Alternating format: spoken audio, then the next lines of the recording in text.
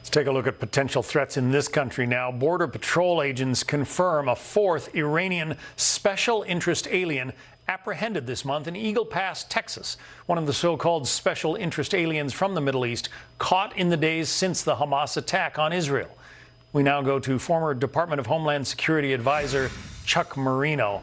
The Customs and Border Patrol people say that there has been an uptick in the number of special interest aliens. In other words, people coming in from countries that tend to promote or promote terrorism or at least look the other way. People from those countries have been arriving here in record numbers. Chuck, why do you think that is? Yeah, they have, John. Look, well, because they have an open invitation from the Biden administration to exploit the legal pathways and other ways into the country and not be held accountable and return to the countries from which they came. We've encountered 70,000 plus special interest aliens to date under this administration, and the majority, without the ability to thoroughly vet them, have been let into the United States. The Department of Homeland Security has no idea about their whereabouts or who or why these people are in the country. The FBI director recently acknowledged the uptick in threats here against the country based on what's going on in the Middle East when speaking to the International Association of Chiefs of Police. So if he's concerned enough about it to bring it up to every single police chief across the United States, I would say we have a serious threat problem evolving in this country. Think about it. More than 2 decades ago, when Osama bin Laden and his people planned the attacks of 9/11, they had to enroll their stooges in flight schools in this country in order to get them in. We now have a situation where we don't know who's here or what their purposes are. Yeah, no, we really don't. And you know, the president said during his 60 Minutes interview this weekend that he's been briefed on the uptick in threats by the Department of Homeland Security and the FBI and other staff, I assume his national security advisor. And yet I was disappointed he didn't finish the sentence. The continuation should have been, and based on this intelligence, we're changing what we're doing at the southwest border. And we're going to strictly enforce the law and try and locate these people in the United States. But that's not what he said, John. He didn't mention anything about the southwest border, which tells me they still don't understand that it's a problem to our overall homeland security. Unbelievable. Chuck Marino, formerly totally unbelievable. With the Department of Homeland Security. Chuck, thanks for your expertise. And we'll be right back. Thanks, John.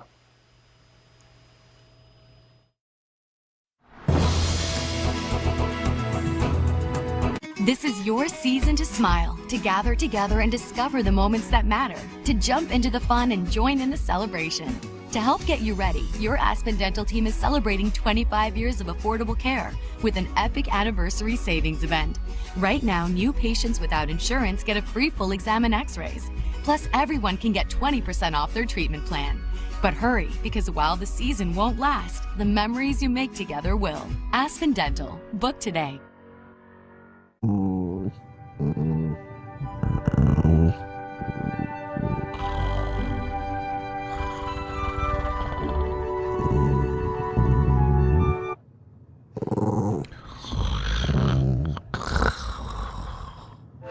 Sustainably caught Atlantic salmon, immunity-boosting superfoods, and powerful probiotics in every bite. Jinx is real dog food made by real dog people. Men, how many bathroom trips are you making each day? If your daily bathroom trips are on the rise, try Super Beta Prostate Advanced, the #1 selling formula in its category. Made with Prostafend, a triple action blend to help reduce urges to urinate. For you, this means less bathroom interruptions, improved stream and bladder emptying, and less urges to go during the night. Let Super Beta Prostate Advanced help you return to normalcy. Find it at Walmart or these retailers. Tomorrow on Fox, the ALCS continues as Corey Seager and the Rangers take on Jordan Alvarez and the reigning champion Astros. Game 2 of the ALCS tomorrow on Fox and FS1.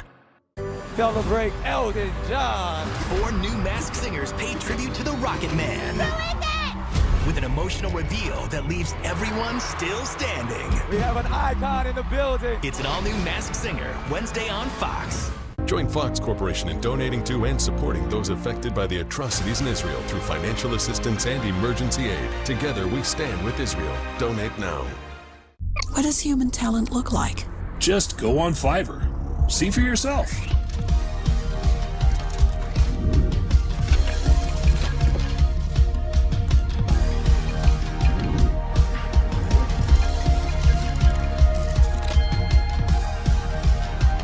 Wow. Imagine working with them.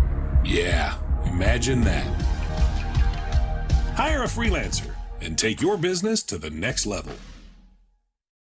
Do you listen to the TV on high volume or have trouble hearing conversations? Then you would benefit from hearing aids. Don't waste thousands on expensive hearing aids when you can get Nano's revolutionary technology for just $297. Don't be fooled by higher-priced hearing aids. The CIC Recharge is a true hearing aid, not an amplifier. With rechargeable technology many customers say is superior to more expensive models. Call now and get not one, but 2 Nano hearing aids for just $297. Plus, we'll add a portable charging case and ship your order absolutely free. The CIC Recharge has a tiny in-the-ear canal design that is nearly invisible. Why keep missing out on important conversations or waste thousands of dollars? Call and get 2 CIC Recharge hearing aids for only $297 and free shipping. 800-325-4991. Again, that's 800-325-4991.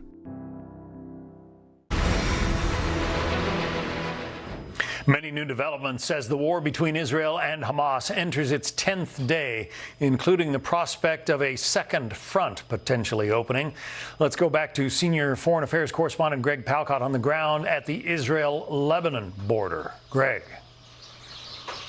Hey, John, that's right. We are here the full day Sunday. We saw various skirmishes between Israeli forces and Hezbollah militants on the other side. The Lebanon border is just about a mile behind us right now.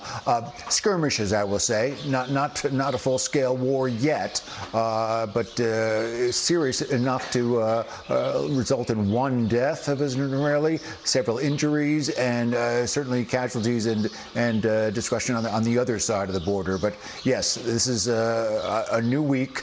It is early Monday here, and all eyes focused on the next move of the Israeli Defense Forces down south around the Gaza Strip.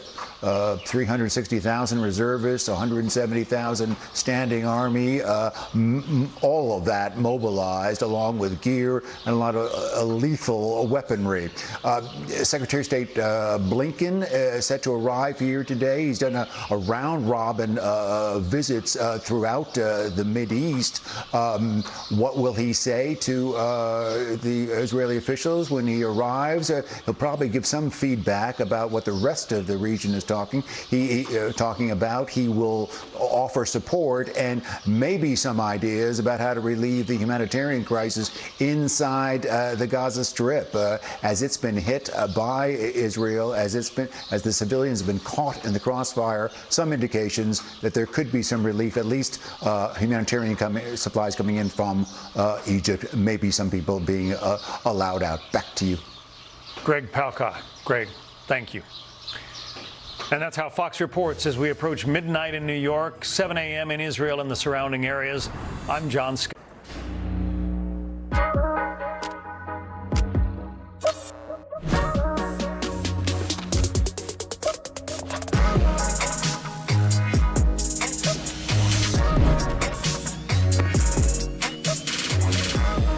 Make your dream car a reality. Mercedes-Benz certified pre-owned vehicles are rigorously inspected to live up to the highest of expectations.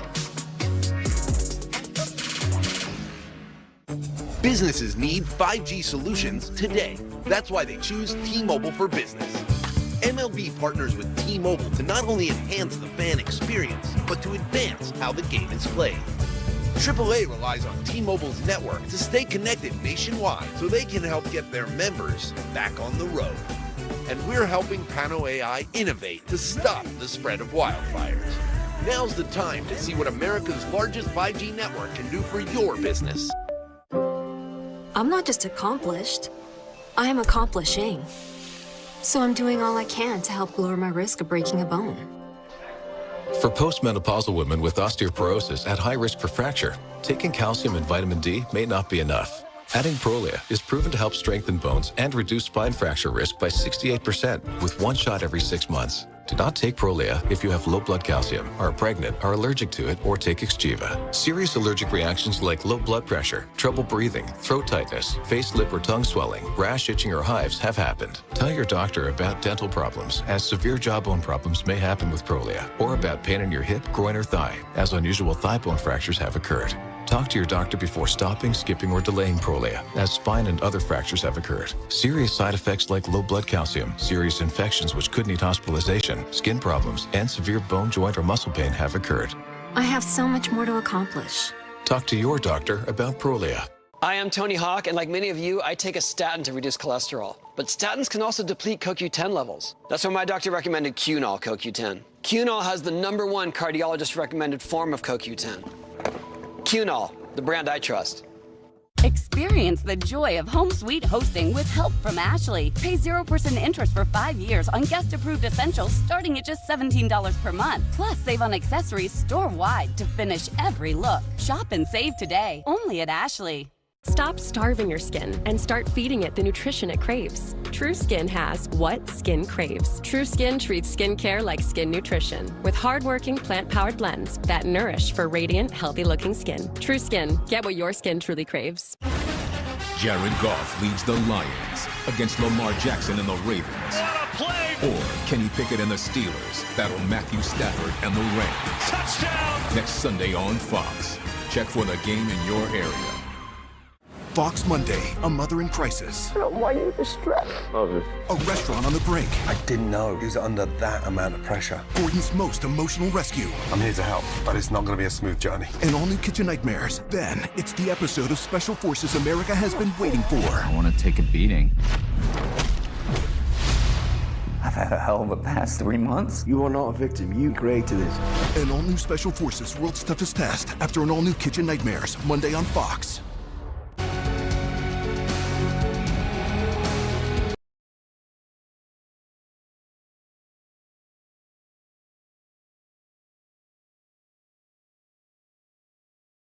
I think it's a very important program. Among others, we have Ben Shapiro on the show a little bit later. I know you're watching the news. It's very upsetting for most of us. There's a lot swirling around. I wrote something the other night, and I want to read it to you. Could I just speak from my heart? Yes. But I want to tell you what I wrote down.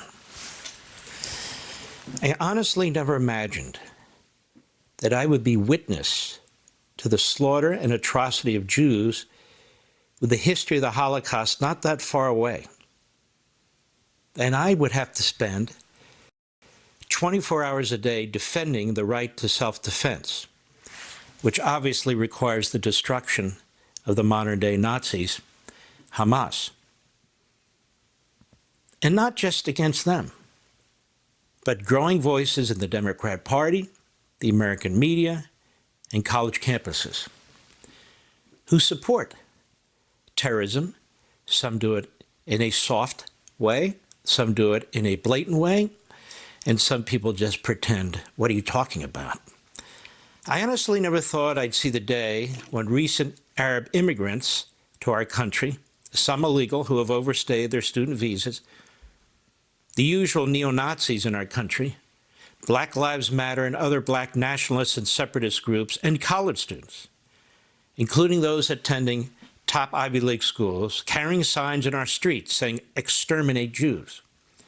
Hitler was right," and carrying flags with swastikas in cities throughout our country, and issuing letters and petitions in defense of a Nazi terrorist group that would not only wipe out the Jews, would wipe out Christians, would wipe out non-believing Muslims, they would call them, anybody, because that's their ideology.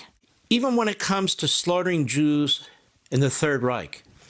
The New York Times, of course, basically covered up the Holocaust and the slaughtered Jews, where Americans didn't know about it until 1944 or so. Here, the media, including the New York Times, saw with their own eyes what was taking place. We all did.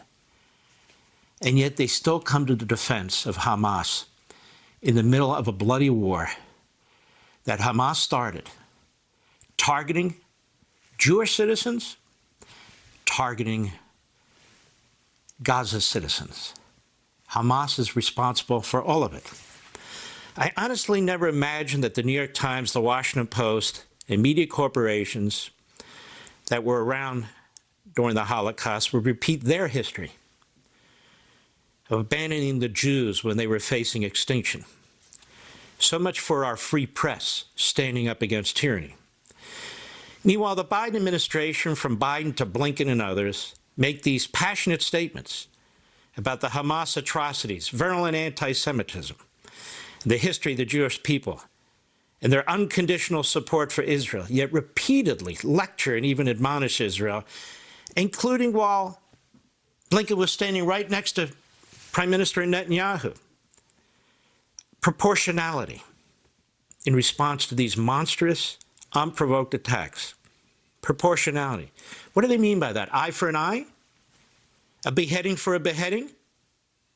What does this mean when you're facing an enemy that's killing civilians on both sides and promises to blow you off the face of the earth? That the Israelis comply with the rules of war. Notice they never list them. Well, I read them. They have almost no application to this.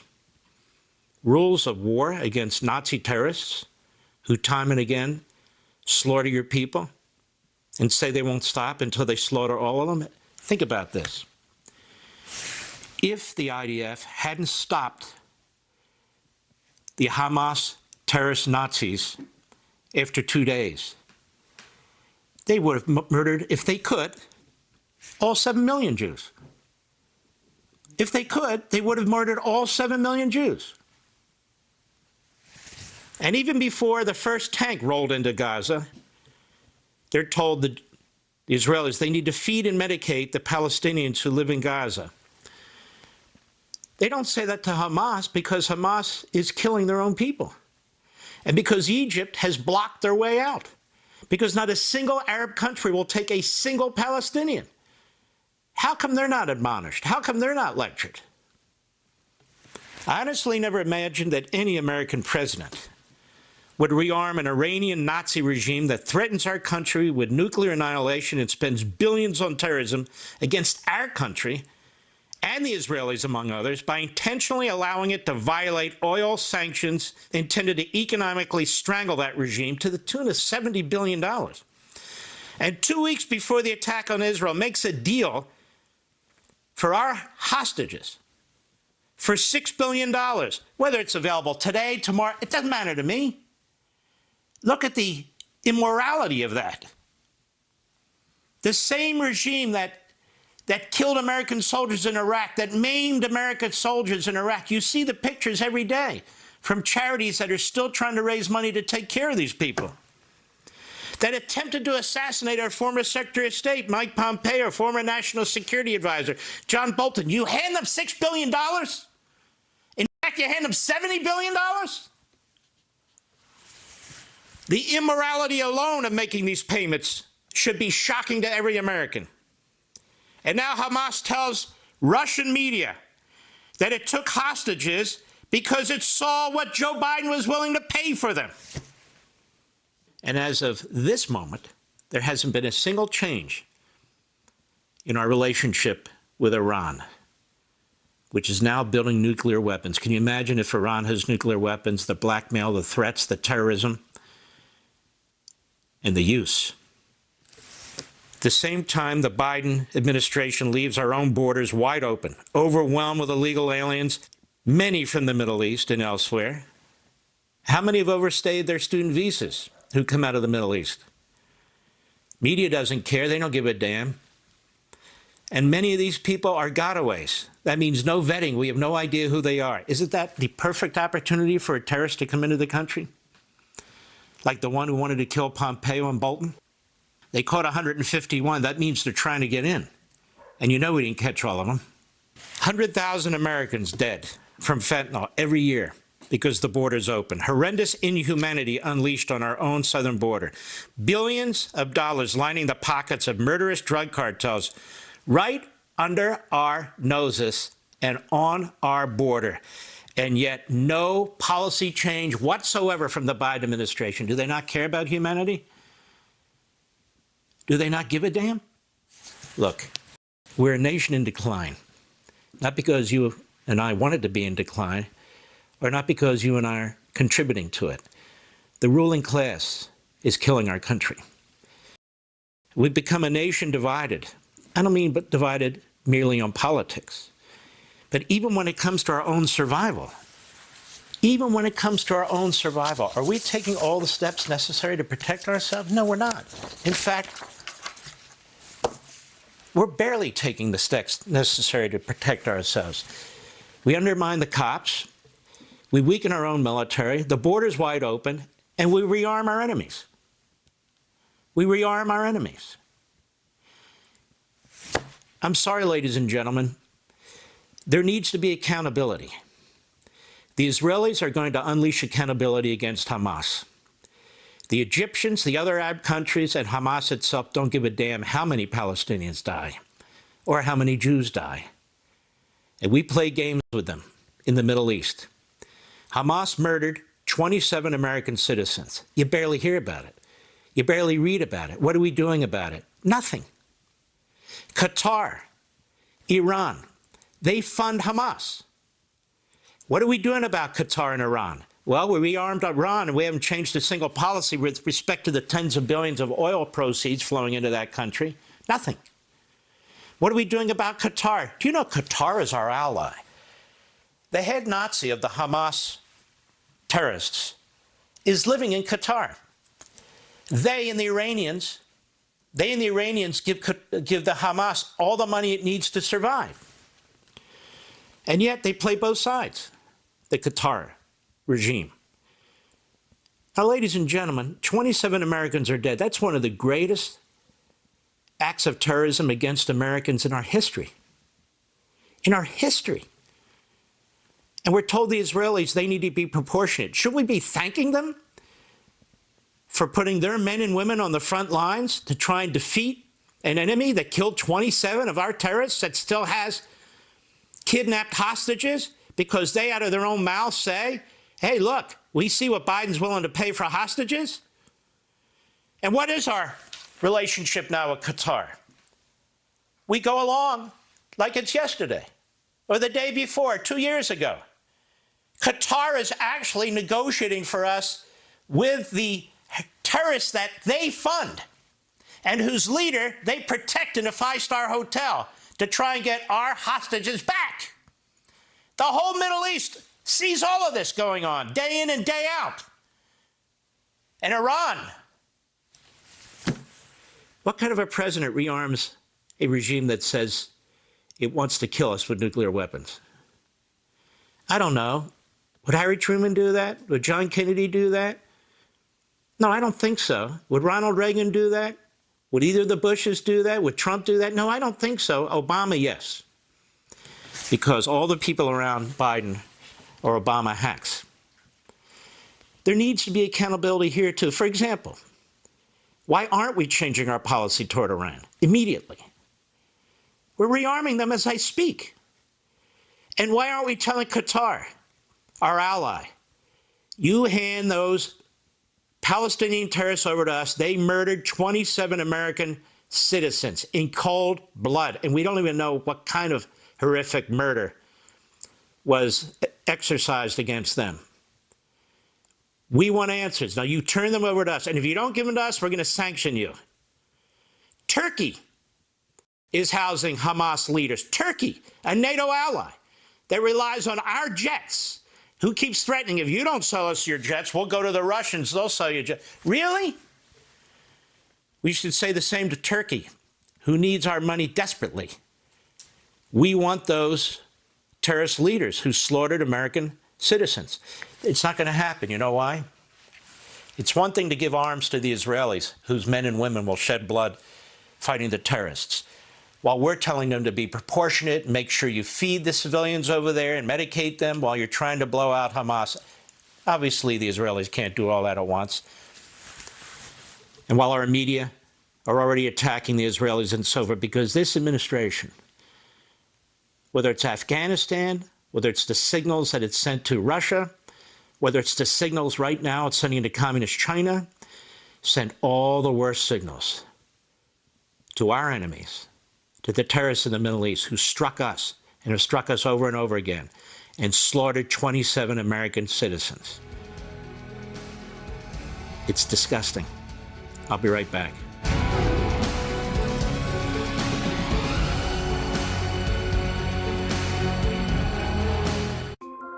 Fox News is proud to bring you this She's a Hero moment.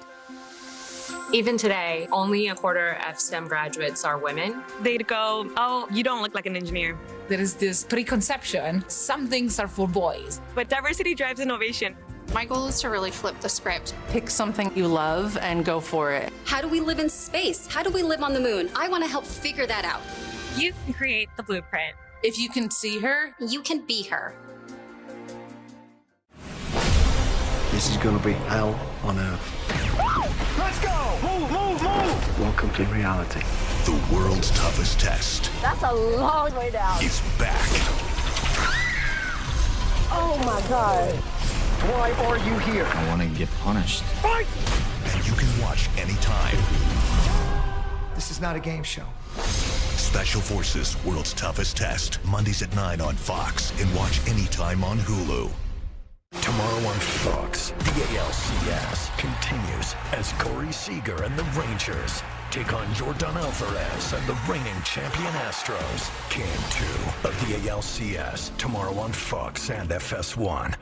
Does your student loan payment make you cringe? By refinancing to a lower rate through Credible.com, you could drastically cut your monthly payments. At Credible, you get personalized rates from multiple lenders. Visit Credible.com now to see your new monthly student loan payment. I am Tony Hawk, and like many of you, I take a statin to reduce cholesterol. But statins can also deplete CoQ10 levels. That's why my doctor recommended CoQ10. CoQ10 has the #1 cardiologist recommended form of CoQ10. CoQ10, the brand I trust. After Homoglow cleaned our place for $19, we fired our old housekeeper. Homoglow tackled everything, from our kitchen to our bathroom, all our laundry. You just pick a date, pick a cleaner, and enjoy a spotless house for $19. When you can't watch, listen. Get the latest news, business, and news headlines on SiriusXM. Anytime, anywhere. Fox News Audio on SiriusXM. America is listening.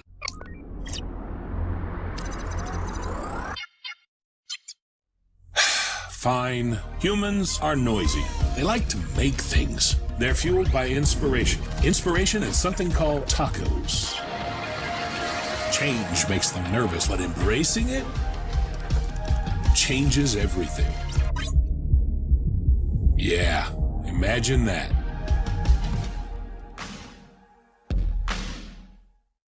You know, there's this thing called age, and it sucks. If you're over 50, imagine you could turn back the clock on your stiff, achy joints by years. Introducing InstaFlex Advanced. It's restored my joints without just temporarily masking my symptoms and without scary side effects. When you can find a product that can take that away to the point that you can live your life again, that is a miracle to me. Get a complimentary sample just by texting BAND to 231231.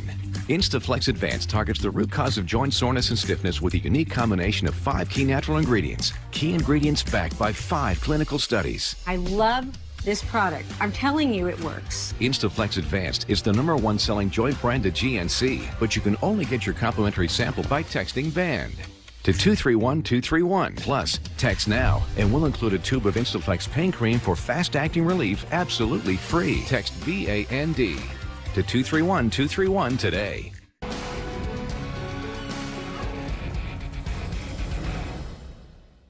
Welcome back, America. We're here with my friend Ben Shapiro of the Daily Wire, the Ben Shapiro Show. Ben Shapiro, you were just in Israel, and these attacks occurred really right after you left. And I want to share a few things with you, mostly the Biden administration. I hear these very passionate, emotional comments about the history of Jews and anti-Semitism and so forth, and I think that's very welcome.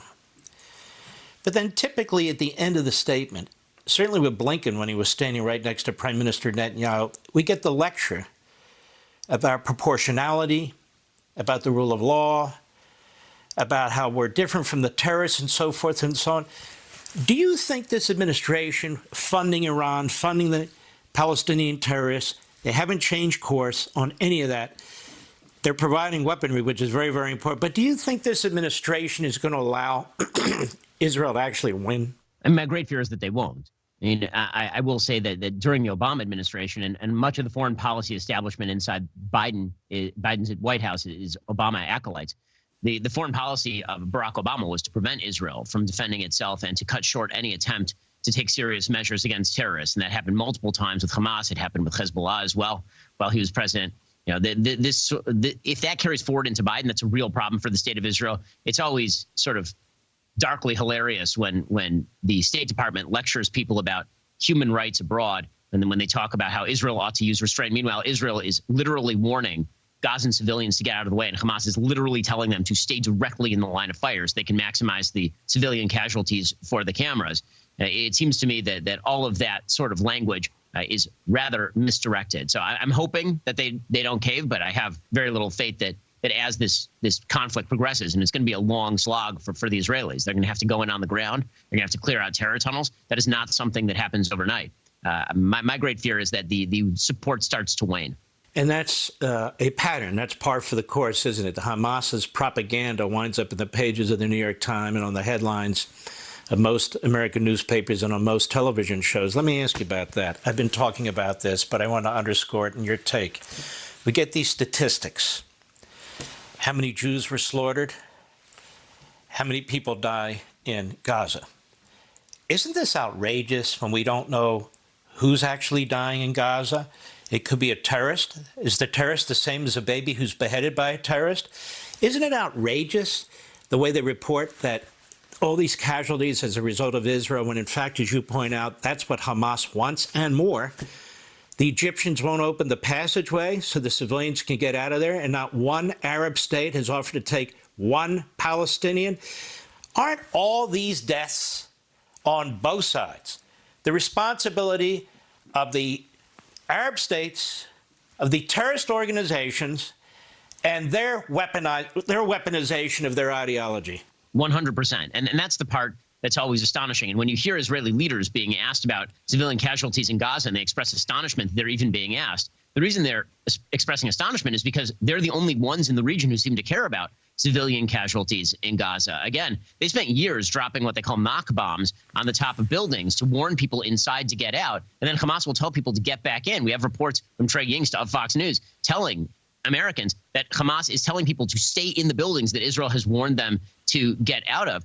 There are recorded phone calls that have been shown between the IDF and Hamas from a couple of years ago, where IDF is calling up members of Hamas and saying, get people out of the building, we're about to bomb it. And Hamas is saying, we want them in there because if they die, we get to show the cameras that they're dead. I mean, the idea that any of this is on Israel is absurd. I mean, the greatest and most ridiculous part of this, of course, is that if Hamas were to release the hostages, Israel already said they would turn back on the water and power. And yet there's every headline in the world saying that it's a cruel war crime for Israel to turn off the water and the power to the Gaza Strip. Nobody seems to care about pressuring Hamas to give up the hostages, which includes, by the way, over a dozen American hostages in custody of Hamas right now. So, again, the lack of moral clarity, it's an easy way out for a lot of morally vacuous people. Now, Ben Shapiro, speaking of morally vacuous people, Qatar, they are the home to leaders of Hamas who live in luxury, whose children have Lamborghinis, as is Turkey. Now, Hamas has slaughtered 27 American citizens, which is one of the greatest terrorist acts, obviously beside 9/11, in American history. And yet Qatar supports the leadership, and Qatar is now supposedly negotiating for our kidnapped Americans because Biden's asked them. Turkey also is the home to leaders of Hamas. Shouldn't we be demanding the extradition of these leaders of Hamas who killed 27 Americans and insist that Turkey and Qatar do that now, or we will sanction them? Certainly, we should be looking directly into that. I mean, the fact that Qatar has for a very, very long time been a haven for a lot of terrorism and for terror leaders throughout the world should be a reason for the United States to be looking at economically sanctioning Qatar. The only thing that the Qatari leadership cares about is retaining their power. It's a very small kingship. It's a very small emirate, and the emirate is heavily reliant on Western non-sanction. And so it's a lot more vulnerable to sanction actually even than Iran is. So the fact that we've not actually used those levers against Qatar is pretty amazing. And one of the things that you'll note, Mark, I mean, you know this obviously, is that there's an isolationist right that suggests that doing things like telling Qatar that they better turn over criminals or we'll sanction them, that this is some sort of interventionism. No, it's not. It's the opposite. It's an attempt to avoid escalation of conflict. The way that you push people off the violent ball in the Middle East is through external pressure. It's when you show your neck that you end up escalating violence. That's precisely, by the way, what happened with the Gaza Strip. Israel for years and years and years looked the other way as rockets were fired directly into its heartland and pretended that it wasn't going to turn into something much broader and much more terrible. And this is the result of that. There's a lot to be said for peace through strength. Yes, there are isolationists on the left and right, but unfortunately our enemies, including these terrorists, are not isolationists. We'll be right back.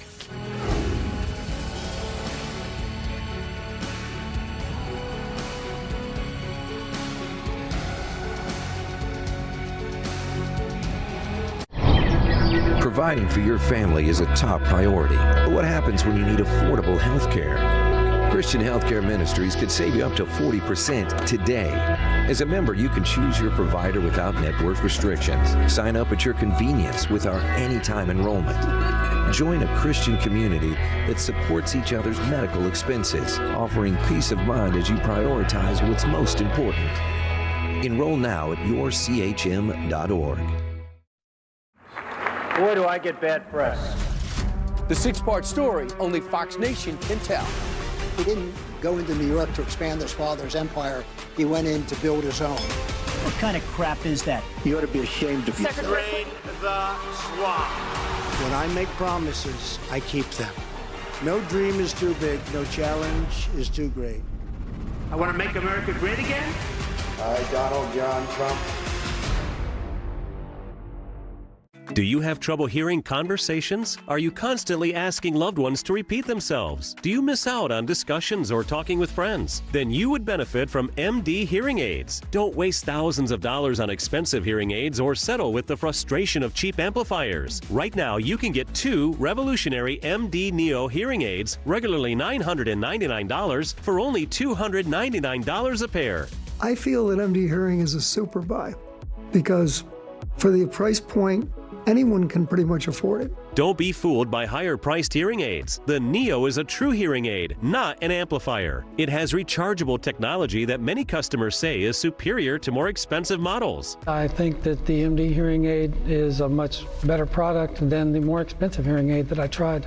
Every Neo is supported by MD Hearing's team of audiologists and licensed hearing specialists. Call 800-485-1700 now.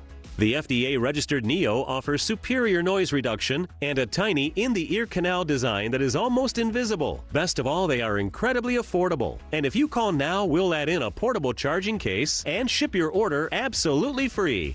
Without a doubt, I definitely recommend MD Hearing to anybody.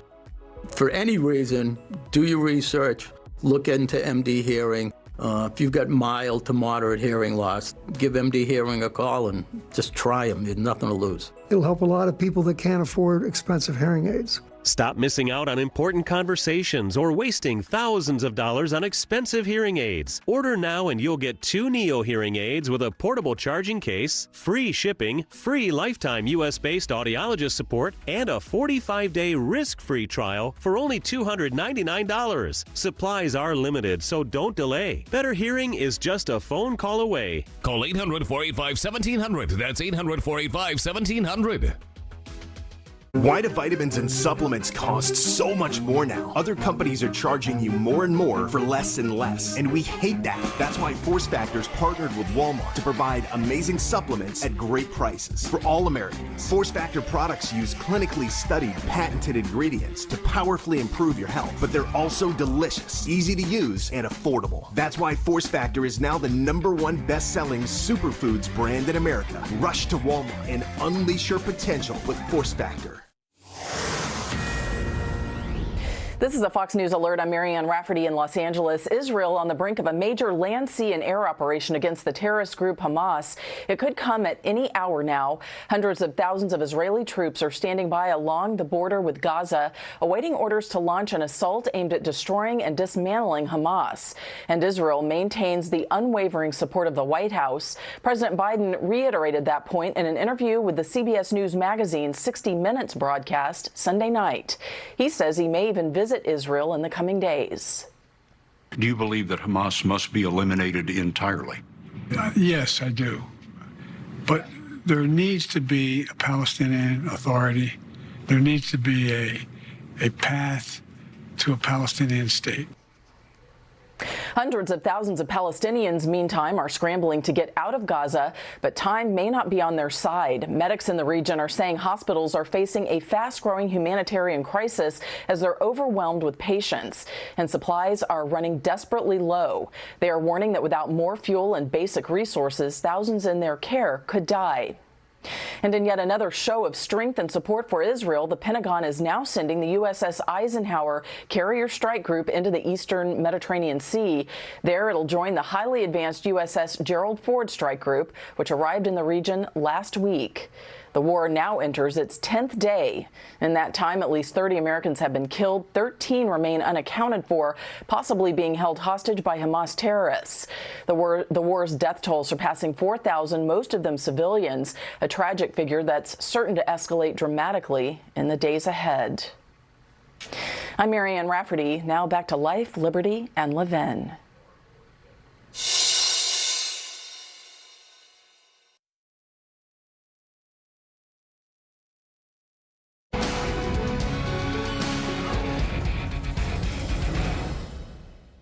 Welcome back, America.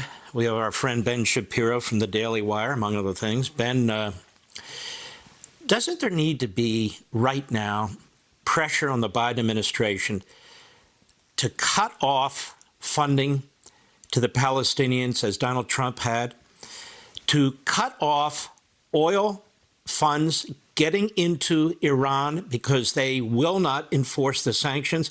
I mean, they haven't changed. Forget about the $6 billion. They haven't changed a single damn thing with respect to tens of billions of dollars flowing into Iran. They won't even admit Iran's behind it when Hezbollah and Hamas say Iran's behind it.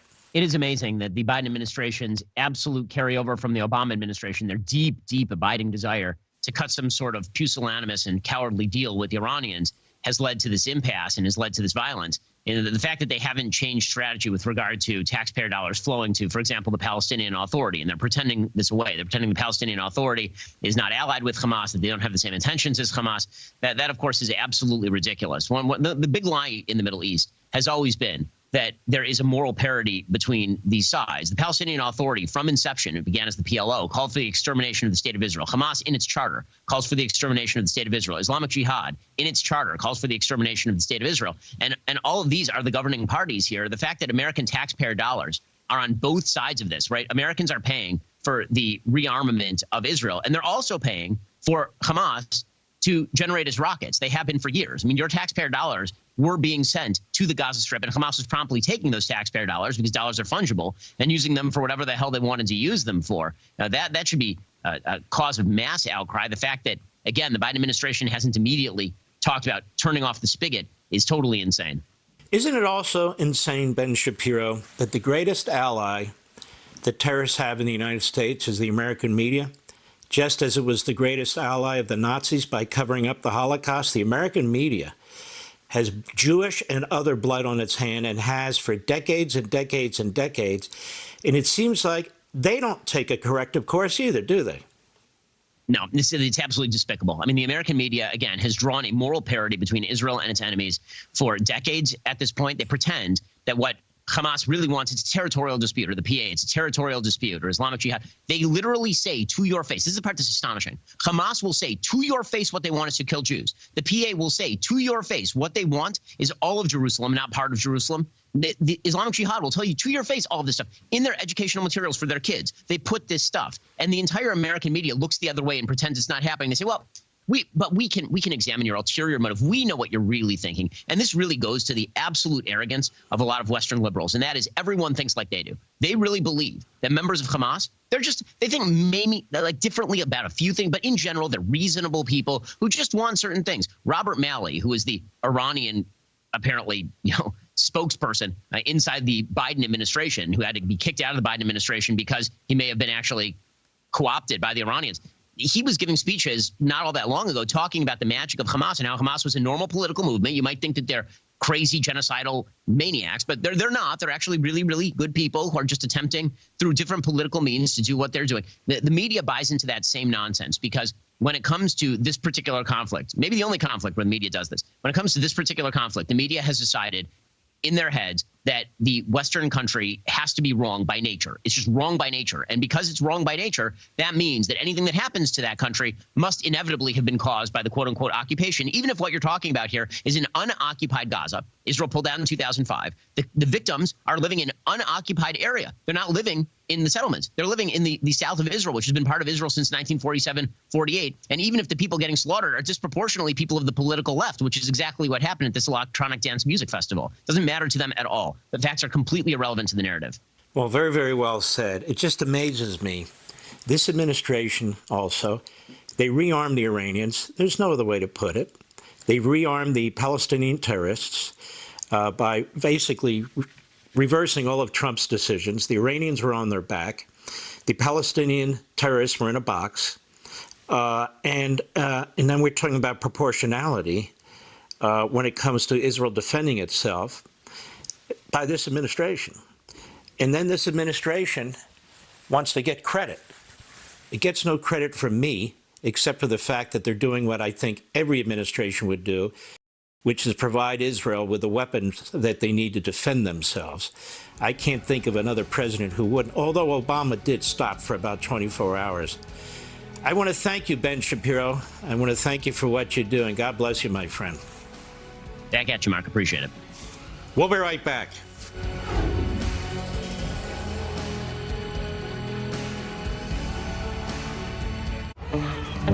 Get help reaching your goals with JP Morgan Wealth Plan, the digital money coach in the Chase mobile app.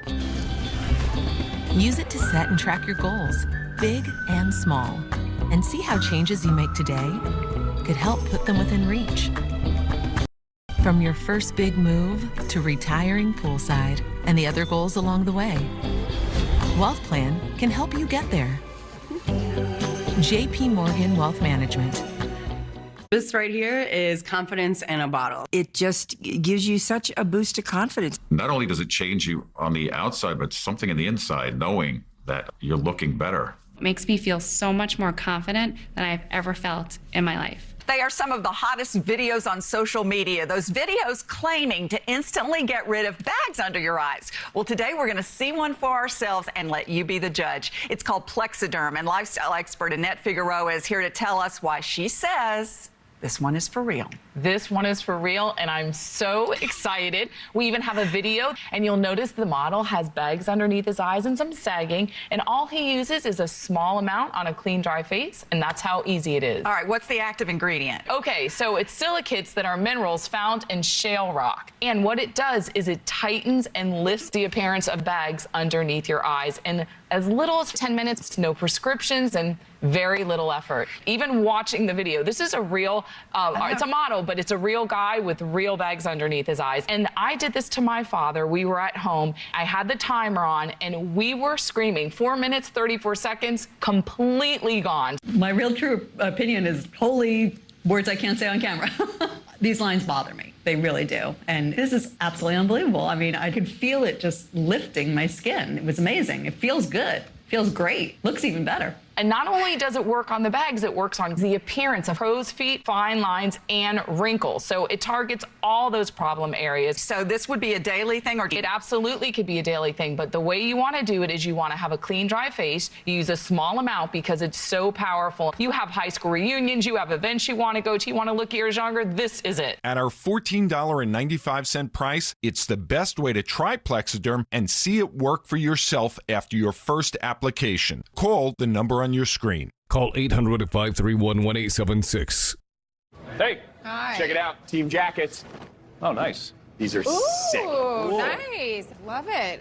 Wait, why does mine say little baby KK? Because that's your nickname. I'm Ace. Tom's Rhino. I'm Rhino. Gregonator.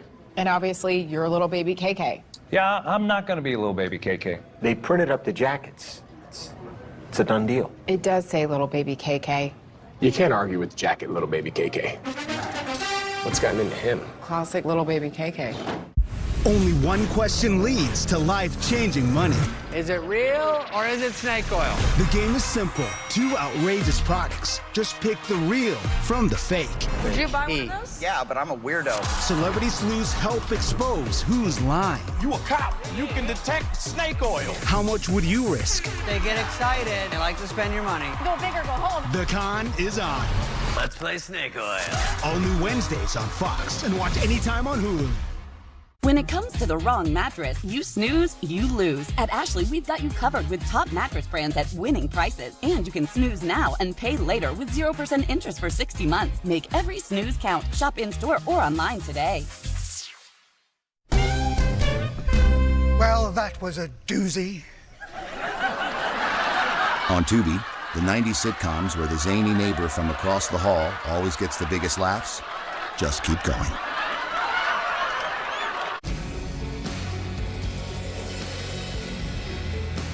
Welcome back, America. Our guest is Richard Goldberg, former senior official, National Security Council under President Trump, senior advisor, Foundation for the Defense of Democracies. You are, Richard, uniquely qualified to answer a few of my questions here.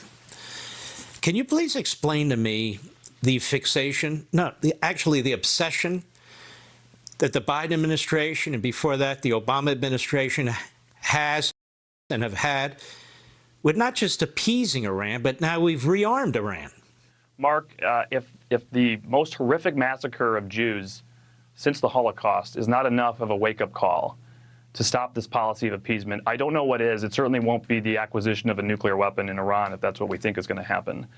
Because right now, the President of the United States is still trying to operate a two-sided, contradictory, bifurcated policy. He's saying, I hate what the subsidiary did, but I'm going to keep giving money to the parent company in Tehran. It makes zero sense. Every time we open the coffers to Iran, we are subsidizing their terror proxies. We are subsidizing their terror infrastructure. And we're not even stopping their quest for nuclear weapons either. It makes no sense. This policy needs to stop. Your last point is very, very important. Can you imagine the Iranians with a nuclear weapon right now? Israel would not be able to defend itself unless it was prepared to go eye for eye. They would blackmail, they would threaten, they would intimidate, and our government would be completely paralyzed. That's how serious this is, and yet they're an eyelash away, correct? Absolutely. They are basically on the 1-yard line, if we want to use a football analogy.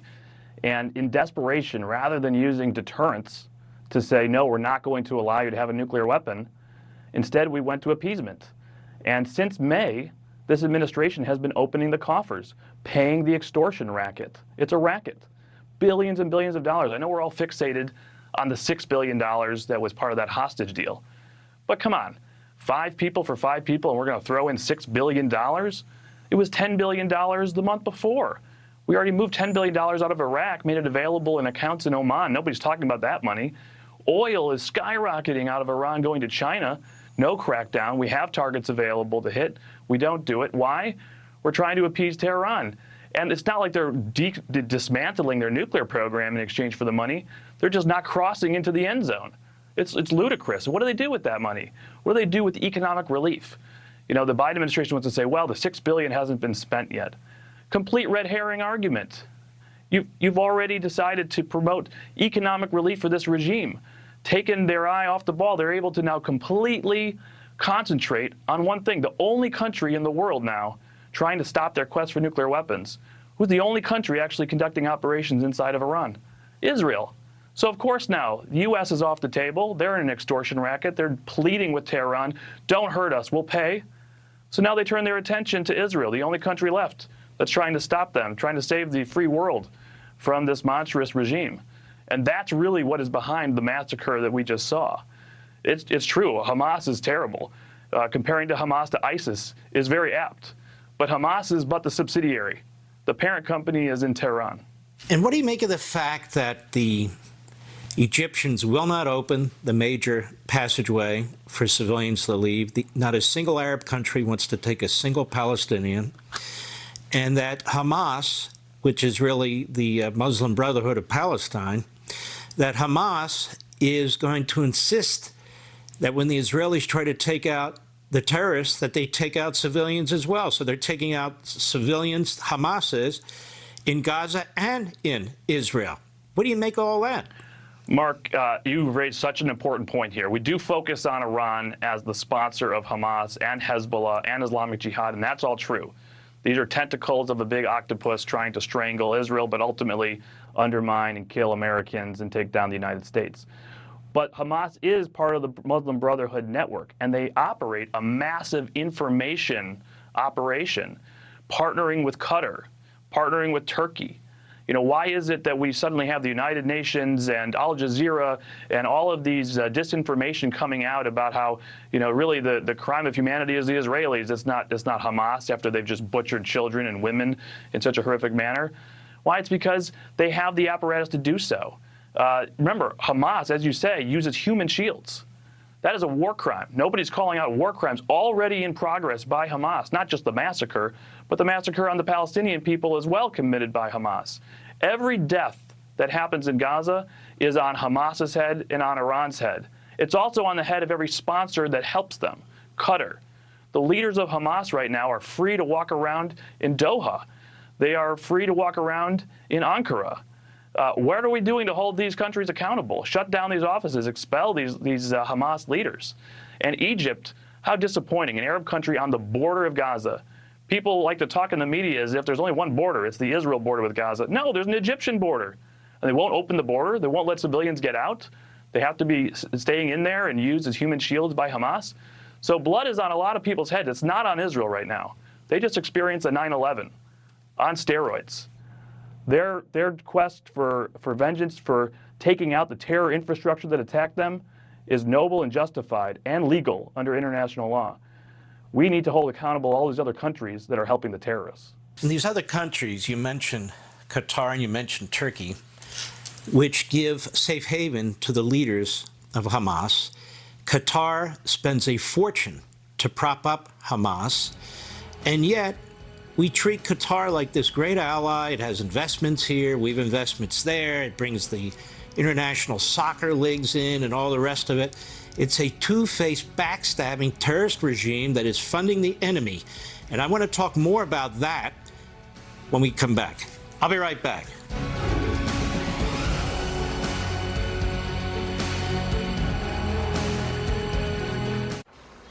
Dad, what's with your toenail? Oh, that, I'm not sure. It's a nail fungus infection. That's gross. It's nothing really. It's contagious. You can even spread it to other people. Mom, come here! Don't worry about it. It'll go away on its own. No, it won't go away on its own. It's an infection. You need a prescription. Nail fungus is a contagious infection. At the first signs, show it to your doctor and ask if Jublia is right for you. Jublia is a prescription medicine used to treat toenail fungus. Its most common side effects include ingrown toenail, application site redness, itching, swelling, burning or stinging, blisters, and pain. Jublia is recognized by the APMA. Most commercially insured patients will pay as little as $0 copay. Go to JubliaRx.com now to get started. Ready to live ageless? Then listen up. Ageless Male Max keeps me at the top of my game. With 675 milligrams of KSM 66 shown to boost total testosterone. Bigger muscles, reduced fat. Bye-bye dad bod. And it has Nox Perform to boost nitric oxide production, turbocharges you in the gym and in the bedroom. My vitality and stamina are off the charts. Just ask his wife. Live ageless with Ageless Male Max. Available at these fine retailers. Before and bath fitter. Before and bath fitter. If you have a before bath, now's the time to call Bath Fitter to get a beautiful after. With our unique tub over tub process, there's no mess or stress. Spend smart on a beautiful new bath done right, backed by a lifetime warranty. Join over 2 million happy customers who know it just fits. Bath Fitter. Visit bathfitter.com to book your free consultation. Messy happens. When it does, there's HomeAglow. For just $19, HomeAglow will clean your entire house. Everything from dishes to vacuuming, even laundry. Join thousands of Americans and book your first cleaning today for just $19. Israel on the offensive as the war against Hamas intensifies. What can we expect next from the situation on the ground? Sean is breaking down the latest Monday on Hannity. Here at Allegiance Flag Supply, we take pride in providing such a special symbol for our country. All of our flag's materials are sourced in America and they are made by American seamstresses. So we're American made from beginning to end.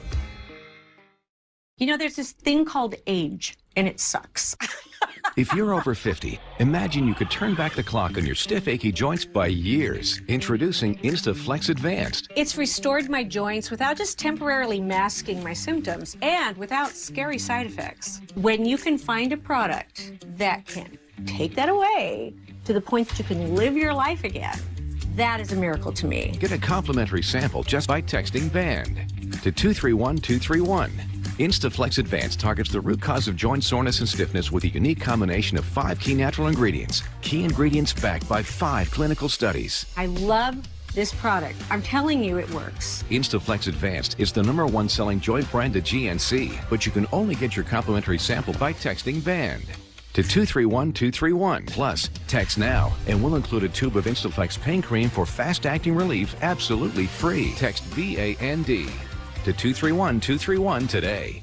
1 out of 5 young people struggle with disorders like depression, dyslexia, ADHD, OCD, eating disorders, and anxiety. Every one of us knows and loves one of these kids. For expert information and free resources, visit childmind.org.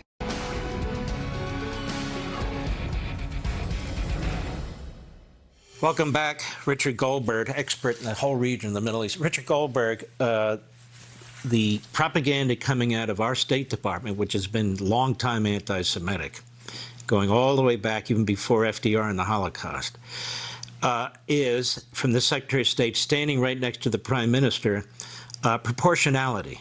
And he goes on to lecture that we're not like the terrorists. And so I'm thinking, really? Proportionality?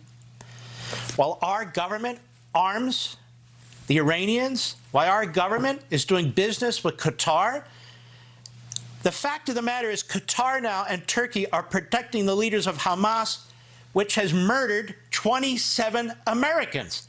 Isn't that one of the greatest terrorist attacks against America in our history? And holding them hostage more. Absolutely right, Mark. I totally agree with that. And by the way, we act as if we have no leverage over these countries. You know, the Qataris walk around Washington like they own the place. They host a massive air base that we use in the Middle East, an air operations center, and they think we're completely beholden to them. They have great relationships in the energy sector, the oil and gas sector. Remember Secretary Tillerson having, you know, very close relationship with them. So they think they own us. But you know what? That's not true. I'd love to see Qatar Airways and Turkish Airlines shut down from the United States. Let's see what happens then. Let's see if we get their attention then. You think we can't move our air base? We can't move that to the UAE? Of course we can. So let's not pretend we don't have leverage here over these countries. We do. They are harboring terrorists. They are harboring people who are the reincarnation of the Nazis at this point, of ISIS. And we act as if that's what, diplomatic? That's helpful to us. We have good offices now with Hamas to conduct a hostage negotiation. Oh, by the way, the Qataris are the ones that negotiated the hostage negotiation with Iran. $6 billion for 5 people? So they're going to be the ones in charge of our hostage negotiation with Hamas? Buckle up, America. This can't stand. We need to crack down on these countries. We have to get tough immediately. The reason I'm focused so heavily right now with you on Biden and our foreign policy is because when you were on the national security in the Trump administration, this was not taking place. In other words, with respect to Iran, they were on their back. They were crumbling economically. The people of Iran who hate that government, they were rising up. Then along comes Biden. He rearms them. He refunds them. They murder, torture, rape their own citizens to kill the protests that are taking place. And then Iran has all this money. It's not just the money, is it? They see all the signals. They see all the appeasement taking place. And they figure, now's our time. Correct?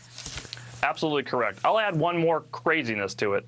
This week, okay, this week, we are going to see the United Nations Security Council lift restrictions on transfers of ballistic missiles to and from Iran, all missile technology. The missile embargo will expire. Why? Because the Iran nuclear deal is actually still in effect at the Security Council. The United States under Joe Biden, our European allies at his direction, have not triggered what's called the snapback of UN sanctions. So, unbelievable. We're funding a war to help Ukraine defeat Putin, and we're going to lift missile restrictions on Iran so that they can start taking the money we've made available and start helping arm the Russians, not just with drones now, but with ballistic missiles to attack Ukraine. This is on top of what you just mentioned of the human rights crackdown internally, the terrorism, attacks against Americans. It is a ludicrous policy. There is no way to defend this policy. It is projection of weakness. Ronald Reagan taught us peace through strength. What have we seen time and time again from the administration? It is conflict through weakness. Deterrence, it has to be restored. It's true against Iran, it's true against Russia, it's true against China. And so these are all interconnected issues. Right now we are dealing with consequences of policy choices by this administration. Decided to reopen the coffers to Iran, embolden Iran, tell Iran, we don't want a crisis, you go off, do your own thing, we don't want to know about it, just don't cross the nuclear threshold. Well, we're reaping those consequences today. The Israelis, unfortunately, are taking those consequences for us. But that's the same kind of consequences we will face in other parts of the globe. When Xi Jinping, when Vladimir Putin, when other dictators see American weakness, they seize on it. It has to stop. You're right, and your point, which nobody's focusing on, is the rest of the world is still supporting the old Obama deal with the Iranians, and the cap comes off, it blows off, and now they're pretty much free to pursue nuclear weapons. And Biden has no plan to deal with this, nothing, except he's rearming them. I want to thank you, Richard Goldberg, for your excellent work, Foundation for Defense of Democracies. Take care, my friend. Thanks, Mark. We'll be right back.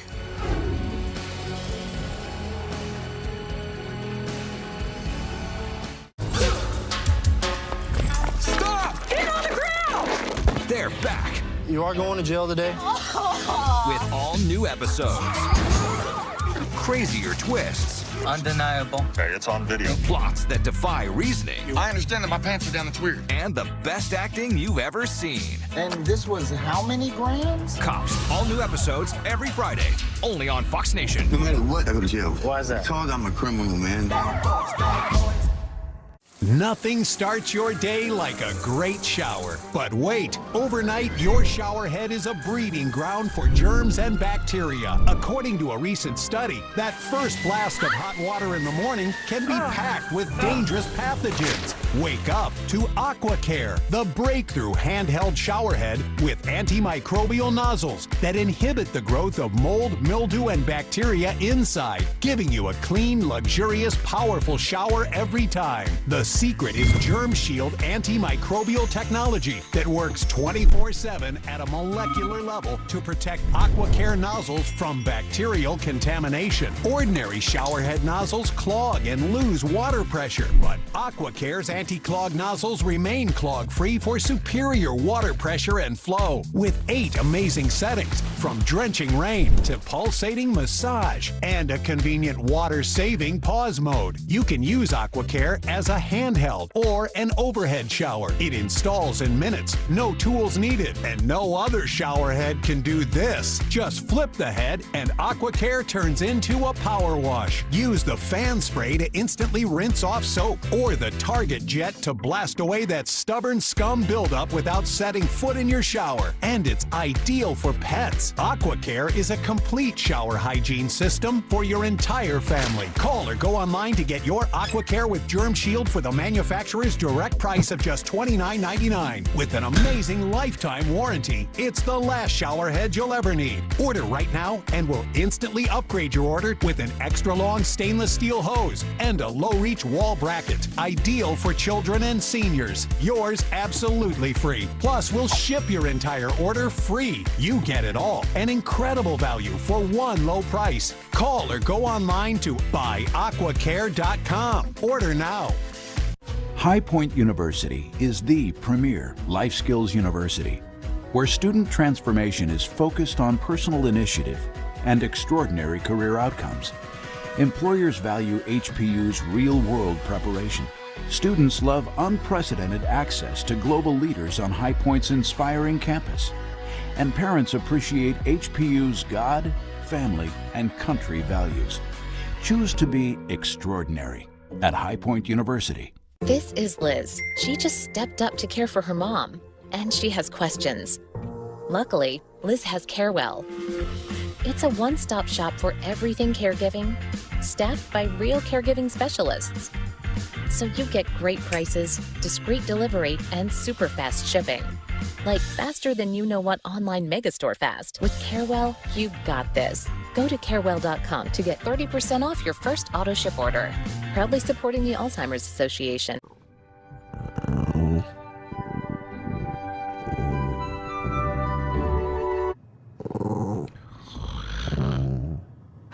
Sustainably caught salmon in every bite. Jinx is real dog food made by real dog people. As a cardiologist, I advise patients to maintain a healthy blood pressure. I recommend Quinol blood pressure support with the power of beets. Its unique 3-in-1 complex helps you maintain a healthy blood pressure. Quinol, the brand I trust.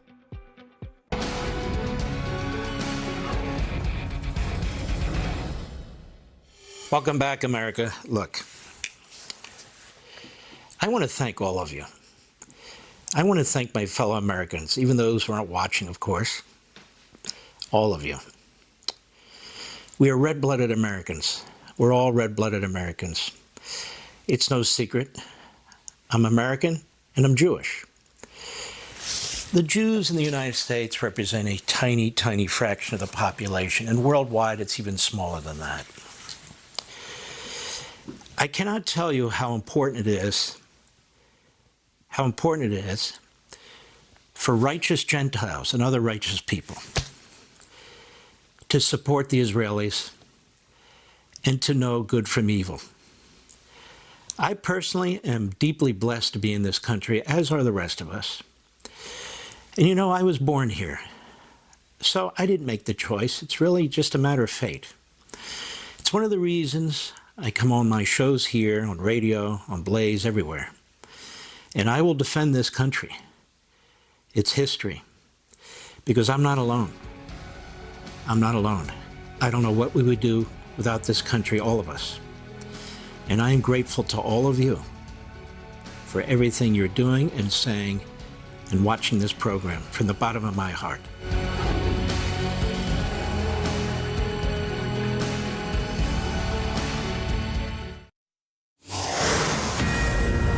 Good evening, and thank you for joining us. I'm Katie Pavlich in for Trey Gowdy, and it's Sunday night in America. A world on edge as the war between Israel and Hamas claims thousands and thousands of lives. We've seen unspeakable evils unfold, innocent civilians targeted, and as desperation grows to get American citizens to safety, questions remain about what role our role will be as Israel prepares a ground invasion into Gaza. Meanwhile, Iran is vowing revenge against Israel if they proceed, and the Biden administration still stops short of linking Tehran to the terror that's worsening by the day. But first, we begin tonight with Greg Palcott, live on the ground from the Israeli-Lebanon border. Greg, over to you.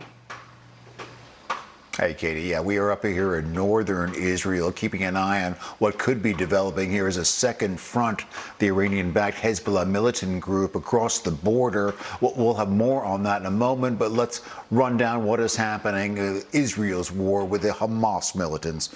Israeli military continues its build-up all around the Gaza Strip. Tanks, vehicles, soldiers, all poised. Israeli Defense Forces again on Sunday, pretty much spelling out that a land, sea, and air operation against Hamas inside Gaza could be beginning soon. This is a situation inside Gaza right now is nothing but desperate, Katie. Hundreds of thousands of civilians fleeing from the northern end of the Gaza Strip, caught in the crossfire with the Hamas militants that are still doing battle with Israel. Many remain, and the real concern is that food, electricity, supplies, medicines, they all are running out and really catching these civilians out as well. And the grim numbers build. 1,400 killed inside Israel by the Hamas militants, including, it is now said, 30 Americans, 155 held hostage inside Gaza. The number for Americans unaccounted for now, maybe a part of that, 13 Palestinians, 2,700 dead now. Again, civilians caught out by the Hamas militants. Late word that an escape valve might be opening to Egypt in the southern end of the Gaza Strip. At least some humanitarian aid could get in, and dual nationals, including Americans, could get out. As for the situation finally here at the Israeli-Lebanese border, Katie, we have been witnessing on Sunday a really full day of back and forth strikes between the Israelis and Hezbollah. We've seen gunfire, rockets, helicopters, drones, flares, you name it. I mean, this is beginning to be a very hot situation as well. Israel says it doesn't want another war here. Hezbollah is saying these are just warning strikes, but I think the final word, Katie, is coming from Iran. Iran is saying that if Israel escalates, it will talk to his partners, for example, Hezbollah, and get them to act as well. Back to you. Thank you, Greg Palcott, on the northern border of Israel. He mentioned Iran there. As tensions escalate in the lead up to Israel's Gaza offensive in the south, families of those citizens still unaccounted for are pleading for help. Think of us not just as that headline, but we're people with families, and we want to be back families again. This is a human issue. These are civilians that are missing and have been captured. I have to hold on to optimism and hope, because right now it is the only option for me. My number one concern, night and day, is getting our family back. The Biden administration came under pressure early on, scrambling to address the crisis and finally announcing earlier this week that the U.S. would begin chartering flights from Israel. But this remains the worst American hostage crisis since 1979 in Tehran, and the U.S. State Department is playing catch-up to evacuate U.S. citizens from a war zone that is growing worse by the second. Joining me now is former National Security Advisor Robert O'Brien. Mr. Ambassador, you know, we look at this situation, and we now have confirmed 30 Americans have been killed by Hamas terrorists, many of them taken hostage. First, I just want to get your historical perspective on what the situation really is, especially given since it's the worst hostage crisis since the hostage crisis of Tehran in 1979. Yeah, so this is a really terrible thing for the United States. Hamas has declared war not just on Israel, but on the United States of America. They've killed 30 Americans. They knowingly have at least 13 American hostages, not to mention the Israeli hostages, and it's time for them to be released and sent home. I mean, Iran talks about escalating. Hezbollah talks about escalating. Hamas has threatened to kill our hostages, and yet all we can muster is to say we're standing by Israel. We need to send a very clear message to the hostage takers and to the killers of Americans that you can run, but you can't hide, and they better release our hostages forthwith, or there are going to be very severe consequences, not just from Israel, but from the United States of America. So the White House has been very adamant about not sending in American troops. They haven't necessarily taken that off of the table to rescue these hostages. But given your background and all of the work that you did in the Trump administration successfully to bring Americans home, can you give us some context about who negotiators are working with here? They're not working with a government. They're working with a terrorist organization, and where these hostages might be and what the tactical strategy is to find them and to get them home. Well, Katie, it's a great question, and it's a complicated situation, obviously, because we've got these Americans interspersed among Israeli hostages, and they're dispersed all over the Gaza Strip, most likely in cages and tunnels in horrific conditions. And first of all, let me just say my heart goes out to the families. I've dealt with hostage families for many years, and I'm just heartbroken for these families, and as they don't know what's happened to their loved ones and the uncertainty, even knowing if they're alive or dead. It's a terrible situation. But we've got to use all our diplomatic tools, so we need to use third parties like Qatar and Turkey and maybe Egypt, folks that are in contact with Hamas, to let them know that we want our citizens back. But we've also got to employ the military option. The Israelis are highly capable, and they've got great hostage rescue teams, as we know, from the raid on Entebbe on up. But they don't have enough to handle all the hostages. And so we need to move forward. We need to move forward into the region, our Delta Force, the SEAL teams, and have them staged in Israel, in Egypt, in the Sinai, ready to go so that when the ground invasion starts and there are opportunistic opportunities to rescue hostages, that we can do so quickly and don't have to bring them from Dam Neck or from Fort Bragg and get them all the way there. We need them there waiting right now so that when an opportunity arises, we can strike. Well, just, we mentioned the 30 Americans who have been killed, 13 are still missing, and Hamas is allegedly holding more than 100 Israelis in addition to that. I want to get to the broader picture here on the global world stage. It seems like things are falling apart. Things are more unstable now under this president than they were, of course, under President Trump and the administration you worked for. President Biden was asked today about whether he can handle, or the United States can handle, war breaking out in a number of theaters. Take a listen. Are the wars in Israel and Ukraine more than the United States can take on at the same time? We're the United States of America, for God's sake. The most powerful nation in the history, not in the world, in the history of the world. The history of the world. We can take care of both of these and still maintain our overall international defense. Your response to that? Well, look, I'm glad to see Joe Biden is finally talking about peace through strength and being more aggressive. But we've got three primary adversaries, Katie: Russia, Iran, and China. Russia has invaded Ukraine under the Biden administration. Iran has basically invaded Israel and is threatening to do further harm because they're not deterred by us. We've given them $70 billion in sanctions relief and $6 billion in cash for hostages. And my concern is that now China, which has been threatening Taiwan in a way they never have before and never did under the Trump administration, they're going to move on the Republic of China, of Taiwan. And we would have three adversaries and three wars. And what causes that, Katie, is when weakness is provocative. And our adversaries, America is not a weak country, but our adversaries perceive us as being weak. And when we're perceived as being weak, it's provocative. And they try and take actions. They see a gap, and they try and take advantage of America. I never thought I'd talk about the Carter years as being the good old days. But Jimmy Carter, after Russia took Nicaragua and Angola and Mozambique, finally when they went into Afghanistan, Carter said too much, and he changed his position. We need the Biden administration to do the same for the good of America. Indeed. I think people have lots of questions, especially given these weapons shortages we continue to hear about. Robert O'Brien, thank you so much for your time tonight and your expertise. Hope we get those Americans home. Thank you. Thanks for having me with you, Katie.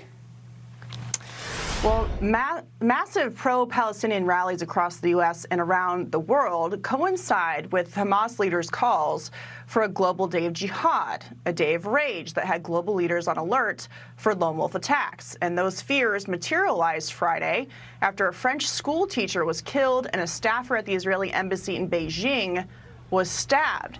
So is there still concern for Homeland Security here in America? Let's bring in a former coordinator for counterterrorism at the State Department, Nathan Sales. Nathan, thank you so much for being here tonight. So one thing that I've noticed with all of these pro-Palestinian rallies we've been seeing around the country, you also see a few Hamas flags inserted in there. And while at the pro-Israel rallies, you see Israeli flags and American flags flying, you don't see the same at these, quote, pro-Palestinian rallies. And given how open the border is and that Iran has proxies all over the world, do you have concerns about Islamic terrorism, again, rearing its head here at home?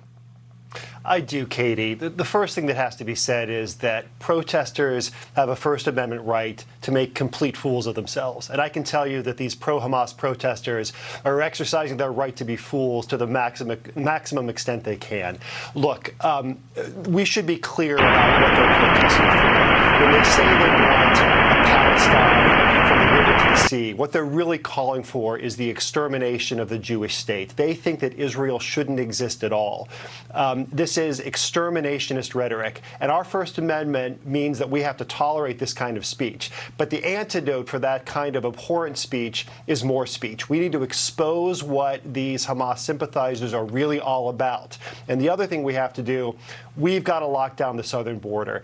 In the past 3.5 years, we've seen a dramatic spike in the number of watch-listed individuals, suspected terrorists, who've made it into the country, from 0 in 2019 all the way up to 154 in fiscal year 2022. All of this is happening on the Biden administration's watch, and those are just the ones we know about. What about the people who managed to make it into the country undetected? The first priority for any government is to secure its border to protect its people, and we're falling asleep at the job. So what is your response then to the White House basically saying that's not a concern for them? I mean, they continue to allow the border to be wide open. They threw out last week or the week before, we're going to build some border wall. Well, that's really worthless when you allow people just to walk in and turn themselves in with no background checks or paperwork. So, what is your response to the White House saying one thing while doing another that completely endangers Americans here at home, while you're seeing this perspective being spewed all over in cities across the country that going into civilian homes and murdering Jews and Israelis is perfectly fine as an act of resistance? What I would expect to see in America is rallies of solidarity with Jews around the world. The attack on Israel, the worst day for Israel in its 75-year history. It's the worst slaughter of Jews since the Holocaust. We've said never again. Well, now is the time to show that we mean it. And the way you show that you mean it is at least being out in the streets and showing support for Jews who are now looking over their shoulders and fearing for their lives. I got to tell you, my 3-year-old daughter goes to a daycare in Arlington, Virginia. Right across the street from it is a Jewish community center. There's now 2 police cars parked in front of this Jewish community center around the clock. What is going on in America where peace-loving, innocent American citizens now need 24-hour protection because they're afraid of violence being committed against them because of their faith? Well, just moving forward, what do you think that Americans can do for themselves, given that the administration is not putting in protections for them if they are worried about their own communities and this threat to them? Well, what we need to do is back Israel to the hilt. As I said, Israel has suffered one of the deadliest terrorist attacks the world has ever seen. It needs to degrade and destroy Hamas to the point that it's no longer capable of threatening it militarily or acting as a quasi-government in Gaza. So what we've heard from the administration is helpful words, but now it's time to see helpful deeds. And that means making sure that Israel has the diplomatic space it needs when the critics at the UN, when the critics in Europe inevitably start saying, whoa, guys, aren't you going a little too far? The United States needs to stand strong with Israel and make sure that it is able to finish the job so it never has to face a threat like this again. Indeed, we wiped out ISIS, and Hamas should suffer the same fate. Nathan Sales, thank you so much for being here. Thanks, Katie. Coming up, Israel sees Iran as the puppet master behind the attacks from Hamas and Hezbollah, but is it enough for the White House to finally stop negotiating with the rogue regime?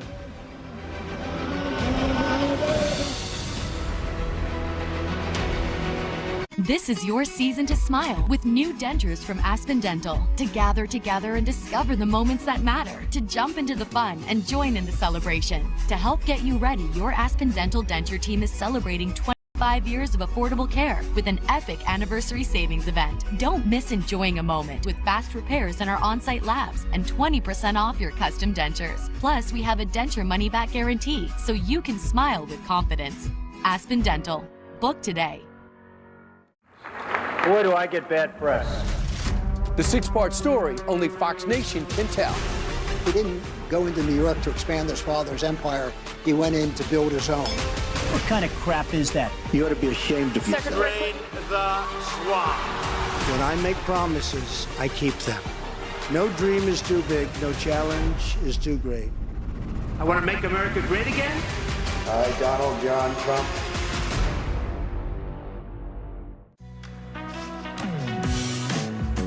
Entresto is the #1 heart failure brand prescribed by cardiologists. It was proven superior at helping people stay alive and out of the hospital. Don't take Entresto if pregnant. It can cause harm or death to an unborn baby. And don't take Entresto with an ACE inhibitor or aliskiren, or if you've had angioedema with an ACE or ARB. The most serious side effects are angioedema, low blood pressure, kidney problems, or high blood potassium. Ask your doctor about Entresto for heart failure. I have 1,549 catches, but my best catch? NFL Plus. I catch live, local, and primetime games on my phone. I catch NFL Network. And I catch every touchdown every Sunday afternoon on NFL Red Zone. Hi, everyone, and welcome to NFL Red Zone. Scott Hansen here. Are you using that? Okay, I'll take that. Start streaming NFL Plus today. Plans start at $6.99 a month. The Masked Singer. Season 10 kicked off with the most incredible reveal ever. I am so starstruck right now. It only gets bigger and better. We got the trolls in the building. It's NFL night. Harry Potter night. Oh my God! There's still so much in store. We've never seen that. It's a can't-miss season. The Masked Singer. All new Wednesdays on Fox and watch anytime on Hulu. Mara, are you sure you don't want to go bowling with us tonight? Yeah, no. There's my little marzipan. Oh, my daughter gives the best hugs. We're just passing through on our way to the Jazz Jamboree. And we wanted to thank America's #1 motorcycle insurer for saving us money. Mara, your parents are exactly like me. I know, right? Well, cherish your friends and loved ones. Let's roll, Daddy-O. Let's boogie woogie.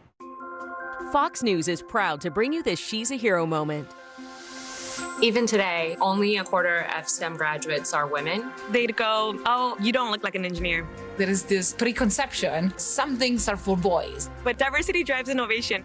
My goal is to really flip the script. Pick something you love and go for it. How do we live in space? How do we live on the moon? I want to help figure that out. You can create the blueprint.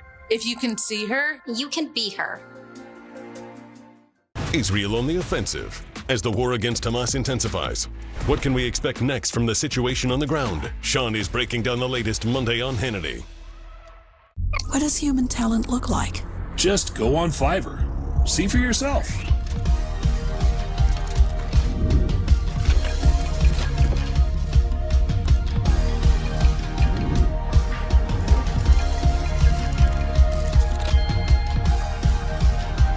Wow. Imagine working with them.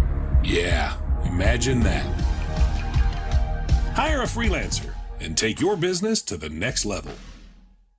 You know, there's this thing called age, and it sucks.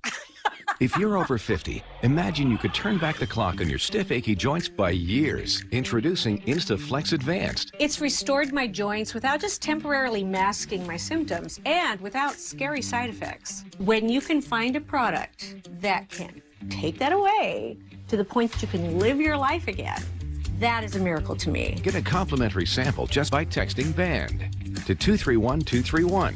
InstaFlex Advanced targets the root cause of joint soreness and stiffness with a unique combination of 5 key natural ingredients. Key ingredients backed by 5 clinical studies. I love this product. I'm telling you, it works. InstaFlex Advanced is the #1 selling joint brand at GNC, but you can only get your complimentary sample by texting BAND to 231231. Plus, text now, and we'll include a tube of InstaFlex pain cream for fast-acting relief absolutely free. Text BAND to 231231 today. Welcome back to Sunday Night in America. Iran is under severe scrutiny for its financial and military links to Hamas, as the nation's foreign minister reportedly threatened a, quote, huge earthquake from Hezbollah if Israel moves forward with their ground offensive in Gaza. So whether you believe Iran is the puppet master or not, Iran always has been a country diametrically opposed to the interests of the United States and its allies, especially Israel. And criticism is mounting against the Biden approach to negotiating with the totalitarian regime. Of course, the White House is still stopping short of blaming Iran for their role in all of this, as House Republicans push for more information on reports of State Department employees with potentially compromising ties to Tehran. Washington Free Beacon senior reporter Adam Credo has been at the forefront of this story, and he joins me now. Adam, the president was just asked about Iran's role in this war, and I just want to hear from him and get your response. Is Iran behind the Gaza war? I don't want to get into classified information, but to be very blunt with you, there is no clear evidence of that. At this point, no evidence that Iran is behind any of this. Correct. Now, Iran constantly supports Hamas and Hezbollah. I don't mean that. But in terms of did they have foreknowledge? Did they help plan the attack? There's no evidence of that at this point. So, Adam, how can the White House, particularly the president, say that Iran's not involved, but then also say that they have for years supported these terrorist organizations with money and weaponry? These two things are not squaring up. Yeah, it's laughable. It's not classified. Iran has been funding, arming, and directing Hamas for years and years, and has supported Hezbollah, of course, on the northern border as well. Hamas leaders were in Tehran nearly before this attack took place. To say that Iran did not have a role in this is a complete fabrication, and to say it's classified is even more laughable. Iran is up front about their support for Hamas and very proud of it, as you've seen from the Iranian leadership's statements in the past days. You know, Adam, you've written a lot about this issue. You've been at the forefront of this story on Iran and funding and the Biden administration's approach. I want to put up on the screen some of your work. In August, you wrote the headline, "The Biden administration raised concerns about Palestinian aid boosting Hamas," and they went ahead with it anyway. You also wrote a story in October about Iran making $80 billion in illicit oil sales since Joe Biden took office. So how much culpability does this administration's approach have to what we saw happen a week ago? This administration came in on day one and made a cognizant decision to restart funding to the Palestinian Authority, the Palestinian government, and the surrounding territories, including the Gaza Strip. When they came in and tried to make that decision, the State Department internally warned very early on when they were seeking licenses to exempt them from anti-terrorism laws. They said that there were concerns this aid could reach Hamas and other terror groups in the region. They knew exactly what happens to this money. Hamas controls the Gaza Strip. Hamas controls what happens there. It's easy for them to steal it. The second thing they did on day one was restart diplomacy with Tehran. This looked like relaxing sanctions. We had oil sanctions in place under the previous administration. It crippled Iran's economy. It crippled the hardline regime. The Biden administration decided to start relaxing them, not enforcing them. This allowed Tehran to export oil, mainly to China, by the way, Venezuela, Russia, other countries, and get about $80 billion in proceeds since Biden took office and did a runaround on the tough sanctions the previous administration had.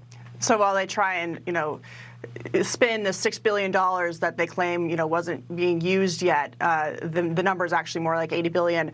Finally, I want to get to your work on this issue back in the United States, within the United States government, that it has to do with the Biden administration's policy, towards Iran, and the fact that people like Robert Malley were working inside the State Department, how there are DOD staffers who have top secret security clearances and connections to Iran. Can you explain what exactly is going on here? Certainly. So earlier this year, Rob Malley, the U.S.-Iran envoy, was quietly placed on leave. In fact, Congress didn't even know about it. When they first asked questions about it before it spilled into the public, they were told he's on personal leave. Well, it came to be a couple months later that, in fact, he was suspended and his security clearance was yanked amid an investigation into his mishandling of classified information. That investigation has since been passed off from the State Department to the FBI. Fast forward just a little bit, you have reporting from Semaphore and Jay Solomon, who revealed the existence of a vast Iranian government-connected influence operation. And this included at least 3 senior advisors that worked with Malley. These are individuals that worked with him in his previous role and one who worked with him at the State Department and now works at the Pentagon in a position that requires classified intelligence. So this is raising questions about whether Malley and his associates may have played a role in either leaking classified information that made its way back to Iran or somehow leaking classified information that may have made a runabout and gotten back to Iran. Yeah, and the woman working at DOD, there's information and email traffic about her meeting with the IRGC and emailing about what she should possibly say. So certainly more to this story, and we will be watching. Adam, thank you so much for coming on to explain all of those details for us. Thank you. Well, next, an update from the Israeli Defense Forces as troops gather at the Gaza border, preparing for a full-scale offensive.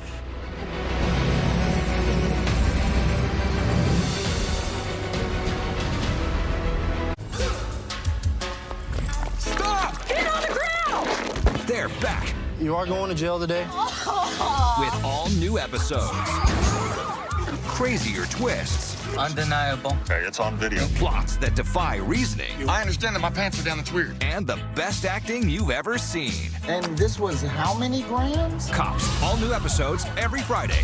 Only on Fox Nation. No matter what, I go to jail. Why is that? Because I'm a criminal, man. Hey, Hi. check it out. Team jackets. Oh, nice. These are sick. Ooh, nice. Love it. Wait, why does mine say little baby KK? Because that's your nickname. I'm Ace. Tom's Rhino. I'm Rhino. Gregonator. And obviously, you're little baby KK. Yeah, I'm not going to be a little baby KK. They printed up the jackets. It's a done deal. It does say little baby KK. You can't argue with jacket little baby KK. What's gotten into him? Classic little baby KK. Sorry, I just locked in a great refinancing rate for my student loans with Credible.com. Credible? Where'd you hear about that? Seriously? I'm literally the Credible, Dave. We've been friends for years. Finding great rates is my whole thing. Sorry, Credible. I forgot. You forgot. It's okay, man. When you're looking for loans, it's either credible or it's not. Fox Monday, a mother in crisis. Why are you distressed? A restaurant on the brink. I didn't know he was under that amount of pressure. Gordon's most emotional rescue. I'm here to help, but it's not going to be a smooth journey. And all new kitchen nightmares. Then, it's the episode of Special Forces America has been waiting for. I want to take a beating. I've had a hell of a past 3 months. You are not a victim. You created this. An all-new Special Forces World's Toughest Test after an all-new Kitchen Nightmares. Monday on Fox.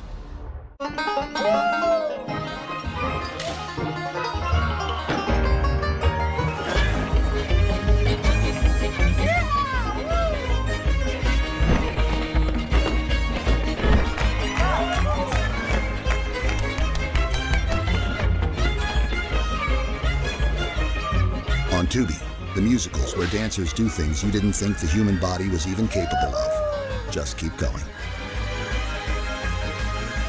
Have you ever felt leg pain, restlessness, cramps, tingling, swelling, numbness, itchiness, or coldness? If you've ever experienced the warning signs of bad circulation, or you sit or stand every day for long periods of time, then you need the new, clinically proven Legzercise Pro.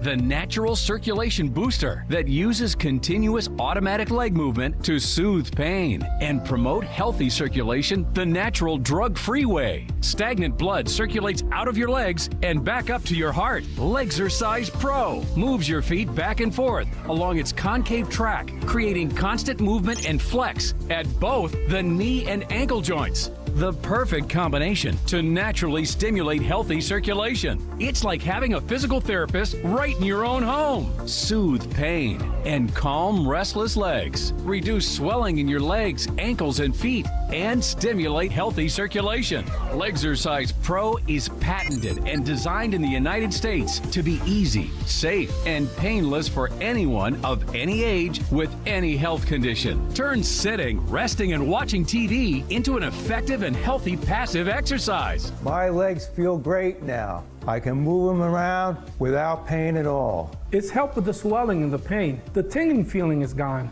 Legzercise Pro gave me back the mobility that I had lost. I'm so happy I got her Legzercise. Call right now and order your very own Legzercise Pro, the clinically proven automatic leg mover that soothes pain and naturally promotes healthy circulation. Call now and get upgraded to the Legzercise Pro Deluxe model. You'll get the faster motor that produces more than 2.5 kilometers worth of steps per hour, the step counter to keep track of what you've accomplished, the longer motion track for more overall leg movement, and the comfort remote control. Don't let this opportunity pass you by. Hurry and call now. When you can't watch, listen. Get the latest news, business, and news headlines on SiriusXM. Anytime, anywhere. Fox News Audio on SiriusXM. America is listening.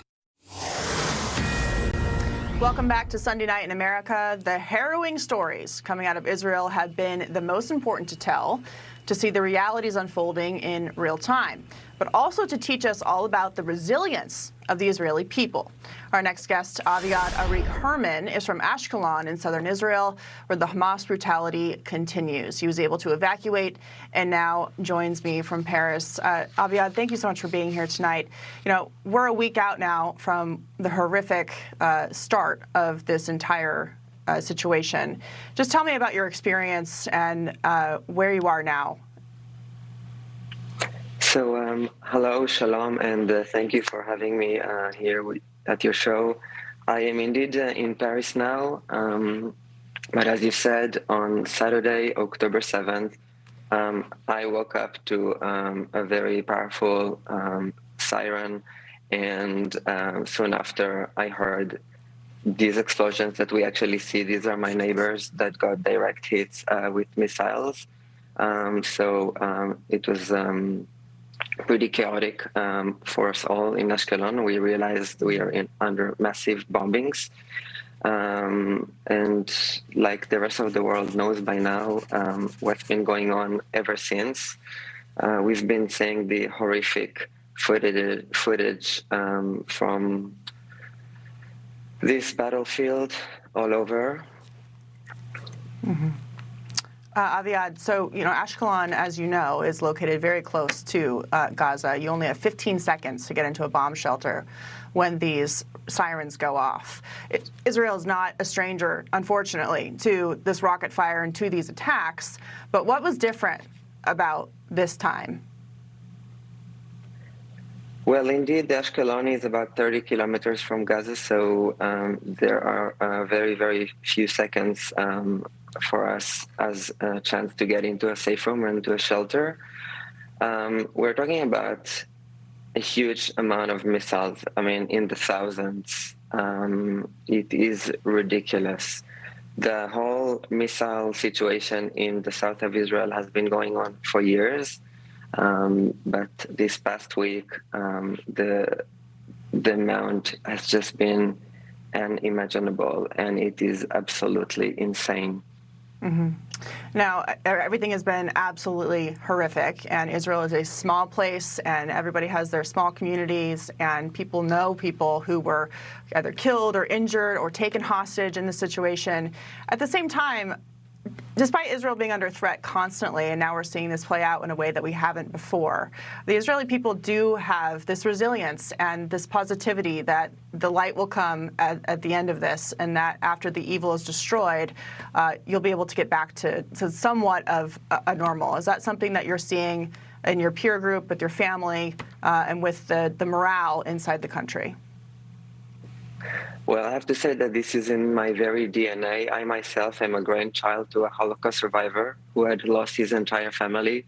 So I was looking up to my grandfather throughout my life and really admiring him, having been through the worst of horrors and losing his entire family to the Nazis in Auschwitz, and seeing how he was really resilient and built a life and moved on with that.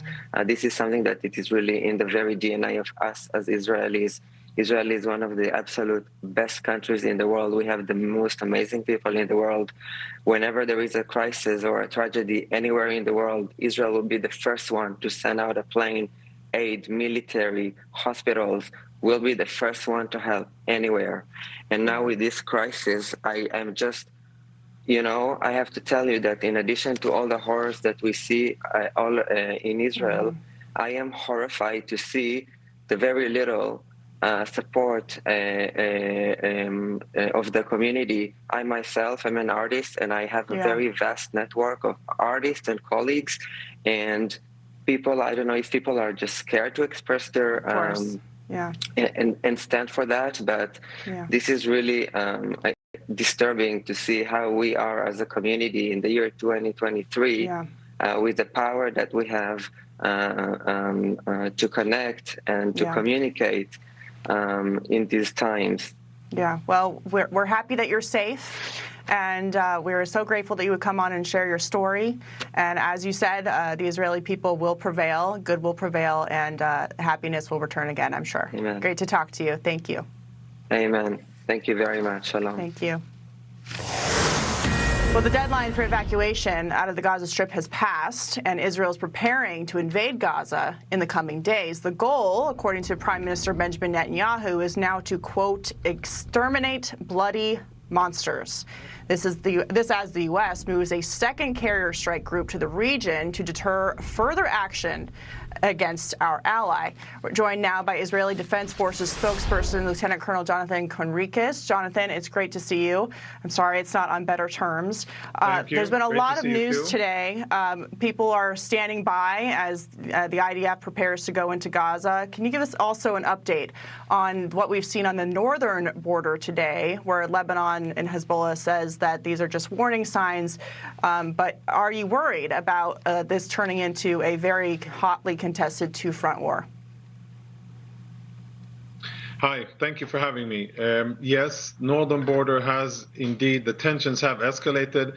Hezbollah has fired several anti-tank missiles across the border, killing a civilian and causing additional injuries. There was an attempted infiltration, which at this stage I cannot yet attribute to Hezbollah, but Hezbollah has taken responsibility for all of the anti-tank missiles fired, which is a clear statement that they are trying to escalate the situation. Perhaps not a full escalation, but definitely wanting to remain tension in the area. We are deployed along the border, we're vigilant, and we're sending a message to Hezbollah that it would be very bad for Hezbollah and Lebanese interest if Hezbollah were to be aggressive and attack Israel further. Yeah, we know that Hezbollah has hundreds of thousands of rockets pointed at Israel from the north. But going back down south, can you give us a little bit of an update on the Gaza offensive and the reported impending ground invasion and offensive? We saw that Hamas is now refusing to allow Palestinian civilians to leave there, despite Israel's warnings. So where are you with that? Yes, this travesty is ongoing. Hamas is, as you said, and this has been confirmed by international sources on the ground, Hamas is stopping Palestinian civilians from evacuating from the dangerous area of the north to the safer area in the south. And that is extremely sad. I think it is cynical beyond belief. What we are doing is assessing the situation. We are urging Palestinians by various means, by messaging and by other means, to evacuate, to care for their own survival and interest, not to heed Hamas and their directives, and basically not to become pawns or human shields for Hamas in this war. We've said it very clearly. The civilians are not our enemies. Hamas is our enemy, and we are only after Hamas and its military capabilities. The civilian population, as far as we can go, we don't want them harmed. So two more things before we have to let you go. The first is, what is the status with Egypt opening up their border? Because unbeknownst to many, the Gaza Strip also shares a border with Egypt, whose government is not allowing refugees and civilians in. The other question I have is, today Israel turned back on the water for Gaza. Now, what's lost here is that Hamas, through the years, has dug up pipes that have been imported into the Gaza Strip. They've used them not for water sourcing, but to make rocket launchers. So what was the decision behind that, especially given that none of the hostages had been returned to America or to Israel? Yeah. So it is it's a complex situation with lots of countries and organizations that are trying to influence. We basically are trying to do the right thing here. We're trying to evacuate civilians in preparation for significant combat activities in northern Gaza. And we're trying to a certain extent, to alleviate the humanitarian situation in the south. It's absurd because, about 90% of the water in Gaza, it's actually not provided by Israel. It is water that they pump themselves. But if they don't have electricity, they can't pump the water. Hamas has stockpiles of fuel, which they can use to power generators in order to pump water, but they're not doing that. They're keeping the fuel for their military purposes, and they're knowingly letting the population starve of water, which, again, I think is a testament to what a type of an organization we're dealing with. They are prioritizing their own needs over those of the population. So on Egypt, though, the question about Egypt, I know there's been some pressure from the international community to open their border to allow Palestinians to go into Egypt. What is the progress there from that country? Yeah, sorry you had to repeat the question. That's okay, no worries. We tried a day and a half ago together with the Americans and the Egyptians to allow a safe exit of Americans and a few other internationals. That failed because Hamas refused to open the gate on the Palestinian side. I don't know what the logic behind their action was, but I know that that was the result on the ground, and unfortunately, the whole effort failed. I think that it proves, again, that the priorities of Hamas are not to alleviate the humanitarian situation, because in two instances, they've basically made active choices to enhance suffering, not letting people out in Rafah, and then trying to keep people in the north where it's more dangerous, and probably in order to use them as human shields in the future. Yeah, we're standing by to see what is next, and thank you so much for your time tonight. And we will be watching as Israel goes into the Gaza Strip and looks at the north as Hezbollah ramps up operations. We'll be right back.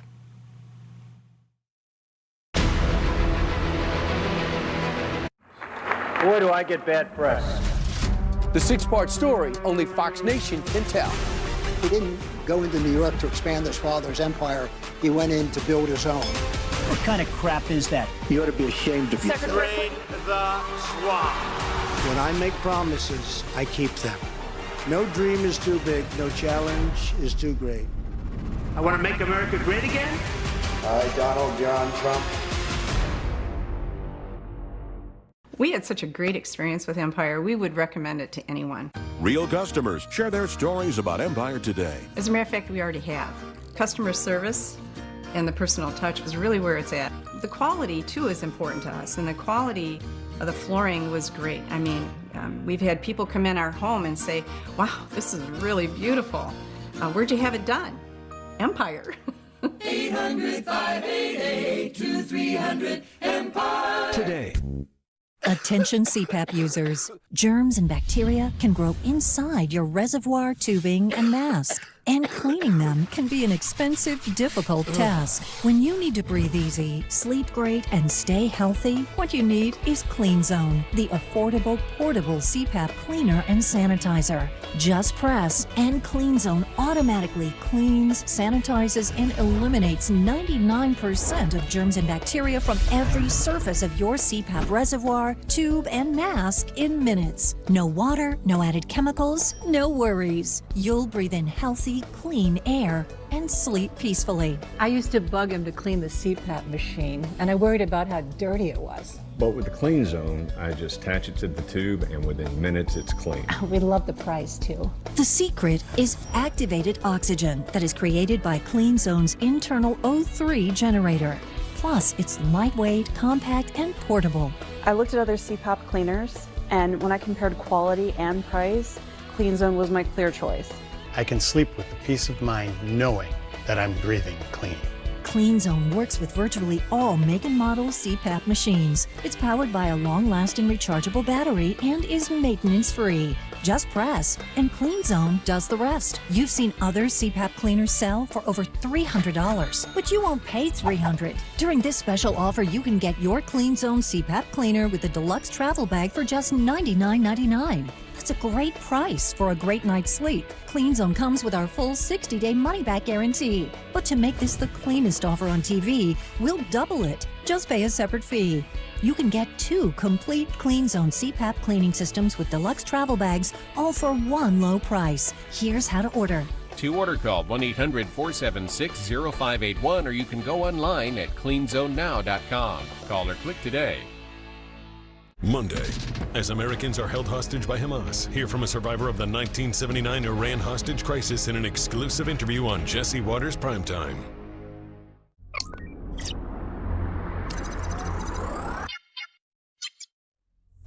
Fine. Humans are noisy. They like to make things. They're fueled by inspiration. Inspiration is something called tacos. Change makes them nervous, but embracing it changes everything. Yeah, imagine that.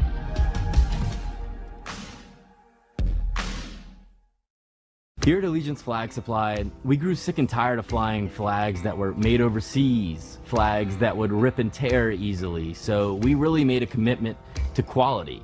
All of our flags are finished with bar tacking at all of the stress points, and they are sewn using double needle lock stitching.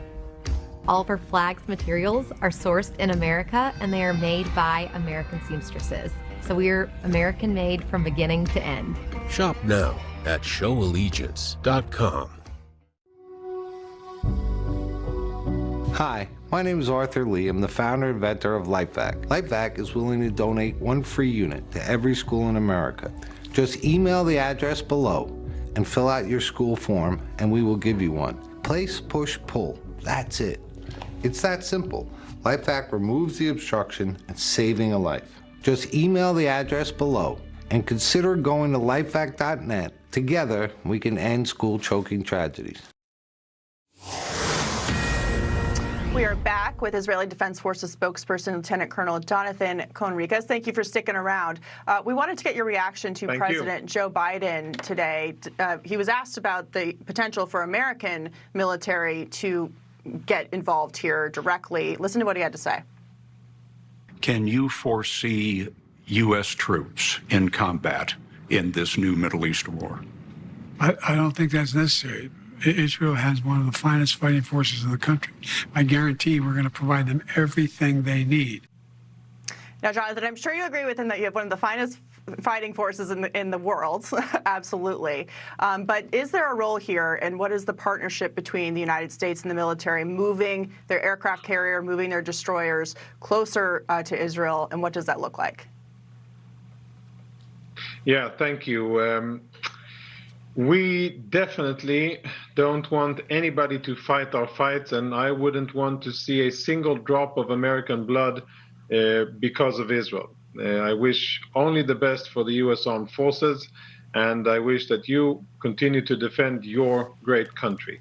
Israel is capable, as the President said, of defending itself, and we are also very, very appreciative of the leadership that President Biden has established here and the very clear support of the United States to Israel in Senate, in Congress, Secretary Blinken and Defense Secretary. Everybody are basically very clear about their support to Israel.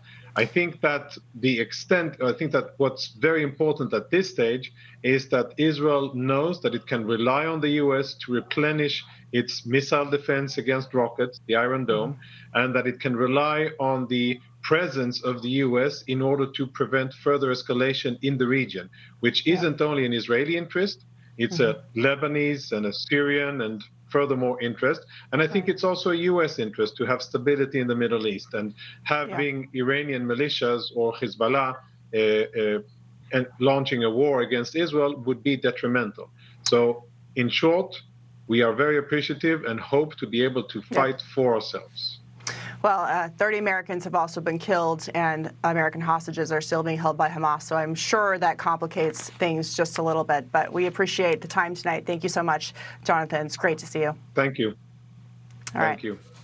Well, Israel has formed an emergency unity government as the war against Hamas rages on, and the government had seemingly fractured over judicial reform efforts plaguing the country.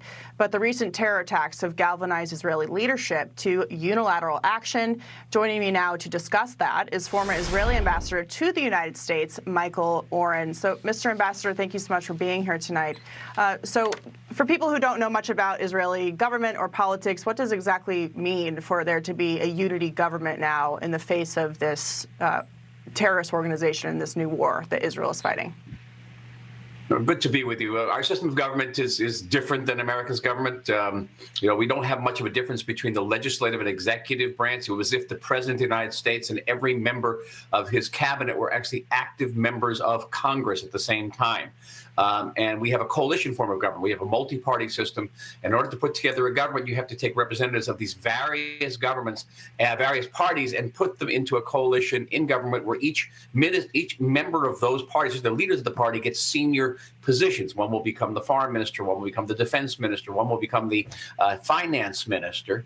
It is very rare to have a unity government of the leaders of a coalition joining with the head of the opposition. It's only happened twice before in Israel's history, most notably during the 1967 Six-Day War. It was very effective.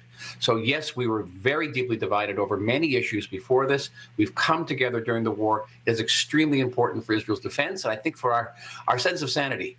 Yeah, I think that equating Hamas with ISIS has been a very effective strategy. Ambassador Oren, thank you so much. Good morning. Still ahead, former Israeli soldiers join forces to support their own in this relentless fight. How you can help, up next.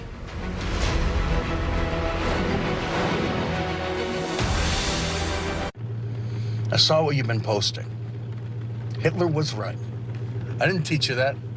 You hide behind your screen and you spewing all this hatred. You got something you want to say? Get out of the truck and say it to their faces.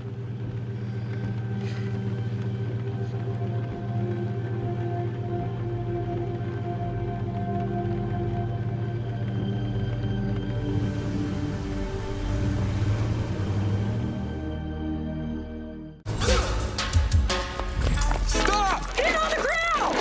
They're back. You are going to jail today? With all new episodes. Crazier twists. Undeniable. Hey, it's on video. Plots that defy reasoning. I understand that my pants are down, that's weird. And the best acting you've ever seen. And this was how many grams? Cops. All new episodes every Friday. Only on Fox Nation. No matter what, I go to jail. Why is that? Because I'm a criminal, man. Do you have trouble hearing conversations? Are you constantly asking loved ones to repeat themselves? Do you miss out on discussions or talking with friends? Then you would benefit from Nano hearing aids. Don't waste thousands of dollars on expensive hearing aids or settle with the frustration of cheap amplifiers. Right now you can get 2 revolutionary Nano CIC recharge hearing aids, regularly $794 for just $297. Or opt into our payment plan of 4 easy payments. I love how affordable the Nano hearing aids are. Compared to some hearing aids, they're as much as $3,000, $4,000, $5,000. Don't be fooled by higher-priced hearing aids. The CIC Recharge is a true hearing aid, not an amplifier. It has rechargeable technology that many customers say is superior to more expensive models. Well, these Nano hearing aids are fantastic. They're affordable, they're easy to fit into the ear. And what really impressed me is I'm hearing things I haven't heard in years. Our friendly operators are standing by to take your order. 800-779-8600. The CIC Recharge offers superior noise reduction and a tiny in-the-ear canal design that is nearly invisible. Best of all, they are incredibly affordable. And if you call now, we'll add a portable charging case and ship your order absolutely free. I love how they feel. They're very light.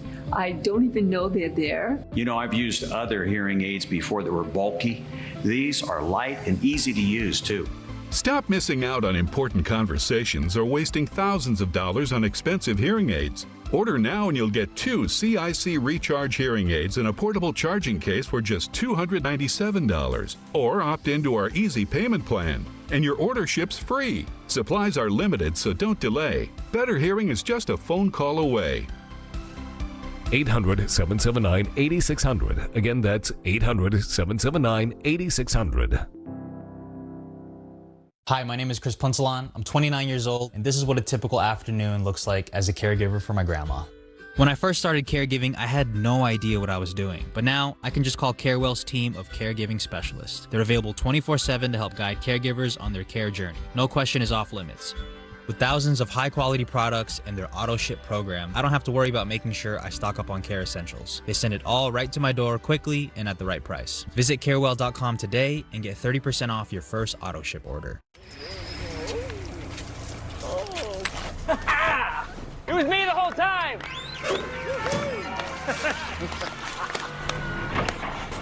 Well done, ma'am. What did I do exactly? With Snapshot from Progressive, you get a personalized discount for doing exactly what you're already doing, being a safe driver. Congratulations. This is a bowling trophy. Yeah, it's the biggest one they had. Okay, thanks. Oh, and we're good. Tomorrow on Fox, the ALCS continues as Corey Seager and the Rangers take on Yordan Alvarez and the reigning champion Astros. Game 2 of the ALCS tomorrow on Fox and FS1. An escalation in the tension that we've seen along the border. Sirens are blaring out. We are hearing explosions. Thousands and thousands of people trying to get out of Gaza. This could just be chapter 1 of a very long and bloody book. Stay with Fox News Channel for continuing coverage. Welcome back to Sunday Night in America. Well, as the world watches the horrors unfolding in the Middle East, many of us are looking for a way to help. Our next guest is a medic who served in the Israeli Defense Forces and established Soldiers Save Lives to provide humanitarian aid and emergency supplies. Co-founder Gideon Hazony joins me now. So, Gideon, what compelled you to get this group together? First of all, thank you for having me on. Saturday morning, October 7th, when the invasion from Gaza began, I knew that my best friend, David Newman, was at a party on the border. His cousin and I went down there with vests and medkits to try and save him. We did not manage to save him, but we saved many, many other people's lives while we were in a war zone. We went home that night to the support of our family and friends. My friends were in shock by the death of our best friend, David Newman, and we decided that we wanted to step up and we wanted to do something. So we opened a WhatsApp group called Let's Do Something. And the next day, we already began doing all kinds of humanitarian missions and supporting the Israeli forces protecting our civilians. One of the things that we did was bring drones and a helmet to my brother, Naftali, who was about to go into battle. When I met Naftali there, I noticed he was not wearing a vest. I took the vest off my chest and I gave it to my brother, Naftali. This inspired an idea. The idea is that America, brothers of Israel, will take the vest off their chest and support their brothers in Israel. So in honor of your friend David, that's such an amazing story. So if people are looking to provide more vests for more humanitarian aid, it's not advised to send it into Israel directly. It's advised to go through groups like yours because of the customs process. So how can people get in touch with you and help you get you what you need? Well, we have a website called soldiersavelives.org, and you could go into the website, you can donate directly, or you could be in contact with someone within our organization. Everybody can step up and help. I mean, the way that we put this together very, very quickly, we got in touch with cargo airline, with El Al Cargo. We got in touch with Yossi Landau from Zaka and a nonprofit called Khayal, all very quickly. Everybody can help. And we really could use any help we can get. So please just step up, do what you can, support the country of Israel at this hard time. Well, I think that your efforts certainly show the Israeli spirit to keep fighting on in memory of your friends who were just dancing at a music festival when they were horrifically killed. So thank you so much for coming on tonight to share your story, and we hope that people check you out. Thank you. Appreciate that. Thank you very much. Well, thank you for spending part of your Sunday with us. Good night from Washington.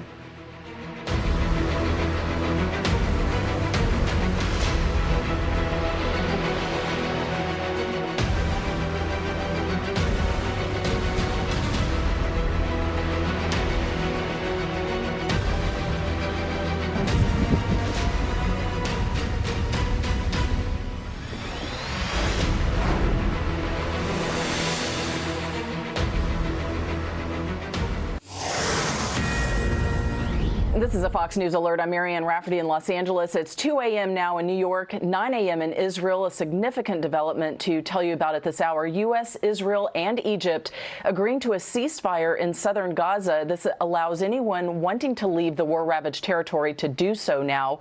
It's happening as the Rafah crossing connecting Egypt and Gaza reopens. This all happening just moments ago. The crossing is the last remaining exit for Palestinians wanting to leave Gaza. The crossing's reopening will also allow much-needed humanitarian aid into the territory. The Rafah crossing was shut down while Israel conducted airstrikes in the region earlier this week. Its military was responding to the brutal and deadly attack by Hamas militants in Israel just over a week ago. The closing of the border has stranded thousands of people trying to escape before Israel's potential major ground operation in Gaza. That number includes 500 to 600 Palestinian Americans. The reopening coming just hours after Secretary of State Antony Blinken met with Egypt's president. With regard to Rafah, I had a very good conversation with President al-Sisi. We have put in place, and Egypt has put in place, a lot of material support for people in Gaza, and Rafah will be open. We're putting in place with the United Nations, with Egypt, with Israel, with others, the mechanism by which to get the assistance in and to get it to the people who need it.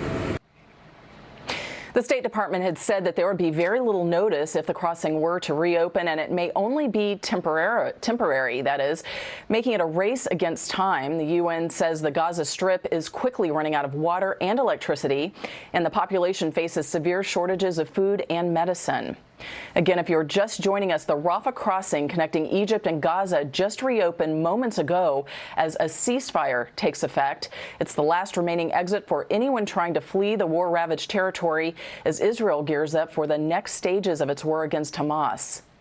Stay with Fox News Channel for the very latest on the Israeli-Hamas war. I'm Marianne Rafferty. Now back to programming already in progress. The leader of the pack rallied the support needed to secure the gavel. We'll ask our Sunday panel about the urgency to elect a speaker as the Israel-Hamas war escalates. All right now on Fox News Sunday.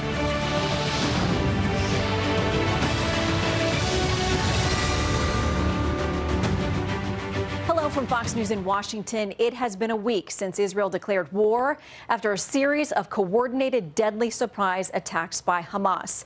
This look at the region gives you a view into where Israel has been counterattacking, where there have been airstrikes, of course, all through the Gaza Strip, but also to the north. There have been incursions involving Hezbollah and into Lebanon. Now let's take a look, because we're talking now about trying to evacuate that area, at least portions of it, and get people to move.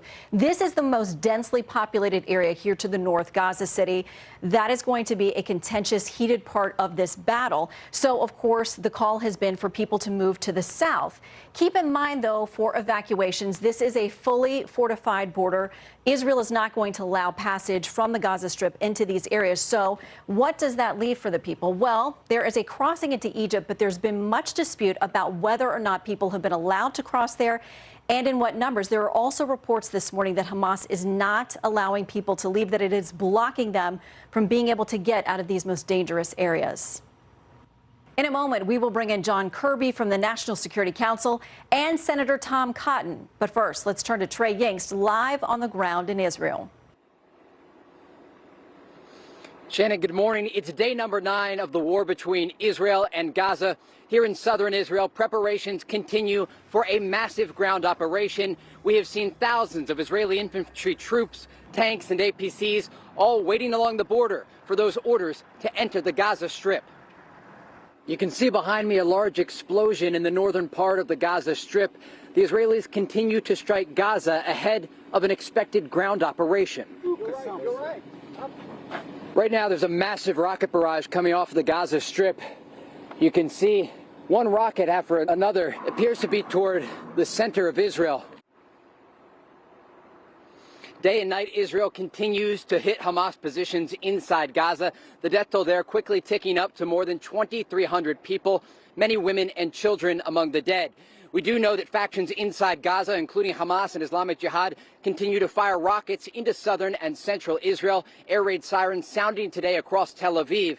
This comes as thousands of Gazans continue to try to flee south, following warnings by the Israeli military that they do plan to enter the Gaza Strip and that anyone left in Gaza City could be killed or injured. Shifting north, we should discuss the Lebanese militant group Hezbollah. Just along the border today between Israel and Lebanon, there have been 5 anti-tank guided missile attacks, and there are casualties reported. This is very quickly turning into a multi-front conflict. To give you a sense of the morale of the soldiers in the Israeli military, we've spoken with dozens of them. They say they're scared, but they are ready to fight. They've seen the images, what took place last weekend, the massacre of more than 1,300 people in southern Israel. One soldier coming up to our cameras simply saying, "Tell the world, we will win." Shannon? Trey Yanks reporting from southern Israel. Thank you so much for your work there, Trey. Joining us now, National Security Council Communications Coordinator John Kirby.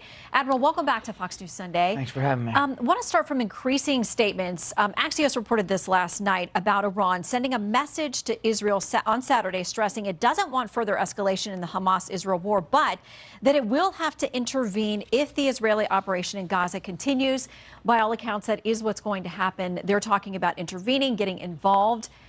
What does that say to you? How do you interpret that, and how worried are you about them getting off, what is indirectly probably on the sidelines for them right now? We are worried about the potential escalation and widening of this conflict. We don't want to see any actor, be it a state actor like Iran or another terrorist group like Hezbollah, widening this conflict, opening up additional fronts that will distract the Israeli Defense Forces from their primary fight against Hamas. And that is why the president ordered the USS Gerald R. Ford carrier strike group into the Eastern Mediterranean as a strong deterrent message. And that is why we also just recently announced that the USS Dwight D. Eisenhower carrier and her escort ships will be heading that way to be available for regional deterrent operations. That asks the question then about those assets in the area. Our next guest, Senator Tom Cotton, has said special operations forces should be there. They have an obligation to get Americans out, especially those we think may be being held hostage. Would we have U.S. boots on the ground for that or any other operation you can see? So let me take this in chunks. There's no plans or intentions to put U.S. troops on the ground to fight in this fight between Israel and Hamas. We are actively trying to find out exactly where they are. I mean, Shannon, we don't even know how many exactly. We saw a small handful we know, but there could be more than we know. They could be in different groups. They could be moved around. I think you can understand, I hope everybody can understand, that we're going to be careful about what we say publicly about our efforts to get those hostages home. Secretary Blinken's in the region right now, traveling around. This is high on his agenda. I can tell you we're working this literally by the hour. But we're not going to get ahead of where we are in terms of policy options since we don't have necessarily all the information we need to try to get them home. I will say last thing, and I promise I'll stop, is this is obviously high on the president's priority list. Nothing's more important to him than the safety and security of Americans that are held hostage overseas, and we're not going to stop until we can get them back with their families. Would you absolutely rule out the possibility of any kind of U.S. forces being on the ground there? What I won't do is rule anything in or out when it comes to getting our hostages home. We're working on this literally by the hour. But again, in order for you to develop specific policy options, you got to have a lot more contextual information than it's available to us right now, and we're working at that. So let's talk about Iran's involvement. The Wall Street Journal had reporting there was direct involvement with this, saying Iranian security officials helped plan Hamas's Saturday surprise attack on Israel and gave the green light for the assault at a meeting in Beirut last Monday. They cite numerous different sources. They talk about multiple meetings in Beirut. Yeah. Washington Post says this, even if you don't see the direct link yet. They quote a Western intelligence official saying, if you train people on how to use weapons, you expect them to eventually use them. Does the White House need a direct link on this specific attack to hold Iran in some way accountable? Well, of course Iran is broadly complicit here, and of course the resourcing and training they've given to Hamas has obviously helped Hamas function and be able to conduct the terrorist attacks that they have been able to conduct. We have held Iran accountable. The attacks on our troops in Iraq and Syria have greatly decreased because of our retaliatory strikes. There's the longest truce in Yemen now in place, saving literally tens of thousands of Yemeni lives. We have added military capabilities into the Gulf region, additional ships, different aircraft. Now we're bolstering our military presence in the Eastern Med. There should be anybody mistaking the fact that we haven't continue to hold Iran accountable. Think about the support they're giving to Russia and Ukraine and the additional sanctions that we put on them for sending drone technology. So, of course, we're holding them accountable. Now, Shannon, we're looking specifically at the intel stream as much as we can. That work hasn't hasn't stopped. We just haven't seen anything in the intel that we've been looking at that directly points to specific participation by Iran in these attacks. That doesn't mean we aren't still looking for it, just haven't found it. I've seen the press reporting. We're not able to corroborate that. So when you say holding them accountable, the pushback you're going to get on that. A lot of people out there say we unfreeze $6 billion of their money, but giving them access to that doesn't look like we're punishing them. And there are questions about whether we can even, as there's been talk of, quote, quietly freezing it, if we can do that. Andy McCarthy, one of our colleagues writing over at National Review, says with the ransom already paid and the hostages released, what legal mechanism does the administration have to compel Qatar to return the funds to U.S. control such that they could be frozen, redirected, and otherwise kept out of Tehran's coffers? He says, can you do that? Is there actually a string attached somewhere? And if not, why not? Why would we open up $6 billion to them without some kind of strings to pull it back if in a situation like this? So not a dime has been spent. Correct. Not a dime has been accessed. The Iranian regime never gets it. The money was never frozen when it was in South Korea any more than it was frozen when it got to Qatar. And it was part of a series of accounts set up by the Trump administration. There was no hue and cry back then when Secretary Pompeo announced these accounts and that the Iranians spent down billions of dollars from the other accounts for what was supposed to be humanitarian purposes, but we don't really know. None of that, we can't account for that. I can only account for that $6 billion, and it's all still in Qatar. None of it has been accessed, and we're watching it like a hawk. Will they ever be able to access it? Is it truly that you can refreeze it, in essence, or whatever terminology you'd like to use, so they don't have access to it? They have not accessed it. We are watching it. We're watching it like a hawk, Shannon. I'm telling you that we are keeping tabs on every single dime of that. None of it is accessed by the Iranians, and even if it was, it would go to vendors that we approve to buy food, water, medicine, and ship it in to Iran, right to the Iranian people through humanitarian aid organizations. The regime never sees it. But fair to say that it relieves other financial obligations for them if they know that they can get help on these other fronts through money coming in. I mean, the State Department tells us that Iran gives $100 billion a year in support to Palestinian terror groups. This is the fungibility argument, which is also a false argument too. It's not like the Iranians were sitting around saying, well, we have $6 billion that we can free up to go fund terrorists and not we don't have to worry about feeding our people. They never were worried about feeding their people. They were never worried about actual humanitarian assistance to their own population. And again, they don't have any access to it. The other argument is that the support to terrorists, that has been long-standing under previous administrations as well. So why and make it's it not any like easier for them? We haven't made it easier, Shannon. We have, in this administration alone, just in the 2.5 years the president's been in office, 400 entities sanctioned for a range of reasons, 30 additional sanction regimes and 300 entities just in the last year alone. And again, we've increased our military presence. This idea that we're just somehow turning a blind eye, whistling past a graveyard as Iran supports terrorist networks is just not true. Let me ask you about the southern border, because obviously the chaos there, the openness, you can argue about that, but I mean, record numbers of people showing up there, record numbers of people who are either on a terror list or associated with somebody who is a family member, an associate. We're at record numbers for those. How worried are you, as somebody who is, your job is national security, that we have an issue there with somebody who would be a bad actor, a copycat, or a terrorist cell? We're concerned about the potential spillover from the war against Hamas in terms of domestic security. That's why days ago, I mean, within a day or two of the attacks, the president ordered the team, the national security team and the Department of Homeland Security to work with state and local authorities to make sure that we have the intel picture in place to be able to identify and potentially disrupt any domestic terror threat as a result of what's going on against Hamas. And I will tell you that even as we were speaking here this morning, we simply don't have any specific credible threat to speak to, but that doesn't mean we're not looking very, very hard. Admiral, we always appreciate your time. Thank you so much. You bet. All right, joining us now, Arkansas Republican Senator Tom Cotton, a Republican who serves on the Senate Intelligence Committee. Senator, welcome back. Let's start with this conversation about U.S. boots on the ground. You heard Admiral Kirby say not ruling anything in or out, but you've called for special operators to go in. We have specially trained warriors in the Army and the Navy whose main mission is to rescue American hostages wherever they may be. Of course, those decisions have to be made based on the intelligence and the facts on the ground, but it should never be ruled out that American soldiers will save American lives. This is the worst attack on Jews since the Holocaust, but it's also one of the worst terrorist attacks on the American people in recent times as well. We now have 29 Americans killed and at latest reporting 14 who are unaccounted for. So if there's an opportunity for America's elite warriors to save American citizens, that's the responsibility of our government. It's not the responsibility of the government of Israel. So we're all now still trying to make sense of this. I don't think we can. Hamas operates in a way that, well, I don't know if this is just about sheer terror, if it was just trying to take Jewish lives or what it was.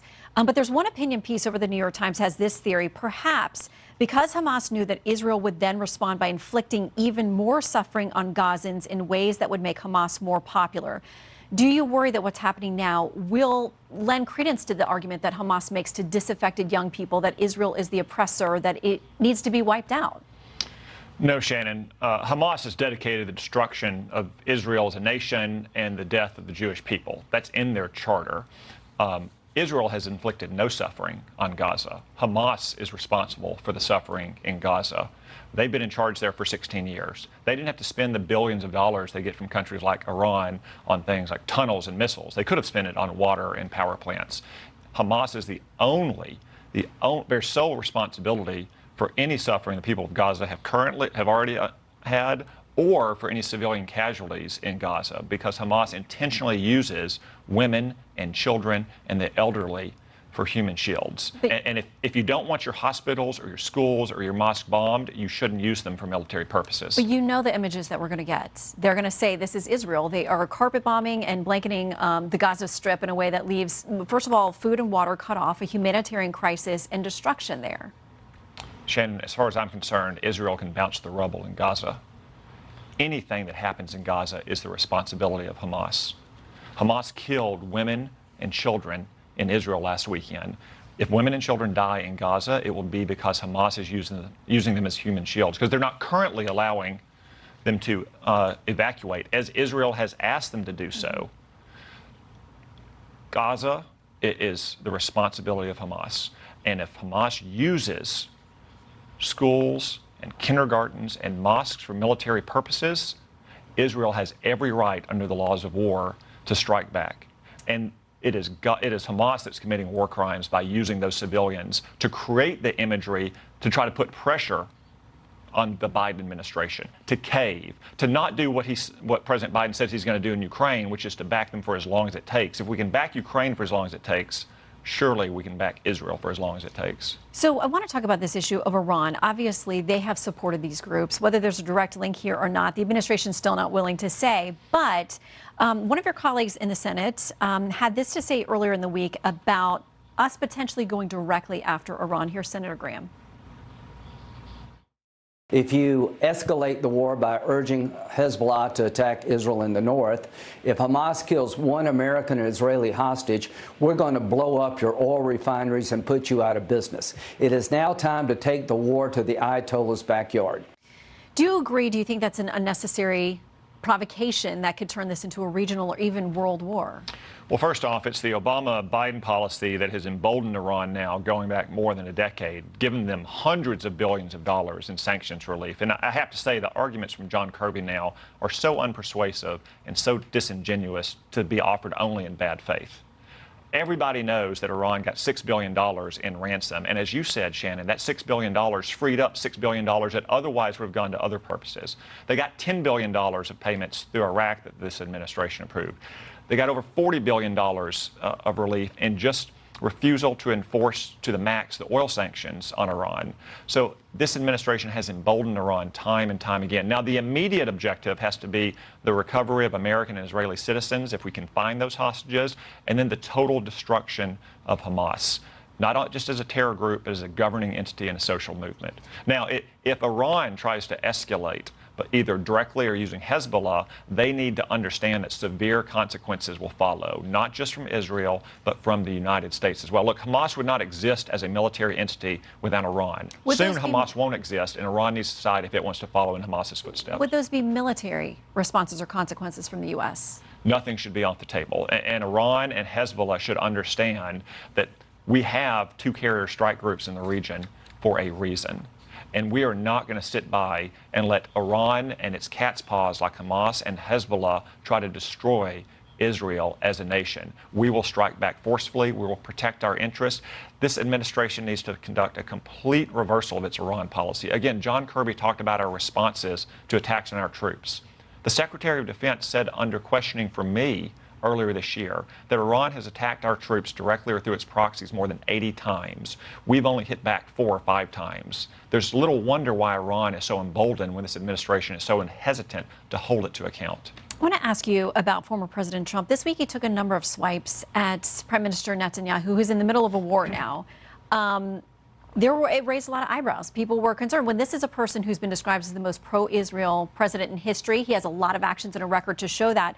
Were you surprised by his take in the words of calling Hezbollah, quote, very smart, not that he supports them, but giving them any kind of accolades in the middle of this? Well, he's since said that he stands firmly with Israel and with the Prime Minister. I understand they've had some personal disagreements, but when you're in the middle of a war, obviously personal disagreements between heads of states pale in comparison to the national interest. I know that President Biden and Prime Minister Netanyahu have had their differences as well, but he has said that he is going to give unwavering and rock-solid support to the Prime Minister. What concerns me even more is this administration's actions. As I've said, they've been soft on Iran versus President Trump, who was very, very tough on Iran and stood squarely with Israel. And just look more broadly. It wasn't on President Trump's watch that Kabul collapsed in 21. It wasn't on President Trump's watch that Russia invaded Ukraine. It wasn't on President Trump's watch that Iran unleashed its proxy, Hamas, to slaughter Jews in Israel. All these things happened under President Biden because President Biden has been tempting America's enemies with his weakness and his concessions. Very quickly, I want to ask you about the nomination of Jack Lew to be ambassador to the Senate. Expedite that. Do you have questions, as Senator Cruz and others have had about that nomination? Absolutely not. Jack Lew is an Iran sympathizer who has no business being our ambassador. It's bad for the United States. It's bad for Israel to have an Iran sympathizer as our ambassador to that country. He helped Iran evade American sanctions, and he lied to Congress about it. He defended the Obama administration's refusal to use our veto at the United Nations in the final days of the Obama administration to protect Israel from anti-Semitic resolutions. I know Democrats are saying that we need to confirm Jack Lew quickly to show our support for Israel. I would say it's the exact opposite. We need to defeat Jack Lew's nomination to show that we have a new approach to Iran. We will track that on Capitol Hill. Senator, thank you for your time always. Thank you, Shannon. Up next, the latest from the front lines as Israel warns of an imminent ground offensive. We'll discuss Israel's objectives in Gaza with a spokesperson for the Israel Defense Forces. He's live next. Fox News Sunday is brought to you by Pacific Life. Over 150 years of strength and stability. Imagine your future with confidence. What's this? That's for Pepper. You keep dog food in your fridge? It's not dog food, it's fresh pet. Real meat, real veggies. It's dog food. Fresh Pet. It's not dog food, it's food. Introducing Senecot Laxative Gummies. I'm the easy way to relieve occasional constipation overnight. Just take before bed, and the next morning, it's showtime. And I've got mixed berry flavor. Senecot Laxative Gummies. Easy relief, the gummy way. 48% of Americans don't get enough magnesium, which is vital for bone, nerve, and muscle health. I recommend Quinol's extra strength high absorption magnesium. It gives you 100% of the daily value of magnesium. Quinol, the brand I trust. It's Empire Today's half price sale. Half price on carpet, hardwood, vinyl, and laminate. Plus half price on quality professional installation. Schedule now. 800-588-2300 Empire. Today. After Homoglow cleaned our place for $19, we fired our old housekeeper. Homoglow tackled everything, from our kitchen to our bathroom, all our laundry. You just pick a date, pick a cleaner, and enjoy a spotless house for $19. Shopping for insurance. Whoa. The unexpected can happen to any of us. That's why SelectQuote makes it easy to get the life insurance coverage you need to protect your family for less than $1 a day. SelectQuote found me a $500,000 policy for only $16 a month. We could help you save more than 50% on life insurance. Visit SelectQuote.com. We shop, you save. Do you listen to the TV on high volume or have trouble hearing conversations? Then you would benefit from hearing aids. Don't waste thousands on expensive hearing aids when you can get Nano's revolutionary technology for just $297. Plus, get a $79 Nano protection plan for free with the purchase of any hearing aid. The CIC Recharge is a true hearing aid, not an amplifier. With rechargeable technology many customers say is superior to more expensive models. Call now and get not one, but 2 Nano hearing aids for just $297 with free shipping. The CIC Recharge has a tiny in-the-ear canal design that is nearly invisible. So call now and get 2 CIC Recharge hearing aids for only $297. Free shipping and a Nano protection plan free with the purchase of any hearing aid. Call 800-577-0455. That's 800-577-0455. Here at Legion's Flag Supply, we take pride in providing such a special symbol for our country. All of our flags materials are sourced in America, and they are made by American seamstresses. So we're American made from beginning to end.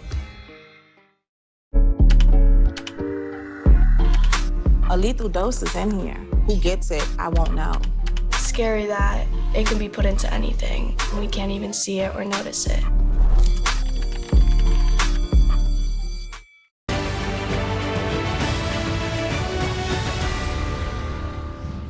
You were looking live in Gaza this morning as the ground offensive there for Israel, their plans continue to move forward. They're pushing for more calls for more than 1 million residents to evacuate from northern Gaza, wanting them to head south as they renew their vow to counter the Hamas attacks with even greater force. Troops remain massed on the Gaza border as Israel's ground invasion again appears imminent. Joining me now, Lieutenant Colonel Peter Lerner, a spokesperson for the Israel Defense Forces. Colonel, we appreciate your time this morning. Thank you for making time for us. I want to read something from the president that he has put out on social media, our President Biden. He says, we must not lose sight of the fact that the overwhelming majority of Palestinians had nothing to do with Hamas's appalling attacks and are suffering as a result of them. How are you all managing? You've made very clear calls for people to leave, to move away from potential hotspots and targets. How are you managing all of that with plans for your further ground offensive? Good morning, Shannon. Indeed, the IDF operations are ongoing, and part of those operations are our call for people to evacuate from the north of the Gaza Strip. It's a measure in order to safeguard human life, and we are seeing a huge movement of people from north to south. And that's despite the fact that Hamas tried to prevent it, both physically and in messages. So the operations are actually targeted, as we can see over the last 9 days now. We're in the midst of day 9 here in Israel since the October 7th massacre in destroying Hamas's capability to ever use the Gaza Strip as a staging ground against us. We are targeting their leaders, we're targeting their terrorists, and yes, we are determined to defeat them. And I would say we didn't ask for this war, but we are going to win it. What about the ongoing issue of hostages who are being held in some of these areas? Hamas makes reports that we can't in any way verify or trust. It's just coming from them that there are hostages being killed by the Israeli airstrikes and other incursions. Can you tell us anything about efforts to make sure those people are returned home? Well, yeah, I agree. We would need to be very, very cautious in listening to anything organization that is willing to butcher babies in their bedrooms has to say. Of course, it's an emotional manipulation tried to exert more pressure on Israel as we mount up the pressure on them. The 120 or so hostages need to be taken care of by Hamas. They are responsible for their well-being. They need to release them immediately. And while I would like to delve into more details, it's obvious it is a very sensitive issue, and we need to respect the efforts that are ongoing in order to try and bring them home. So I guess while I know there's a lot of curiosity about what is actually going on, I think we need to leave it there and leave this type of discussion for those that are working to bring them home. Our Trey Yanks, who is there reporting in southern Israel today, showed us that it was stormy in many areas and talked about the worries about how that may impact plans and operations. Has that been a complication for you today, or would you say plans are proceeding as you have planned them to be? Yeah, the operation is ongoing. We are destroying Hamas's capabilities, and I would say we're also, we're focusing on the special forces of Hamas, the Nukhba force.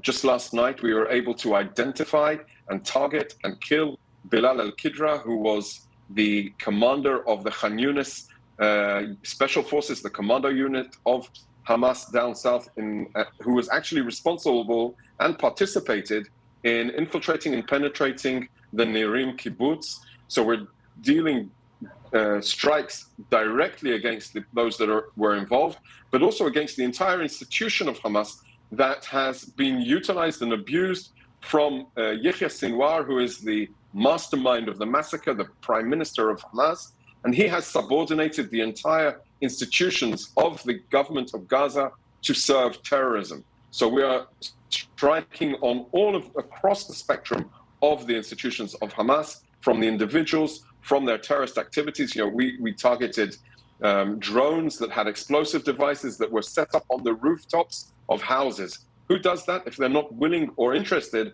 in sacrificing the people that are actually living in those houses? So yeah, the mission is ongoing. I would say that when we're looking forward now, we're amassing a huge amount of force on the battleground in the surrounding areas of the Gaza Strip. They are combined forces, special forces, infantry, artillery, the tanks, all different types of units that are preparing for a ground mobilization if the government so instructs. And we need to be prepared for that eventuality. We know how to operate in all types of weather and conditions, and we will continue until Hamas is defeated. Well, Colonel, we know that your Prime Minister has warned the people, as you all have, that this may be a long and difficult fight. So thank you for making time for us in the midst of that, Colonel. We appreciate it. Thank you. Good morning, Shannon. All right, you can join our parent company in supporting the Israel Emergency Fund. Fox Corporation has made a $1 million donation to the United Jewish Appeal, which is mobilizing to provide urgent relief to those impacted by the atrocities. You can scan the QR code you see there on your screen or visit ujafedny.org. That group is providing support like cash assistance for impacted families, counseling, and equipment for hospitals as well.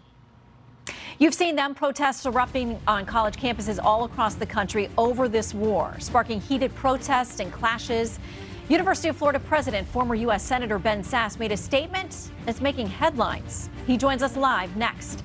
And former President Trump lashes out at Israeli Prime Minister Benjamin Netanyahu. We're going to bring in the Sunday panel to discuss the reaction from within the GOP primary field and what looks like a pivot by the former president.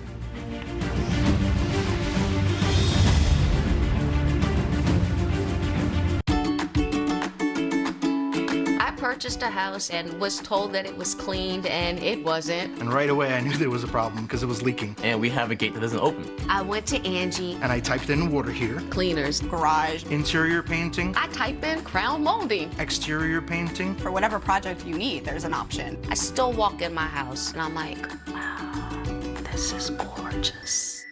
Got a home project? Get started at Angie.com today. Super Beta Prostate is the #1 selling brand for men's prostate and urinary health. And for the 3rd year in a row, it's the #1 urologist recommended brand. In time, you'll notice less urges to urinate, improved bladder emptying, and you won't be getting up at night for so many bathroom trips. Urologist recommended Super Beta Prostate. Also available in gummies. Find it at Walmart.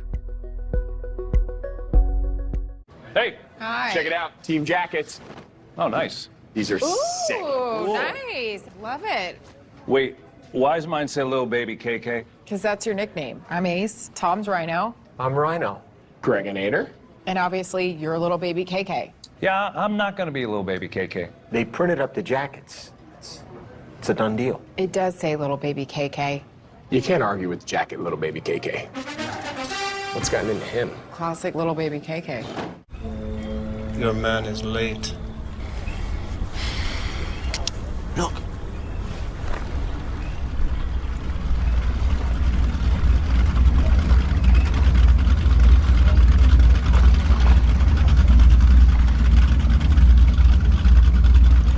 On Tubi, the crime dramas where global drug cartels use highly conspicuous speedboats. Just keep going. The Masked Singer. Season 10 kicked off with the most incredible reveal ever. I am so starstruck right now. It only gets bigger and better. We got the trolls in the building. It's NFL night. Harry Potter night. Oh my God! There's still so much in store. We've never seen that. It's a can't-miss season. The Masked Singer. All new Wednesdays on Fox and watch anytime on Hulu. America is listening to the Fox News Rundown podcast. We cover the day's top stories 7 days a week. With an in-depth team of reporters all across the country. Start and finish your day with the Fox News Rundown podcast. America is listening.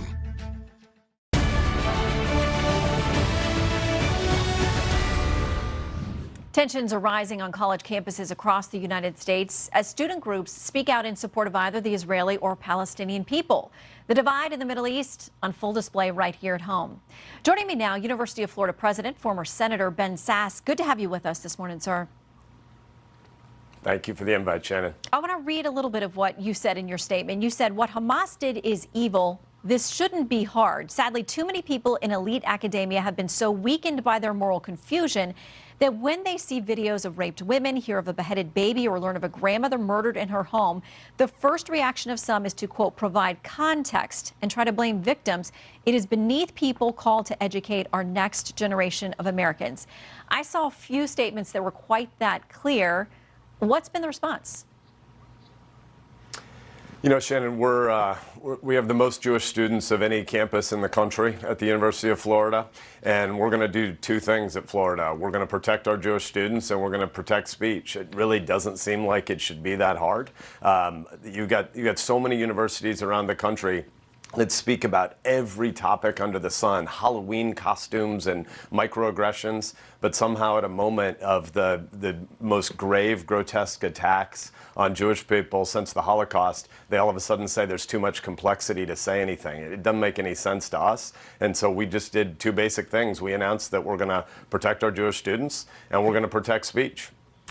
There's been a lot of focus on Harvard. You are a graduate of that university. Here's what some student groups said in a statement that a number signed on to. We, the undersigned student organizations, hold the Israeli regime entirely responsible for all unfolding violence. There's been a lot of backlash to that. There have been 3 statements now, at last count, that I saw from the president there, Claudine Gay. There are some, here's what she said. Our students have the right to speak for themselves, but none of these groups speaks for Harvard University or its leadership. Some say that wasn't enough of a condemnation of that statement. What do you think? Well, it's not really my purpose to comment on what's happening on other campuses particularly, but I'll say this in general.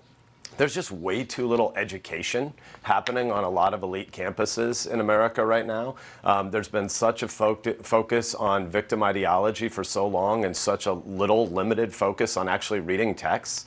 When these university presidents want to say these issues are too complex, I mean, we have raped girls, stolen, kidnapped grandmas, we have a massacre at a concert, we have intentionally targeted schools and babies.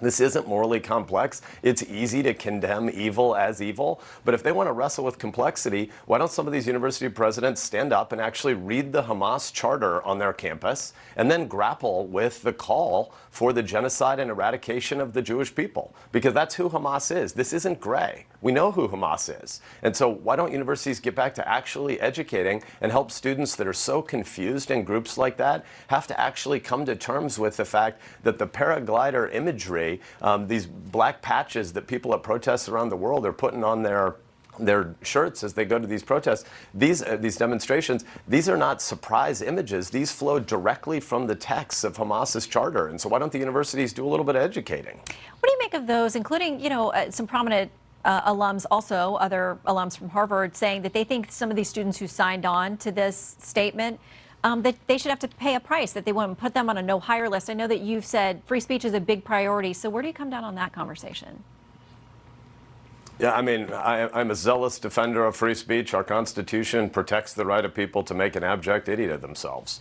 It also allows people in the public square to say, wait a minute, you really believe that? You've thought this little about what you want to stand for in the world? So obviously, a lot of 18 and 19-year-olds make a lot of dumb choices, and there are definitely students that are a part of groups that didn't know what leadership of their organizations were signing up for. But for far too long, people have just gotten a pass by saying things like, by any means necessary. What does by any means necessary mean at some of these pro-Hamas rallies? It means the targeting of women and children are things that they think are to be countenanced as they try to drive Israel off the map.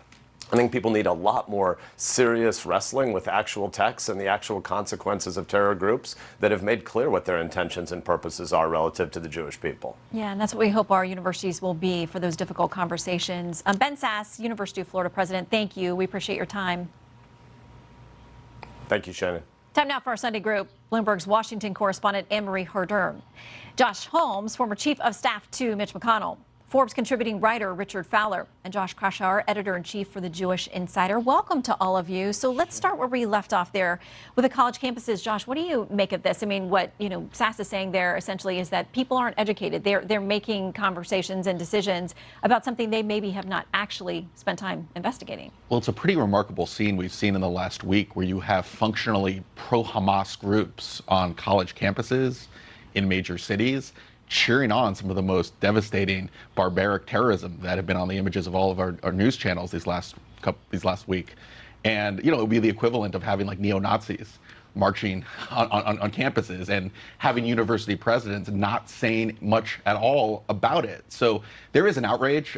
You're hearing it not just from students, Jewish students, all students. A lot of alumni, a lot of trustees are wondering what the heck is going on some of our most elite campuses in the country. I thought, former Senator Sass, the president of Florida, was one of the outliers. He was one of the few presidents of a university that really put it bluntly. But it makes you wonder what kind of education and frankly, what kind of, I know Sass talked about free speech, but Hamas is a terrorist group. The United States views Hamas as a terrorist group, so there may be some legal consequences down the road for fomenting and excusing some of this terrorism. Well, Richard, what I was struck by is we've had a number of reporters out at these different protests, whether on campuses or just in city streets, for people who don't believe that what was perpetrated last week actually happened. I mean, how do we communicate with young people about the realities of this situation? I think we do have to communicate the reality situation, because whether you like it or not, we have to acknowledge that Hamas is a terrorist organization, and much of the terrorism and their brutality is put upon Palestinians, right? Think about, since they were elected the party to run Gaza, they've done brutality and harm to their own people that they're supposed to be in charge of. And I think we have to communicate that, but it also requires people understanding that in Israel, there are people who all live together. Palestinians live next to Jewish folks, they live next to Christian folks, and they live symbiotically. And I think that's the most important thing to communicate in this moment, especially as we barrel towards what seems to be a conflict that's going to last for a very long time. And this is a live look, just so folks know that we've got what's happening there this morning as airstrikes continue. The ground offensive is gearing up. This has actually been shown us a little bit of a split within the GOP 2024 primary field as well, because foreign policy seems to be one of the areas where there is some daylight between some of these candidates. Here's Vivek Ramaswamy going after Nikki Haley, who was, of course, our ambassador to the UN and is very familiar with the players in this situation. He thinks that she's been too pro-war. I worry she will lead us to World War III. Shouting and screeching, finish them, without a clear plan isn't coherent for the United States. We need to be cool-headed and rational in actually advancing American interests. Josh, what do you make of this split with some of the candidates now going after each other? Yeah, I mean, this is where you separate the wheat from the chaff, right? This is you set the rhetoric aside and you have serious world events like this, and you can tell what candidates are capable of dealing with this on the world stage. A very serious situation, obviously, and then what we just saw there. I think what started in Milwaukee with the debate that Nikki Haley had and that confrontation that she had with Vivek on that stage ballooned into this sort of movement behind her candidacy, where now you see a world event like this. I don't think there's any question in the minds of most Republican primary voters that Nikki Haley is somebody who could handle this kind of situation. She's had remarkable clarity. I'm uncertain where there are a number of other candidates where they actually stand. Of course, everybody entirely rejects what Hamas is perpetrating and what's happened to the Jewish people. That is a commonality. What you would do about it is an entirely different set of circumstances, and there is sort of only a few candidates that boil down into that category, and Nikki Haley's one of them. Well, and I touched on this with Senator Cotton, but former President Trump, this is how the New York Times talks about his recent conversations this week. He said he's frequently sought to cast himself as a champion for Israel, but he's maligned Mr. Netanyahu on multiple occasions in recent days. Well, then, at the end of the week on Truth Social, he said, hashtag I stand with Israel, hashtag I stand with Bibi. I mean, he took a lot of heat over those initial comments. He did. He not only went after and criticized Benjamin Netanyahu for what he says they didn't back him when he went after Qasem Soleimani, the Iranian commander, years ago when he was in the White House, but also he called Hezbollah, which is another Iranian-backed, what the U.S. would deem a terrorist group in Lebanon, he called them very smart. So the former president is taking a lot of heat from this administration. Andrew Bates came out saying this is unbelievable that you would see a former president talk about an ally like Netanyahu and Hezbollah like this, but also within the Republican primary, you're seeing a lot of candidates like Governor DeSantis now really go on the offensive and attack Trump for these comments. Well, more of that to come. Panel, do not go far away because we got this too. Been 12 days without a Speaker of the House. Will the GOP consolidate behind Jim Jordan, chair of the Judiciary Committee, or is there another name about to be in the mix? We're going to ask the panel what to expect this week. Next.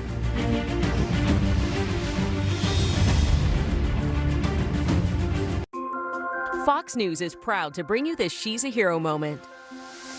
Even today, only a quarter of STEM graduates are women. They'd go, oh, you don't look like an engineer. There is this preconception, some things are for boys. But diversity drives innovation. My goal is to really flip the script. Pick something you love and go for it. How do we live in space? How do we live on the moon? I want to help figure that out. You can create the blueprint. If you can see her, you can be her. Meet the portable blender we can barely keep in stock. BlendJet 2 gives you ice-crushing, big blender power on the go. So you can blend up a mouth-watering smoothie, protein shake, or latte, wherever you are. Recharge quickly with any USB port. Best of all, it even cleans itself. Just blend water with a drop of soap. What are you waiting for? Order yours now from blendjet.com before they sell out again. Only one question leads to life-changing money. Is it real or is it snake oil? The game is simple. 2 outrageous products. Just pick the real from the fake. Would you buy one of those? Yeah, but I'm a weirdo. Celebrity sleuths help expose who's lying. You a cop. You can detect snake oil. How much would you risk? They get excited. They like to spend your money. Go big or go home. The con is on. Let's play snake oil. All new Wednesdays on Fox and watch anytime on Hulu. Israel on the offensive as the war against Hamas intensifies. What can we expect next from the situation on the ground? Sean is breaking down the latest Monday on Hannity. Here at Allegiance Flag Supply, we take pride in providing such a special symbol for our country. All of our flag's materials are sourced in America and they are made by American seamstresses. So we are American made from beginning to end.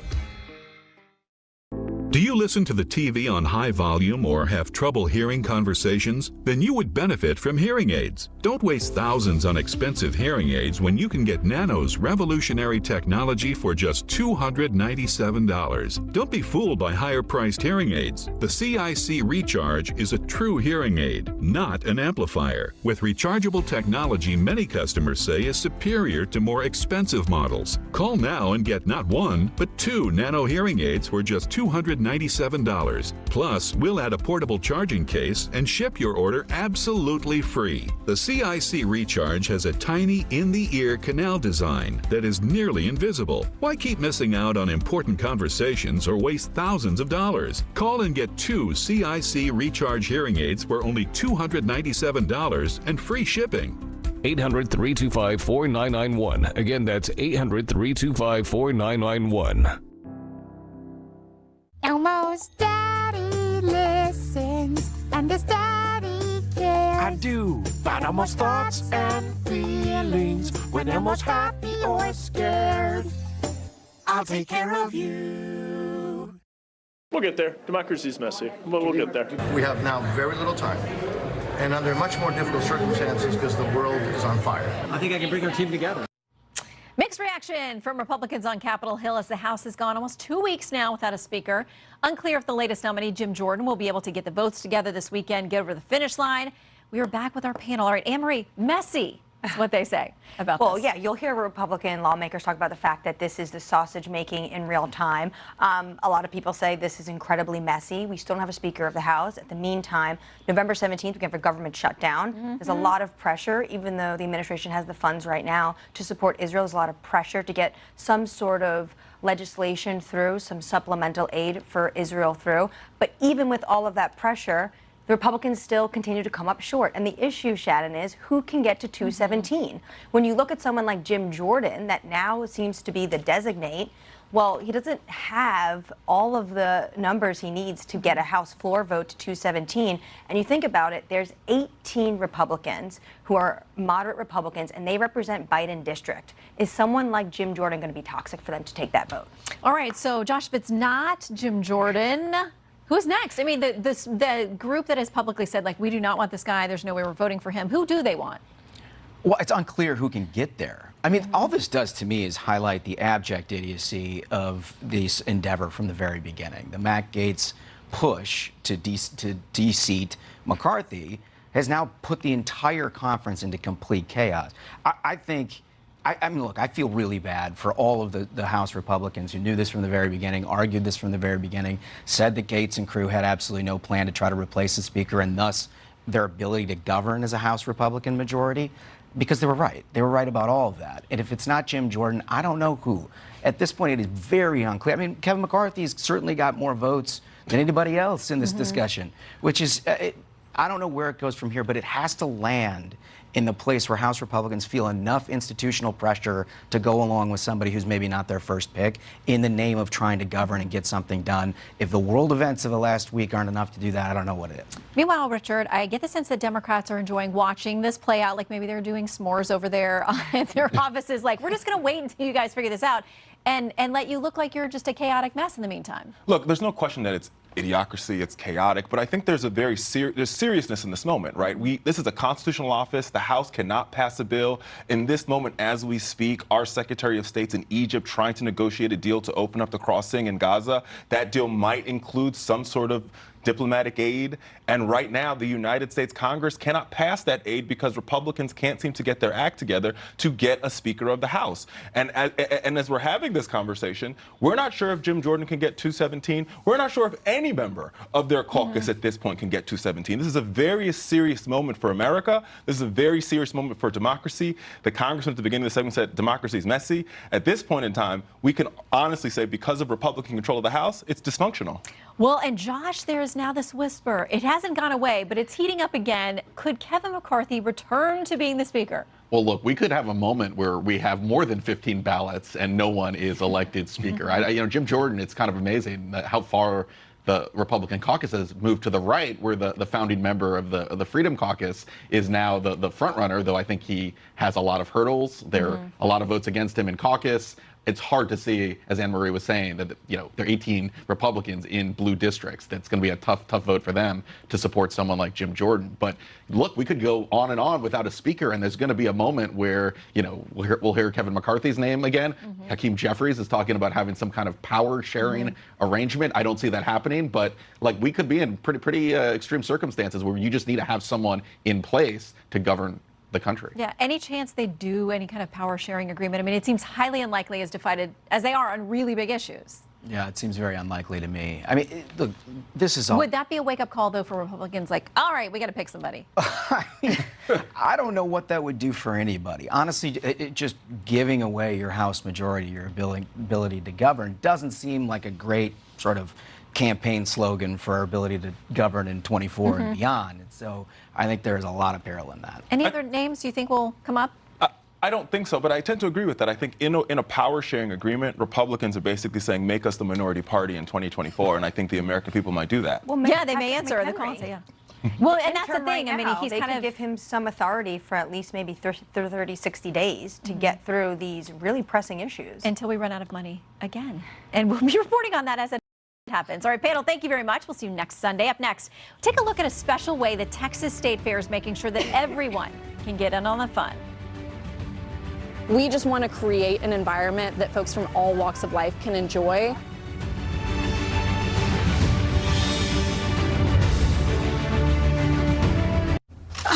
These bills are crazy.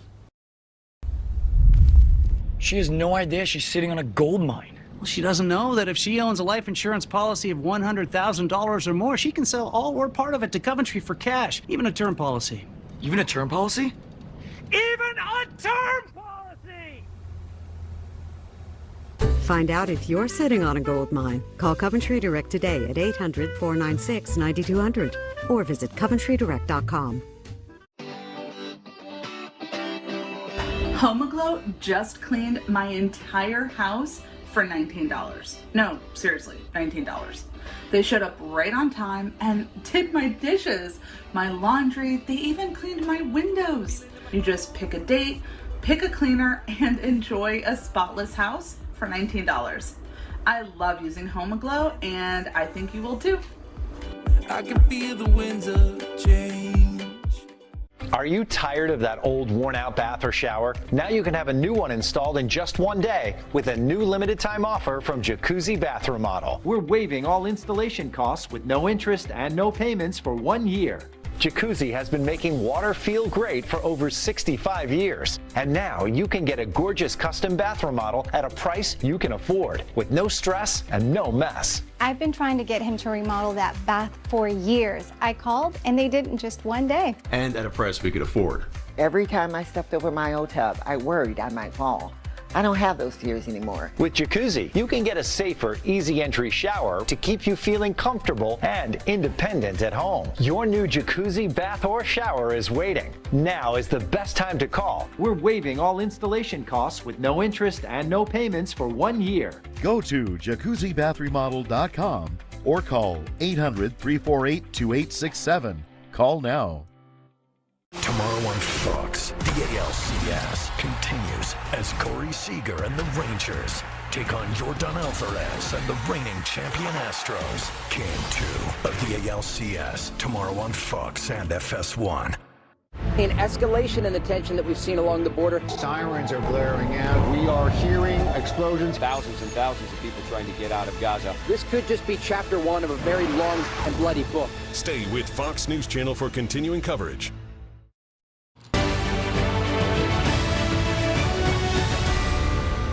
Three people were injured after a shooting at the State Fair of Texas in Dallas. Check out this video from social media showing the chaos in the moments right after the shooting as people ran for cover. Police arrested one person. The 3 people shot are expected to survive. And a Dallas City Council member says that shooting was sparked by a conflict between 2 people who knew each other. All right, we were there on the ground just days ago because we wanted to bring you this unique story. Starts here. The flashing lights and loud sounds at the fair are not appealing to everybody. So we sent Fox News senior correspondent Casey Stiegel out to show us how the Texas State Fair is welcoming folks from all walks of life. It is today's Sunday special. At first, you may not notice what's different at the State Fair of Texas, but what is not here now can make all the difference for some fairgoers. This is an opportunity that we started 5 years ago for folks to be able to come out and enjoy the State Fair of Texas in a less overwhelming environment than they're used to. It's called Sensory-Friendly Mornings, and for a few hours each Wednesday, all the flashing lights are turned off. Loud sounds on rides muted. Howdy, folks. And even big techs. Welcome to the State Fair of Texas. Speaks a little softer. There are quiet spaces if you need to take a break. Some of my individuals, the lights, the loud noises really bother them, and they go into what we call being triggered, and so their families aren't able to get them out here. To give you a sense of how quiet things are now, all you have to do is stick around and wait until the sensory-friendly hours are over. Then... 1, 2, 3, scream! That is when the real action begins. The lights are flashing, the sound is all around, and the environment becomes electric. Rainbow number 4, number 5, number 8, number 4, number 5, number 8. At times, it could be jarring for anyone, but for some, the fair's intensity would be a deal breaker. Until now. They see it on TV and they want to do it just like everybody else, and when they have the noise and the lights, they can't. And so this is giving them an opportunity to be like everybody else, which is what they want to do. Ow, look at that! The sensory-friendly mornings have worked so well, other fairs are now calling, wanting to do the same thing.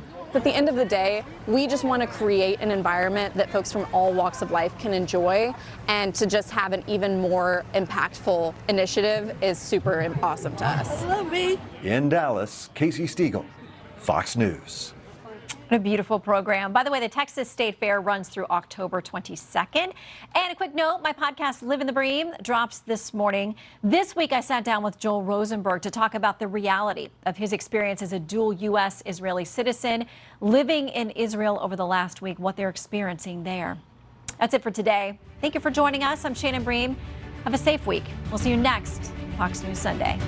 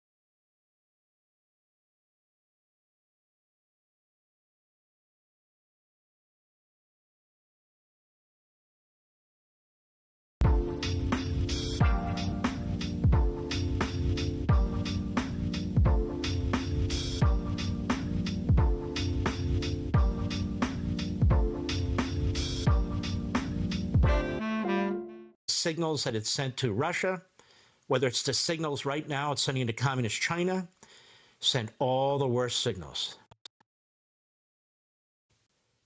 to our enemies, to the terrorists in the Middle East who struck us and have struck us over and over again and slaughtered 27 American citizens. It's disgusting. I'll be right back.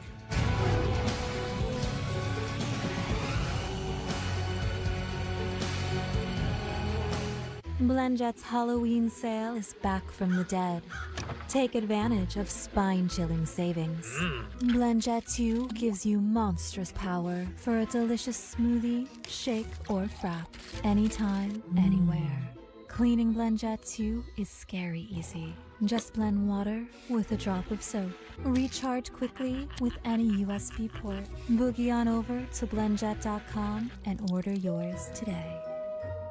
If you lived or worked at Camp Lejeune, North Carolina for at least 30 days from August 1953 through December 1987 and have been diagnosed with cancer, neurobehavioral effects, fertility issues, or more, you may qualify for financial compensation. A new law passed by Congress now allows veterans and survivors to seek damages for harm from exposure to contaminated water at Camp Lejeune. Call Saddle Rock Legal Group to discuss your case now. Call 1-800-940-9119. Stop! Get on the ground! They're back. You are going to jail today? With all new episodes. Crazier twists. Undeniable. Hey, it's on video. Plots that defy reasoning. I understand that my pants are down, it's weird. And the best acting you've ever seen. And this was how many grams? Cops. All new episodes every Friday. Only on Fox Nation. No matter what, I go to jail. Why is that? Because I'm a criminal, man. Hey, Hi. check it out. Team jackets. Oh, nice. These are sick. Ooh, nice. Love it. Wait, why does mine say little baby KK? Because that's your nickname. I'm Ace. Tom's Rhino. I'm Rhino. Gregonator. And obviously, you're little baby KK. Yeah, I'm not going to be a little baby KK. They printed up the jackets. It's a done deal. It does say little baby KK. You can't argue with the jacket, little baby KK. What's gotten into him? Classic little baby KK. When you can't watch, listen. Get the latest news, business, and news headlines on SiriusXM. Anytime, anywhere. Fox News Audio on SiriusXM. America is listening. Do you listen to the TV on high volume or have trouble hearing conversations? Then you would benefit from hearing aids. Don't waste thousands on expensive hearing aids when you can get Nano's revolutionary technology for just $297. Plus, get a $79 Nano protection plan for free with the purchase of any hearing aid. The CIC Recharge is a true hearing aid, not an amplifier. With rechargeable technology, many customers say is superior to more expensive models. Call now and get not one, but 2 Nano hearing aids for just $297 with free shipping. The CIC Recharge has a tiny in-the-ear canal design that is nearly invisible. So call now and get 2 CIC Recharge hearing aids for only $297. Free shipping and a Nano protection plan free with the purchase of any hearing aid. Call 800-577-0455. That's 800-577-0455. HomeGlow just cleaned my entire house for $19. No, seriously, $19.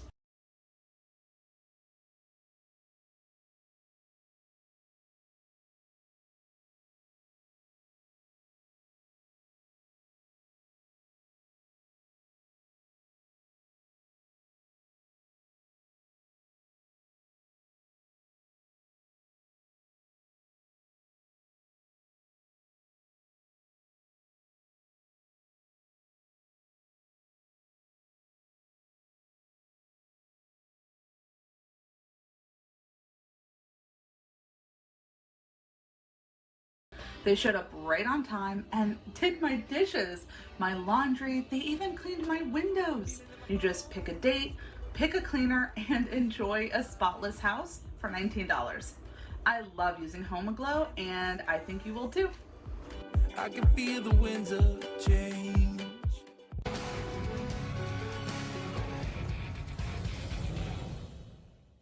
Welcome back, America. We're here with my friend Ben Shapiro of the Daily Wire, the Ben Shapiro Show. Ben Shapiro, you were just in Israel. And these attacks occurred really right after you left. And I want to share a few things with you, mostly the Biden administration. I hear these very passionate, emotional comments about the history of Jews and anti-Semitism and so forth, and I think that's very welcome.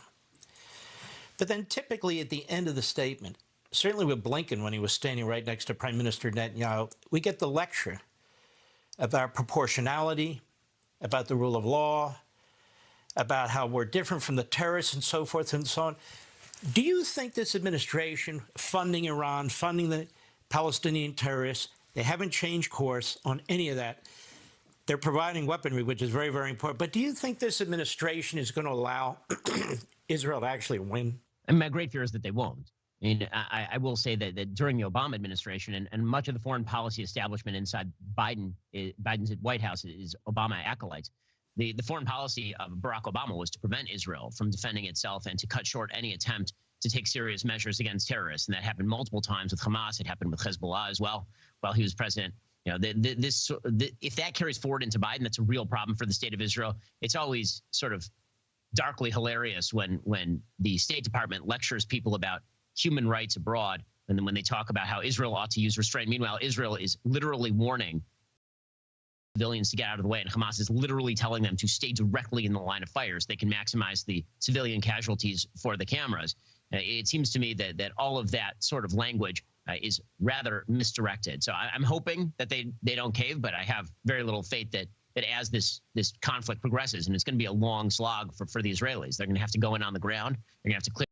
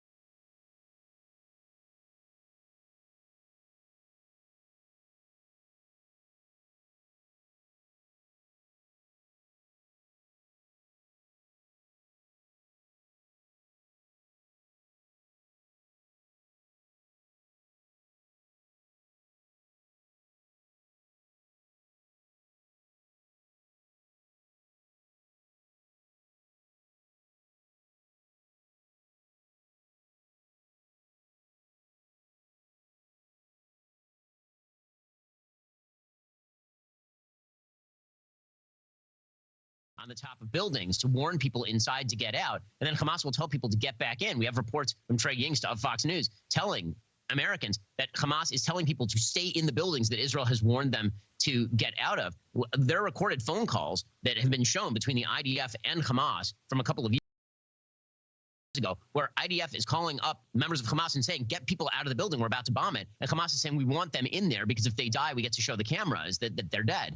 I mean, the idea that any of this is on Israel is absurd. I mean, the greatest and most ridiculous part of this, of course, is that if Hamas were to release the hostages, Israel already said they would turn back on the water and power. And yet there's every headline in the world saying that it's a cruel war crime for Israel to turn off the water and the power to the Gaza Strip. Nobody seems to care about pressuring Hamas to give up the hostages, which includes, by the way, over a dozen American hostages in custody of Hamas right now. So, again, the lack of moral clarity, it's an easy way out for a lot of morally vacuous people.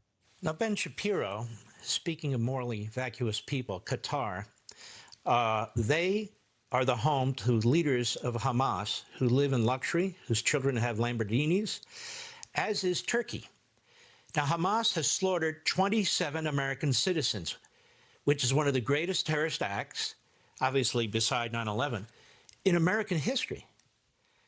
And yet Qatar supports the leadership And Qatar is now supposedly negotiating for our kidnapped Americans because Biden's asked them. Turkey also is the home to leaders of Hamas. Shouldn't we be demanding the extradition of these leaders of Hamas who killed 27 Americans and insist that Turkey and Qatar do that now, or we will sanction them? Certainly, we should be looking directly into that. I mean, the fact that Qatar has for a very, very long time been a haven for a lot of terrorism and for terror leaders throughout the world should be a reason for the United States to be looking at economically sanctioning Qatar. The only thing that the Qatari leadership cares about is retaining their power. It's a very small kingship. It's a very small emirate, and the emirate is heavily reliant on Western non-sanction. And so it's a lot more vulnerable to sanction actually even than Iran is. So the fact that we've not actually used those levers against Qatar is pretty amazing. And one of the things that you'll note, Mark, I mean, you know this obviously, is that there's an isolationist right that suggests that doing things like telling Qatar that they better turn over criminals or we'll sanction them, that this is some sort of interventionism. No, it's not. It's the opposite. It's an attempt to avoid escalation of conflict. The way that you push people off the violent ball in the Middle East is through external pressure. It's when you show your neck that you end up escalating violence. That's precisely, by the way, what happened with the Gaza Strip. Israel for years and years and years looked the other way as rockets were fired directly into its heartland and pretended that it wasn't going to turn into something much broader and much more terrible. And this is the result of that. There's a lot to be said for peace through strength. Yes, there are isolationists on the left and right, but unfortunately our enemies, including these terrorists, are not isolationists. We'll be right back.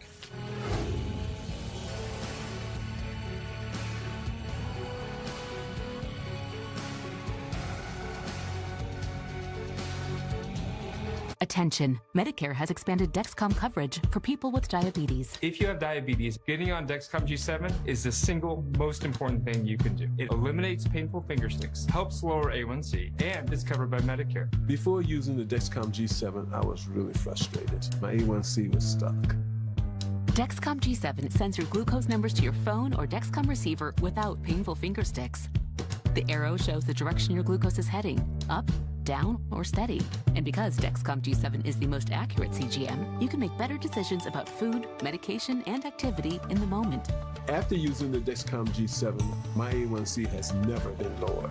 I lead line dancing 3 times a week, and I'm just living a great life now. It's so easy to use. Dexcom G7 has given me confidence and control that everything I need is right there on my phone. Now millions more are covered by Medicare. Take advantage of the expanded coverage by calling today. Have you ever felt leg pain, restlessness, cramps, tingling, swelling, numbness, itchiness, or coldness? If you've ever experienced the warning signs of bad circulation, or you sit or stand every day for long periods of time, then you need the new, clinically proven Legzercise Pro. The natural circulation booster that uses continuous automatic leg movement to soothe pain and promote healthy circulation the natural drug-free way. Stagnant blood circulates out of your legs and back up to your heart. Legzercise Pro moves your feet back and forth along its concave track, creating constant movement and flex at both the knee and ankle joints. The perfect combination to naturally stimulate healthy circulation. It's like having a physical therapist right in your own home. Soothe pain and calm restless legs. Reduce swelling in your legs, ankles, and feet, and stimulate healthy circulation. Legzercise Pro is patented and designed in the United States to be easy, safe, and painless for anyone of any age with any health condition. Turn sitting, resting, and watching TV into an effective and healthy passive exercise. My legs feel great now. I can move them around without pain at all. It's helped with the swelling and the pain. The tingling feeling is gone. Legzercise Pro gave me back the mobility that I had lost. I'm so happy I got her Legzercise. Call right now and order your very own Legzercise Pro, the clinically proven automatic leg mover that soothes pain and naturally promotes healthy circulation. Call now and get upgraded to the Legzercise Pro Deluxe model. You'll get the faster motor that produces more than 2.5 kilometers worth of steps per hour, the step counter to keep track of what you've accomplished, the longer motion track for more overall leg movement, and the comfort remote control. Don't let this opportunity pass you by. Hurry and call now.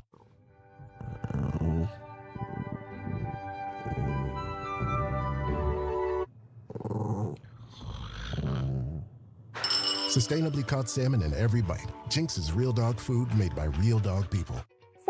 of Americans don't get enough magnesium, which is vital for bone, nerve, and muscle health. I recommend Quinol's extra strength high absorption magnesium. It gives you 100% of the daily value of magnesium. Quinol, the brand I trust. This is a Fox News alert. I'm Marianne Rafferty in Los Angeles. The world watches and waits as Israel prepares for the next stage in the war against Hamas. Come at any hour now. Reports from the scene indicate Israel is ready for a major land, air, and sea offensive in Gaza aimed at destroying and dismantling the terrorist group Hamas with the blessings of the White House. President Biden may even visit Israel in the coming days, although his plans have not been finalized. The Pentagon, meantime, is sending the USS Eisenhower carrier strike group into the eastern Mediterranean Sea. There, it'll join the highly advanced USS Gerald Ford strike group, which arrived in the region last week. But the president says don't expect to see American boots on the ground. Can you foresee U.S. troops in combat in this new Middle East war? I don't think that's necessary. Israel has one of the finest fighting forces in the country. I guarantee we're going to provide them everything they need. As Israel prepares to launch its major offensive against Hamas, hundreds of thousands of Palestinians are scrambling to get out of Gaza. But time may not be on their side. Medics in the region say hospitals are facing a fast-growing humanitarian crisis as they're overwhelmed with patients, and supplies are running desperately low. They warn that without more fuel and basic resources, thousands in their care could die. The war now enters its 10th day, and in that time, at least 30 Americans have been killed. 13 remain unaccounted for, possibly being held hostage by Hamas terrorists. The war's death toll surpassing 4,000, most of them civilians, a tragic figure that's certain to escalate dramatically in the days ahead. I'm Marianne Rafferty. Now back to Life, Liberty, and Leven.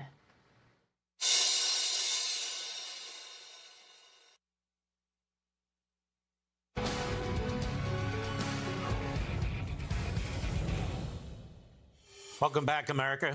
We have our friend Ben Shapiro from the Daily Wire, among other things. Ben, doesn't there need to be, right now, pressure on the Biden administration to cut off funding to the Palestinians, as Donald Trump had, to cut off oil funds getting into Iran because they will not enforce the sanctions? I mean, they haven't changed. Forget about the $6 billion. They haven't changed a single damn thing with respect to tens of billions of dollars flowing into Iran. They won't even admit Iran's behind it when Hezbollah and Hamas say Iran's behind it. It is amazing that the Biden administration's absolute carryover from the Obama administration, their deep, deep abiding desire to cut some sort of pusillanimous and cowardly deal with the Iranians, has led to this impasse and has led to this violence. And the fact that they haven't changed strategy with regard to taxpayer dollars flowing to, for example, the Palestinian Authority, and they're pretending this away. They're pretending the Palestinian Authority is not allied with Hamas, that they don't have the same intentions as Hamas.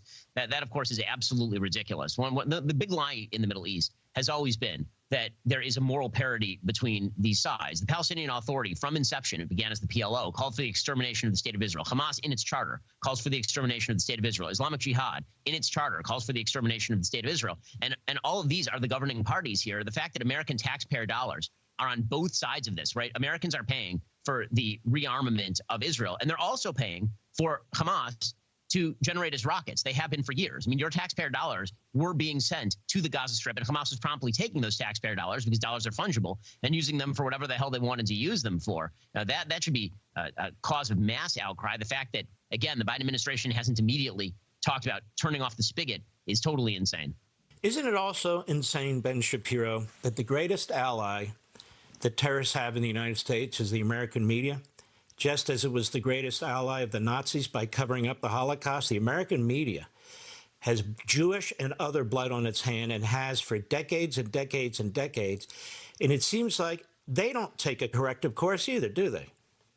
No, it's absolutely despicable. I mean, the American media, again, has drawn a moral parity between Israel and its enemies for decades at this point. They pretend that what Hamas really wants, it's a territorial dispute, or the PA, it's a territorial dispute, or Islamic Jihad. They literally say to your face, this is the part that's astonishing, Hamas will say to your face what they want is to kill Jews. The PA will say to your face what they want is all of Jerusalem, not part of Jerusalem. the Islamic Jihad will tell you to your face all of this stuff in their educational materials for their kids. They put this stuff, and the entire American media looks the other way and pretends it's not happening. They say, well, we can examine your ulterior motive. We know what you're really thinking. And this really goes to the absolute arrogance of a lot of Western liberals. And that is everyone thinks like they do. They really believe that members of Hamas, they think maybe like differently about a few things, but in general, they're reasonable people who just want certain things. Robert Malley, who is the Iranian apparently, spokesperson inside the Biden administration, who had to be kicked out of the Biden administration because he may have been actually co-opted by the Iranians. He was giving speeches not all that long ago talking about the magic of Hamas and how Hamas was a normal political movement. You might think that they're crazy genocidal maniacs, but they're not. They're actually really, really good people who are just attempting through different political means to do what they're doing. The media buys into that same nonsense because when it comes to this particular conflict, maybe the only conflict where the media does this, when it comes to this particular conflict, the media has decided in their heads that the Western country has to be wrong by nature. It's just wrong by nature. And because it's wrong by nature, that means that anything that happens to that country must inevitably have been caused by the quote unquote occupation, even if what you're talking about here is an unoccupied Gaza. Israel pulled out in 2005. The victims are living in an unoccupied area. They're not living in the settlements. They're living in the south of Israel, which has been part of Israel since 1947-48. And even if the people getting slaughtered are disproportionately people of the political left, which is exactly what happened at this electronic dance music festival, doesn't matter to them at all. The facts are completely irrelevant to the narrative. Well, very, very well said. It just amazes me. This administration also, they rearmed the Iranians. There's no other way to put it. They rearmed the Palestinian terrorists by basically reversing all of Trump's decisions. The Iranians were on their back. The Palestinian terrorists were in a box.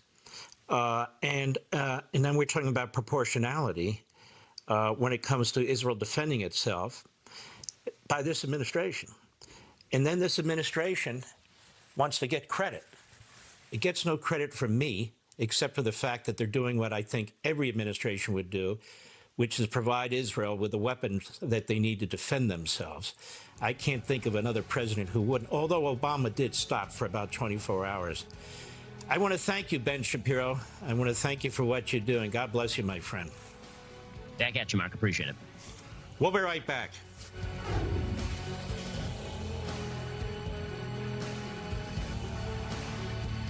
Do you have trouble hearing conversations? Are you constantly asking loved ones to repeat themselves? Do you miss out on discussions or talking with friends? Then you would benefit from Nano hearing aids. Don't waste thousands of dollars on expensive hearing aids or settle with the frustration of cheap amplifiers. Right now, you can get Nano's revolutionary technology for just $297. Plus, get a $79 Nano protection plan absolutely free with the purchase of any hearing aid. I love how affordable the Nano hearing aids are. Compared to some hearing aids, they're as much as $3,000, $4,000, $5,000.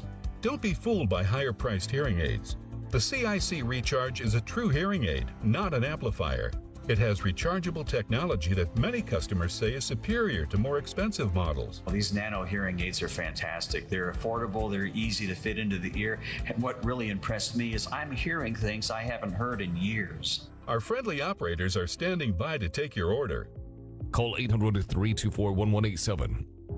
The CIC Recharge offers superior noise reduction and a tiny in-the-ear canal design that is nearly invisible.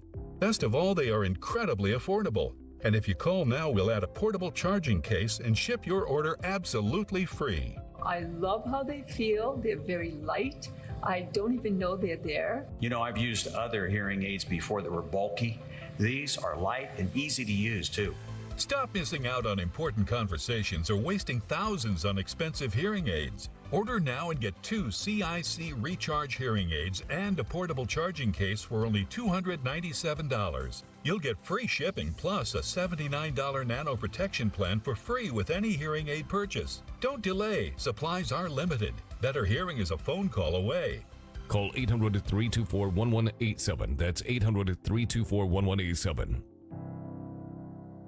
Important announcement regarding the dangerous herbicide paraquat. If you or someone you love has developed Parkinson's disease or Parkinson's-like symptoms after being exposed to paraquat, call Saddle Rock Legal Group now. You may be eligible for substantial financial compensation. The dangerous chemical paraquat is used as a commercial and agricultural herbicide spray. Many users were exposed to this toxic chemical through airborne contact with skin and clothing. Paraquat is found in many popular weed killers like gramoxone. It is highly toxic. The Environmental Protection Agency classifies it as restricted use only, and it is banned in many countries worldwide. So if you or a loved one developed Parkinson's disease after working or living on a farm that used herbicides containing the deadly chemical paraquat, call Saddle Rock Legal Group today to see if you qualify for financial compensation. It only takes a few minutes and the call is completely free. Call to discuss your case now. Call 1-800-827-9797. That's 1-800-827-9797. There's one pain cream that feels good when you put it on. Not only is it America's original premium arthritis pain reliever, this soothing cream includes many of the same ingredients as the finest moisturizers. The result? A medicine, a moisturizer, a motion comfort therapy that works. And the industry's boldest customer commitment, a 100% money-back guarantee. Trust the original. Australian Dream Arthritis Pain Relief Cream. Lab Diamonds Factory Direct. 3-carat diamonds are just $29.90. 5-carat FVS2s $59.90. 1-carat studs $5.99. 2-carat $14.90. The Jewelry Exchange will beat anyone's price on Lab Diamonds, period. The Jewelry Exchange Direct. Tomorrow on Fox, the ALCS continues as Corey Seager and the Rangers take on Jordan Alvarez and the reigning champion Astros. Game 2 of the ALCS, tomorrow on Fox and FS1.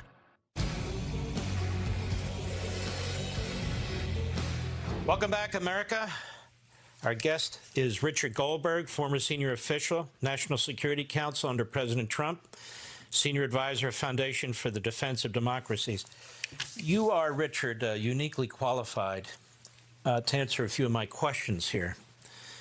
Can you please explain to me the fixation, actually the obsession that the Biden administration and before that the Obama administration has and have had with not just appeasing Iran, but now we've rearmed Iran? Mark, if the most horrific massacre of Jews since the Holocaust is not enough of a wake-up call to stop this policy of appeasement, I don't know what is. It certainly won't be the acquisition of a nuclear weapon in Iran if that's what we think is going to happen. Because right now, the President of the United States is still trying to operate a two-sided, contradictory, bifurcated policy. He's saying, I hate what the subsidiary did, but I'm going to keep giving money to the parent company in Tehran. It makes zero sense. Every time we open the coffers to Iran, we are subsidizing their terror proxies. We are subsidizing their terror infrastructure. And we're not even stopping their quest for nuclear weapons either. It makes no sense. This policy needs to stop. Your last point is very, very important. Can you imagine the Iranians with a nuclear weapon right now? Israel would not be able to defend itself unless it was prepared to go eye for eye. They would blackmail, they would threaten, they would intimidate, and our government would be completely paralyzed. That's how serious this is, and yet they're an eyelash away, correct? Absolutely. They are basically on the 1-yard line, if we want to use a football analogy. And in desperation, rather than using deterrence to say, no, we're not going to allow you to have a nuclear weapon, instead we went to appeasement. And since May, this administration has been opening the coffers, paying the extortion racket. It's a racket. Billions and billions of dollars. I know we're all fixated on the $6 billion that was part of that hostage deal. But come on, 5 people for 5 people, and we're going to throw in $6 billion? It was $10 billion the month before. We already moved $10 billion out of Iraq, made it available in accounts in Oman. Nobody's talking about that money. Oil is skyrocketing out of Iran, going to China. No crackdown. We have targets available to hit. We don't do it. Why? We're trying to appease Tehran. And it's not like they're dismantling their nuclear program in exchange for the money. They're just not crossing into the end zone. It's ludicrous. What do they do with that money? What do they do with economic relief? You know, the Biden administration wants to say, well, the $6 billion hasn't been spent yet. Complete red herring argument. You've already decided to promote economic relief for this regime. Taken their eye off the ball. They're able to now completely concentrate on one thing. The only country in the world now trying to stop their quest for nuclear weapons. Who's the only country actually conducting operations inside of Iran? Israel. So of course now, the U.S. is off the table. They're in an extortion racket. They're pleading with Tehran, don't hurt us, we'll pay. So now they turn their attention to Israel, the only country left that's trying to stop them, trying to save the free world from this monstrous regime. And that's really what is behind the massacre that we just saw. It's true, Hamas is terrible. Comparing to Hamas to ISIS is very apt. But Hamas is but the subsidiary. The parent company is in Tehran. And what do you make of the fact that the Egyptians will not open the major passageway for civilians to leave? Not a single Arab country wants to take a single Palestinian. And that Hamas, which is really the Muslim Brotherhood of Palestine, that Hamas is going to insist that when the Israelis try to take out the terrorists, that they take out civilians as well. So they're taking out civilians, Hamas is, in Gaza and in Israel. What do you make of all that? Mark, you raised such an important point here. We do focus on Iran as the sponsor of Hamas and Hezbollah and Islamic Jihad, and that's all true. These are tentacles of a big octopus trying to strangle Israel, but ultimately undermine and kill Americans and take down the United States. But Hamas is part of the Muslim Brotherhood network, and they operate a massive information operation, partnering with Qatar, partnering with Turkey. You know, why is it that we suddenly have the United Nations and Al Jazeera and all of these disinformation coming out about how, you know, really the crime of humanity is the Israelis? It's not Hamas after they've just butchered children and women in such a horrific manner. Why? It's because they have the apparatus to do so. Remember, Hamas, as you say, uses human shields. That is a war crime. Nobody's calling out war crimes already in progress by Hamas, not just the massacre, but the massacre on the Palestinian people as well committed by Hamas. Every death that happens in Gaza is on Hamas's head and on Iran's head. It's also on the head of every sponsor that helps them, Qatar. The leaders of Hamas right now are free to walk around in Doha. They are free to walk around in Ankara. What are we doing to hold these countries accountable? Shut down these offices, expel these Hamas leaders. And Egypt, how disappointing, an Arab country on the border of Gaza. People like to talk in the media as if there's only one border. It's the Israel border with Gaza. No, there's an Egyptian border. And they won't open the border. They won't let civilians get out. They have to be staying in there and used as human shields by Hamas. So blood is on a lot of people's heads. It's not on Israel right now. They just experienced a 9/11 on steroids. Their quest for vengeance, for taking out the terror infrastructure that attacked them, is noble and justified and legal under international law. We need to hold accountable all these other countries that are helping the terrorists. And these other countries, you mentioned Qatar and you mentioned Turkey, which give safe haven to the leaders of Hamas. Qatar spends a fortune to prop up Hamas, and yet we treat Qatar like this great ally. It has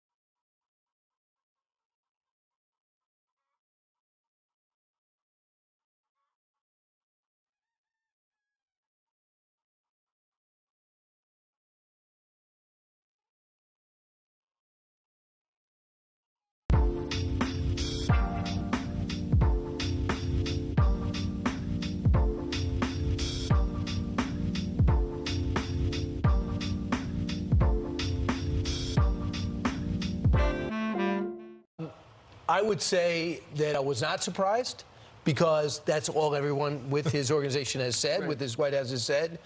He did come and say, well, listen, we know they support Hamas. I think he's really concerned. I think he still wants to keep those lines of communications open with Iran, which astounds me. What more proof do you need to know than the meeting Saturday night with in Doha with the foreign minister of Iran and the head of Hamas when they were at a celebratory dinner that they are directly involved. And Iran being the biggest backer to Hezbollah, which is in Lebanon, and Lebanon they've been firing over to Israel. Right, and what they have 100,000 rockets. What we've heard today is Israel is planning to evacuate all Israelis within 2 kilometers of the border with Lebanon. And that includes that when you add it up, it's 28 different communities where people are going to have to evacuate to the south because they've been exchanging fire between Hezbollah and Israel back and forth over the last week. One of the things the president did say yesterday was he directed some of his comments to Hezbollah directly and said, not a good idea. Watch. I think Israel understands that a significant portion of the Palestinian people do not share the views of Hamas and Hezbollah. Hezbollah is a powerful Islamist militia to Israel's north, which is armed and trained by Iran. Iran also supports Hamas. There's limited fighting already on the northern Israeli border, and I wonder what is your message to Hezbollah and its backer, Iran? Don't. Yeah, because they're hearing you. I mean, it's stunning from the President of the United States. And I give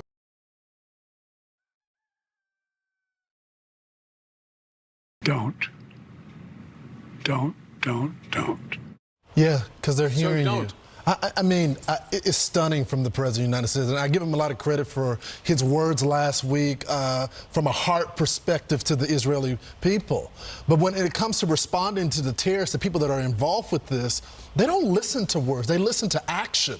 Was the president going to mention that Hamas and Hezbollah were having meetings for months now, almost over a year, some analysts have suggested? I mean, when I talk with folks that are on the ground, as well as when I talk to military analysts, they say, okay, the president moves forward closer. But are they prepared to act at the moment that they start to target forward? What is going to be our message? We know that there's weapons going back and forth. Are we going to target Iran? Are we going to even name Iran? And I don't think the president is prepared to do this right now. Well, you know, and we started this segment talking to Jackie about how they canceled the trip to Colorado today. And there's been some speculation whether or not the president is going to travel to the region to show solidarity. The chancellor of Germany is going to be traveling today. And I spotted a news item that said President Zelensky wanted to make the trip to Israel to show solidarity with Israel, but he was told the time is not right. So it's curious. It's okay for the Germans to come. Perhaps it's okay for the Americans to come, but it's not okay for the Ukrainians to come. Well, we're also so concerned about the hostages. It's so heartbreaking to know that some of them some they're saying are not alive anymore, but the ones that are, the fear, what are they experiencing? We want to get them out as quickly as we can. Nothing good. And no, exactly. And so there are 199 hostages. That number has gone up.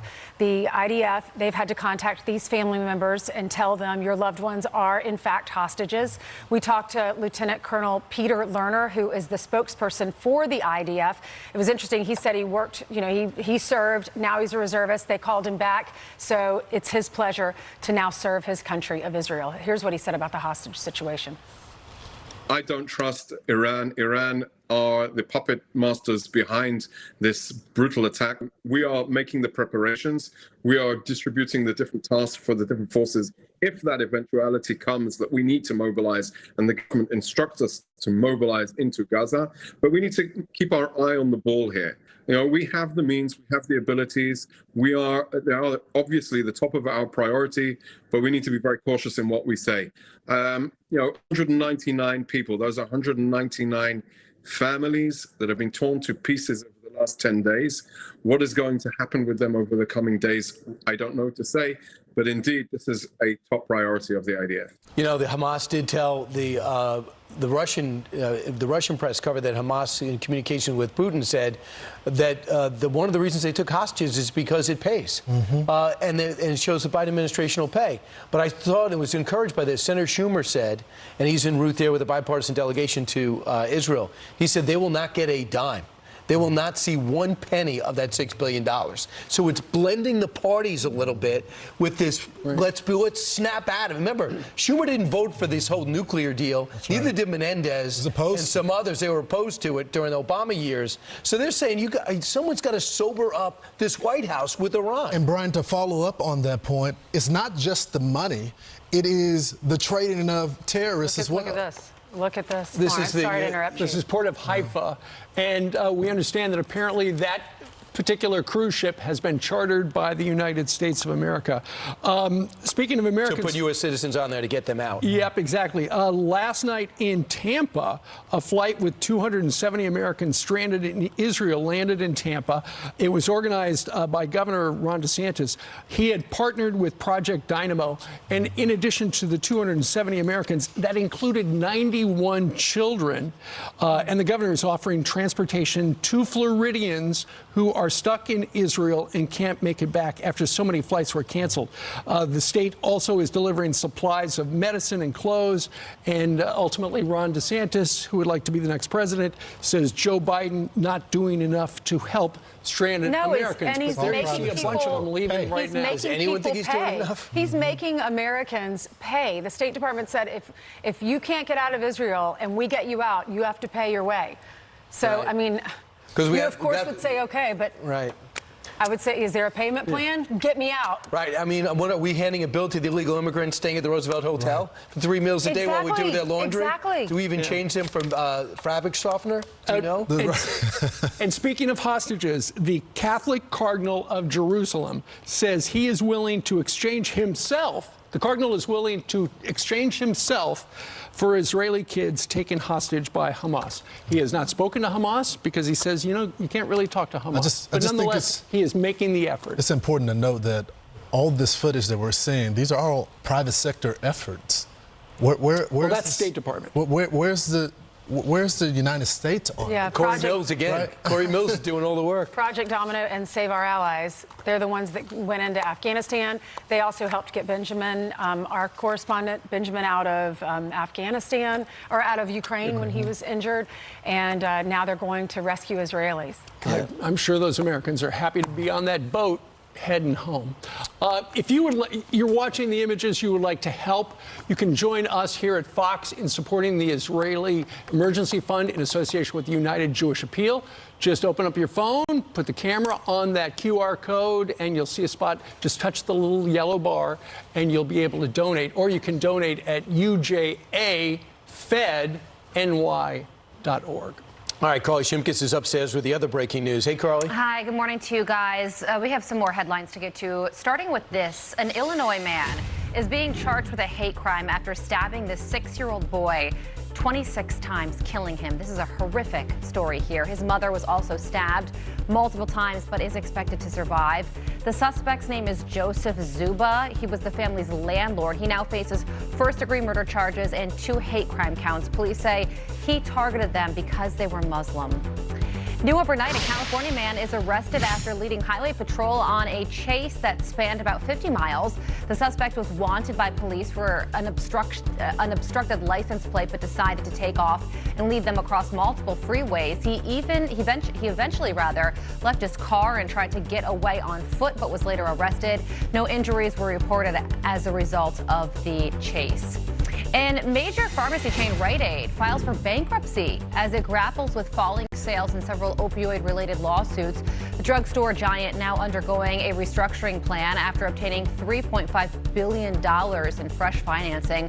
Rite Aid says the plan will, quote, significantly reduce the company's debt while helping to resolve litigation claims in an equitable manner. And those are your headlines, guys. And Kevin McCarthy's also coming up on the show later. He is indeed. Yes. All right. Thanks, Carly. Thanks, Carly. He's firmly backing Jim Jordan. He is. The question is how many more Republicans, because he's got to get to 217.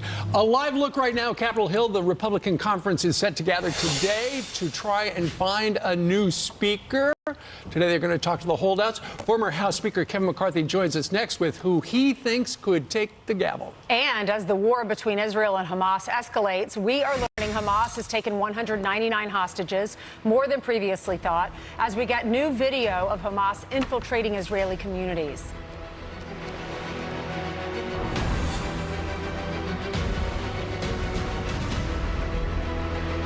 I look back with great satisfaction on my 32 years on active duty. I understand the veteran mentality. These are people who have served, they've been in leadership positions, they're willing to put their life on the line if necessary, and they come to us and they say, I need some financial help at this point in time. They're not looking for a handout, they're looking for a little hand up. My team at New Day USA is going to do everything we possibly can to make sure that veteran gets that loan.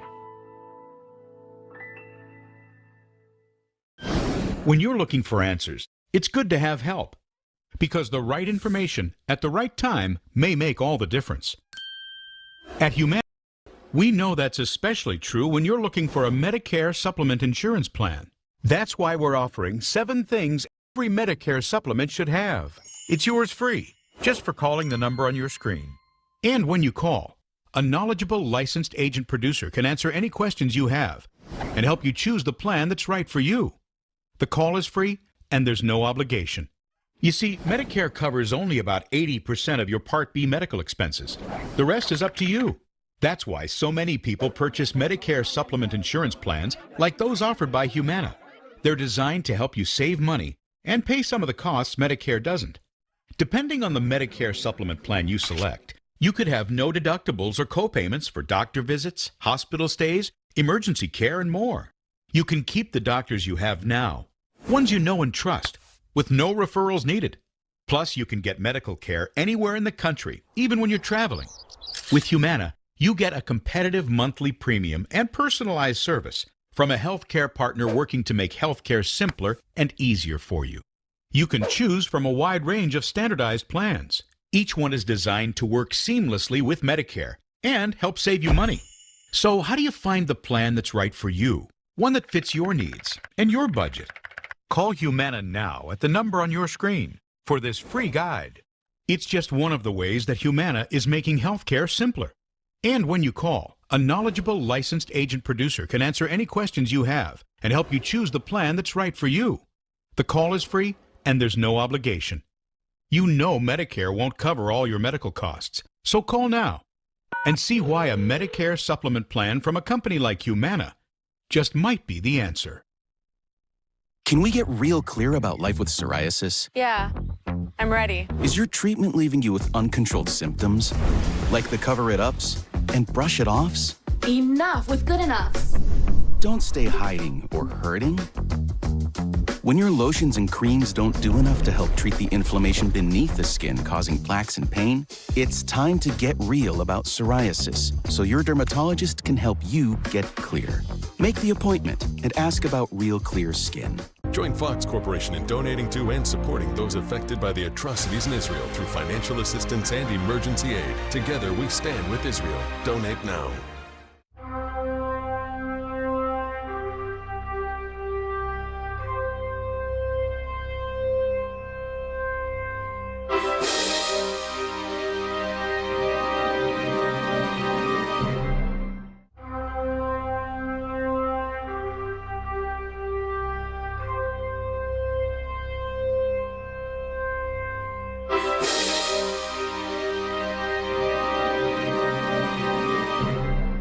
Here at Allegiance Flag Supply, we grew sick and tired of flying flags that were made overseas, flags that would rip and tear easily, so we really made a commitment to quality.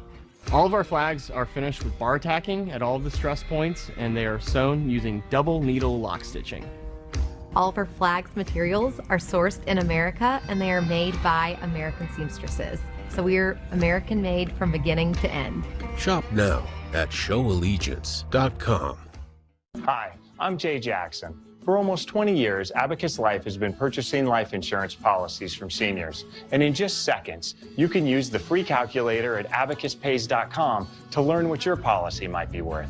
For many of my clients, selling their life insurance to Abacus was right for them and their estate plan. Don't sell or lapse your policy without going to abacuspays.com first. There are no fees and no obligations. Get the real value from your life insurance when you need it with Abacus. Just in, U.S. Customs Border Patrol confirmed that there have been at least 2 known instances of Iranians hitting the terrorist screening data based on this, quote, raising red flags that they could pose a significant security threat. That over the past 2 weeks. This is the war with Israel as putting a frantic focus on Congress, still at a standstill without a speaker. Today, the GOP conference meeting behind closed doors ahead of tomorrow's vote. So could Jim Jordan take the gavel? Former House Speaker Kevin McCarthy wants him to and joins us now. Congressman, Speaker, great to see you. Good to see you. First off, your reaction to what's happening at the border where 2 Iranians hit the terrorist data screening. This is a great fear of mine. It's one of the 5 steps in the program that I believe we need to do to secure this border. Because, you know, in 2019, we didn't catch 1 person on the FBI terrorist watch list. Today, we've caught more than 151. 2 years ago is when I broke what was happening. I sent a letter to the director of the FBI. He still has not responded. But the real concern here is having this open border that Iran and 160 other countries know. We don't know what's in our country. We don't know if there's a cell currently in our country waiting to come forward based upon what's happening to Israel and other places around the world. We are at a great threat ourselves, and it's based upon Biden's policies. That's why in one of the 5 steps I thought we needed to take was one is securing this border. Right. Let's hope both sides realize what a problem that is now more than ever. Now, talk about problems. But it's been Brian, it's been a problem for a long time. A year or so ago, we caught 2 people on different days coming from Yemen into California, and they're not just from Yemen. They're on the terrorist watch list. Do you understand how difficult it is just to get on that terrorist watch list on different days coming into California? They've come from 160 different other countries, from China, from Saudi Arabia. They're all different places, and we know from history what a few individuals can do and disrupt the safety of America. So let's talk about the speaker. There's going to be a vote today. Should there be? It won't be today. It'll be tomorrow. We'll go to the floor. I feel very good about where Jim Jordan is at. He has been an integral part of our team when we took the majority, helping us get the majority. The real challenge here is, and I know a lot of people out there are afraid that, will Republicans break off and go work with Democrats? The only reason anybody's even talking about that is because 8 Republican members worked with every single Democrat to remove me from Speaker and put us into this tailspin. And all based upon keeping government open. Brian, think for one moment as we talk about what's happening around the world. Could you imagine those American troops on those aircraft carriers or in those planes that are sitting over there, that they would have missed their first paycheck this week, that they're trying to defend the freedom and wondering if their loved ones can pay the rent or they're going to pay their car payment? I mean, this is what's so absurd about all this, that a few 8 people worked with every single Democrat to make a political decision here to disrupt America. That's where we have to be a little calmer, show the leadership, and come together and put America back on the right foot. Well, I personally didn't think you were going to be ousted, and they did that. So if they're not able to get to 217 with Jim Jordan, Democrats are beginning to seriously entertain the notion of enabling Speaker pro tempore Patrick McHenry to take over for a short period of time. Would you back that? You know, I appointed Patrick McHenry because after 9/11, it was a new procedure. You want the continuity of government to work. He should already have that authority. Congress should be able to be moving forward because a speaker doesn't change the outcome of a vote, the bills come through committees. And while we're electing a new speaker, Patrick McHenry should be able to have the continuity of government working right now. It was the Democrats who fought to keep Patrick McHenry from having the authority in the first place. So would you, if Jim Jordan fails, do you think the caucus would rally behind extending the temporary guy? Look, I don't want to look into hypotheticals. My focus is to get Jim Jordan elected Speaker, get this Congress back moving again. Right. It's one thing to get elected, it's another thing to govern. Look, I realize how difficult it is. It took me 15 rounds. We were very successful in those times of being Speaker. First time a Republican majority has passed a border security bill all the way back to Ronald Reagan. Right. We passed a bill to make us energy independent, Parents' Bill of Rights. We cut more than $2 trillion. When the Republicans were in the majority, they actually added $1 trillion of spending. So, I mean, we've had a lot of successes. We've got to find a way to get back instead of allowing 8 people for personal purposes to join Democrats to disrupt America. They look worse every day, in my opinion, every day. Number two is I give you credit because a lot of people would have went back to their town in California and said, hey, everything I did, I'm done. You guys figure it out, but you're still working it out. Congressman and Mr. Speaker, thanks so much. Appreciate it. Thank you, and remember, I will never give up. I care too much about this country. You've also done a hell of a lot of fundraisers and recruiting to get the majority. Thanks so much, Kevin. Appreciate it. Thank you. Straight ahead, anti-Israeli sentiment around the globe leading one Berlin official to suggest residents hide their Jewish faith. Really? And in London, thousands rally for the Palestinians. Piers Morgan saw it all and wants to talk about it. It's next.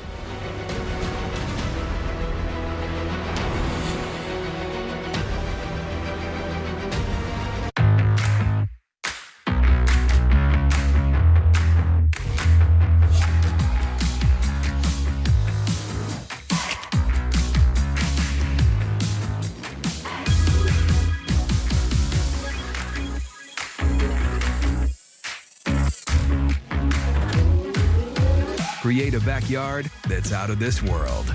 Right now, save $50 on the MS250 chainsaw. Real steel. Find yours. These bills are crazy. She has no idea she's sitting on a gold mine. Well, she doesn't know that if she owns a life insurance policy of $100,000 or more, she can sell all or part of it to Coventry for cash, even a term policy. Even a term policy? Even a term policy! Find out if you're sitting on a gold mine. Call Coventry Direct today at 800-496-9200 or visit coventrydirect.com.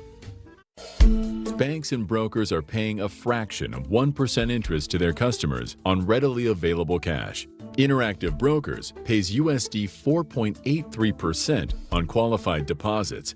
As a result, IBKR currently pays over $7 million each and every day to customers, and this includes weekends too. Do not shortchange yourself. You deserve this interest income, and we deserve to handle your account. This is a special alert. Israel is under attack, and Israel's enemies seek our destruction. The people of Israel need immediate help. Rockets have us squarely in the crosshairs. Our people are targets in their own homes. Many have lost everything and fear for their lives. The International Fellowship of Christians and Jews has launched an urgent response to rescue those affected by this violent attack. Teams are on the ground across Israel delivering life-saving aid.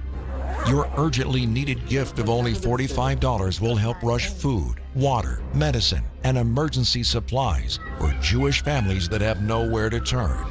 Time is literally running out. What we need you to do is to act now. Please call 1-800-945-4616. Scan or go online now.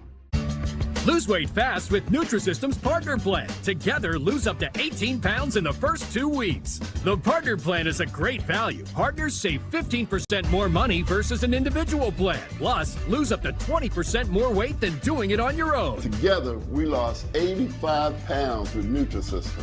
Get food for 2 people shipped free every 2 weeks. Save 15% more money and lose up to 20% more weight than doing it on your own. Call or go online to get started right now.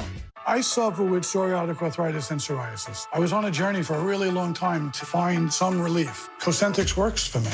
Cosentyx helps real people get real relief from the symptoms of psoriatic arthritis or psoriasis, serious allergic reactions, severe skin reactions that look like eczema, and an increased risk of infections, some fatal, have occurred. Tell your doctor if you have an infection or symptoms, had a vaccine or plan to, or if IBD symptoms develop or worsen. I move so much better because of Cosentyx. Ask your rheumatologist about Cosentyx. My name is Ruthie, and I love helping people. There's so many people that are down. Sometimes all it takes is a piece of pie to make the sunshine come in their life again. And with the help of Balance of Nature, it's making it more fun and giving me more energy. And I would really like to thank Balance of Nature. These are mine for life. Start now by going to balanceofnature.com and get 35% off your first order as a preferred customer by using discount code Fox News. Struggling with low credit or no credit? You need a lift. We're Credit Up by 5 Star Bank, the best there is in credit building. Our Credit Builder app offers a quick, easy way to get the credit you need real fast. Better Credit got me a better rate on my new truck loan. Super easy. Done. Real help. To get the right house for our family, we needed to improve our credit. Real time. We started our own business, and I love that we can keep track of our credit on the go. Over 100 million people in the U.S. struggle with low or no credit. Credit Up is the way up, with no fees, lower interest rates, and banked in the USA. I've seen firsthand how bad credit can make life hard. That's why we started Credit Up, to help you build a better life. Go to creditupbuilder.com to start building your credit up. Creditupbuilder.com. We do the work, you get the credit. When you can't watch, listen. Get the latest news, business, and news headlines on SiriusXM. Anytime, anywhere. Fox News Audio on SiriusXM. America is listening. This is a Fox News alert. Moments ago, some kind of an explosion and rising smoke in southern Israel. So let's go back out to Trey Yingst, who is in that area. Trey?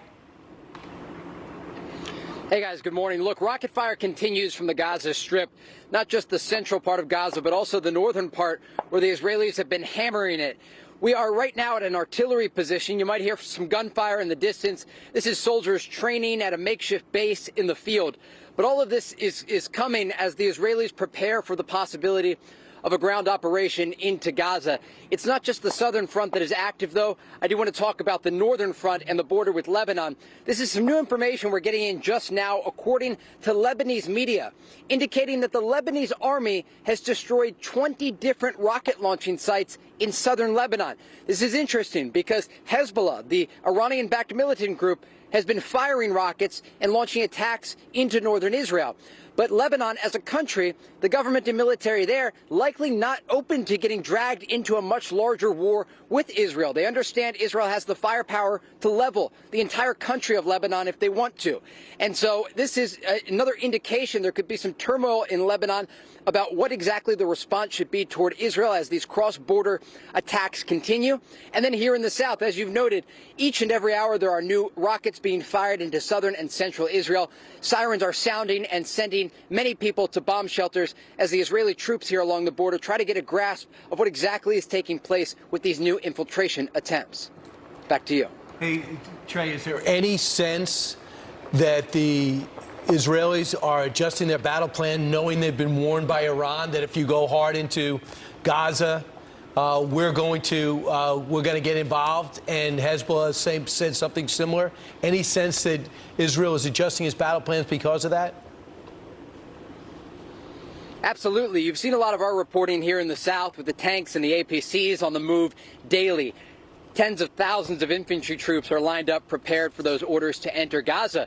But the northern border, we're seeing similar images, tanks, APCs, different units of surveillance units that are trying to get an idea of where the movement is taking place in southern Lebanon, because they understand, and you heard from Doron Spielman, the IDF major, earlier today on Fox and Friends, who talked about the Iranian influence.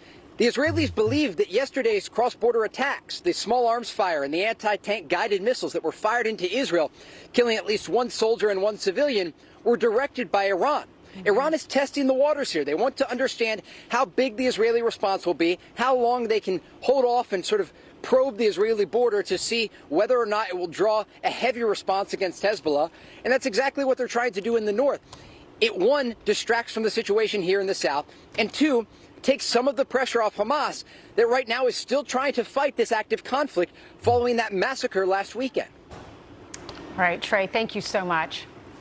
The Hamas terror attack marking the deadliest single-day murder Jews since the Holocaust, and Jews across the world now seeing a horrifying surge of anti-Semitism. In Germany, one Berlin official saying, quote, "I would not advise anybody to make their Jewish faith visible. Those who wear the kippah already faced the prospect of being spat on or insulted in quieter times. Isn't it sick that such things have become normal in Germany?" Joining us now, host of Piers Morgan Uncensored on Fox Nation. Good morning to you, Piers. Good morning, Ainsley. Even as you read that, I can't quite believe what you're reading. I know. It's a sad state, right? I mean, just the idea that Jewish people in Germany are now being warned not to show their Jewish faith because they may be spat at, insulted, they might be attacked.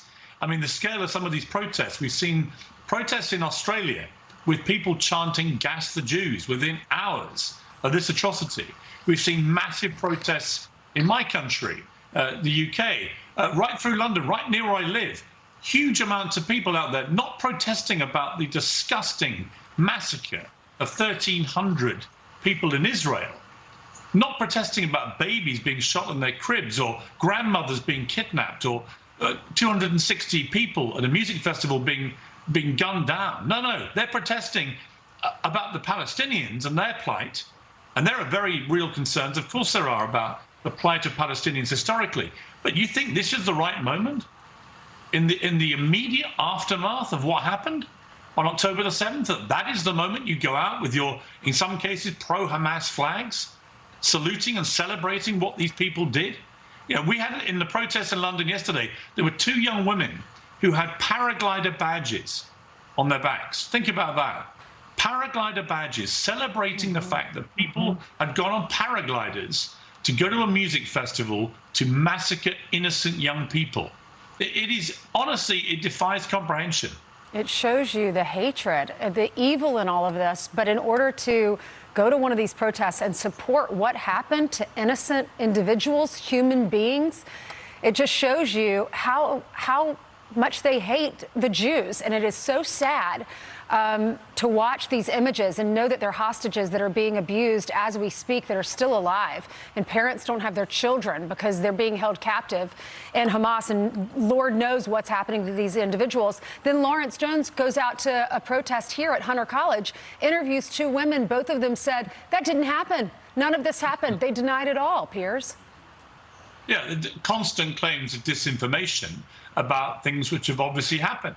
You know, there are just scores of people, and this is, you know, thousands, tens of thousands, maybe millions, who are all over social media denying what we're seeing with our own eyes, denying that there was even a massacre, or if there was, then it was entirely justified, that somehow what Hamas did was justifiable.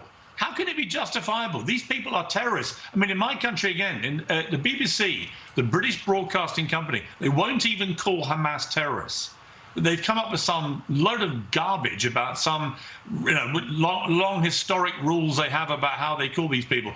It's complete nonsense. They've called Al-Qaeda terrorists. They've called other terror groups terrorists, but they won't do it with Hamas. If you can't call what happened on October the 7th an act of terrorism, a multiple barbaric acts of terrorism, then there is something wrong with you. And the fact that major broadcasters like the BBC are going along with this, somehow acting as some kind of appeaser to Hamas, lest they upset their feelings, I just find unconscionable. So if I was a Jewish person, I'm not, I'm an Irish Catholic, but I'm looking at my Jewish friends here in America, in Australia, other countries, living in real, tangible fear.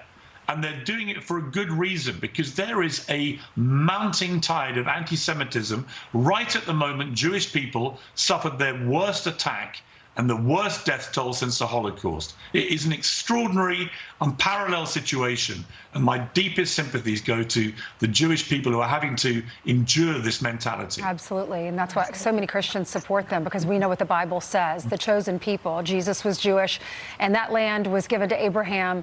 In the beginning, you know, we read about that in the Bible, and one day the Bible says that land will go back to his people.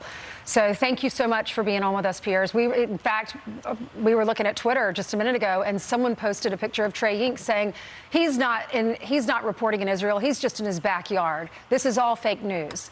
It's ridiculous. And yet this guy, Trey, I was going to say actually before we started, watching his report again, I don't think there is a single reporter in the world doing better work than he is right now. Or more courageous. And Fox knows better than anybody how dangerous this can be for correspondents in the field. Absolutely. After what happened to Ben Hall. So good on you, Trey. And the idea that people are trying to pretend you're not there, not doing it, is, again, completely disgusting. Piers, we got to go. Thank you so much for being on. Great talking to you this morning. Minutes ago, huge smoke cloud after an explosion in southern Israel. As we learn, Hamas has taken 199 hostages. Up next, we break down which leaders of Hamas Israel is targeting and why.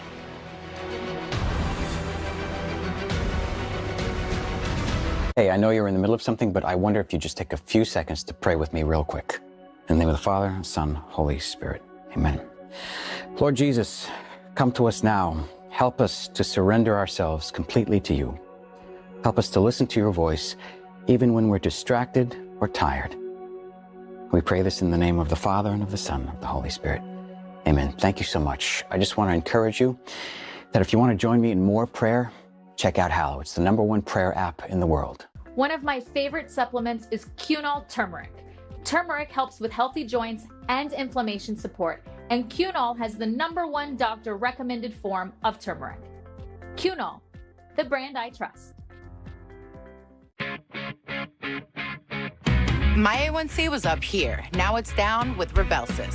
His A1C? It's down with Rybelsus. My doctor told me Rybelsus lowered A1C better than a leading branded pill. And that people taking Rybelsus lost more weight.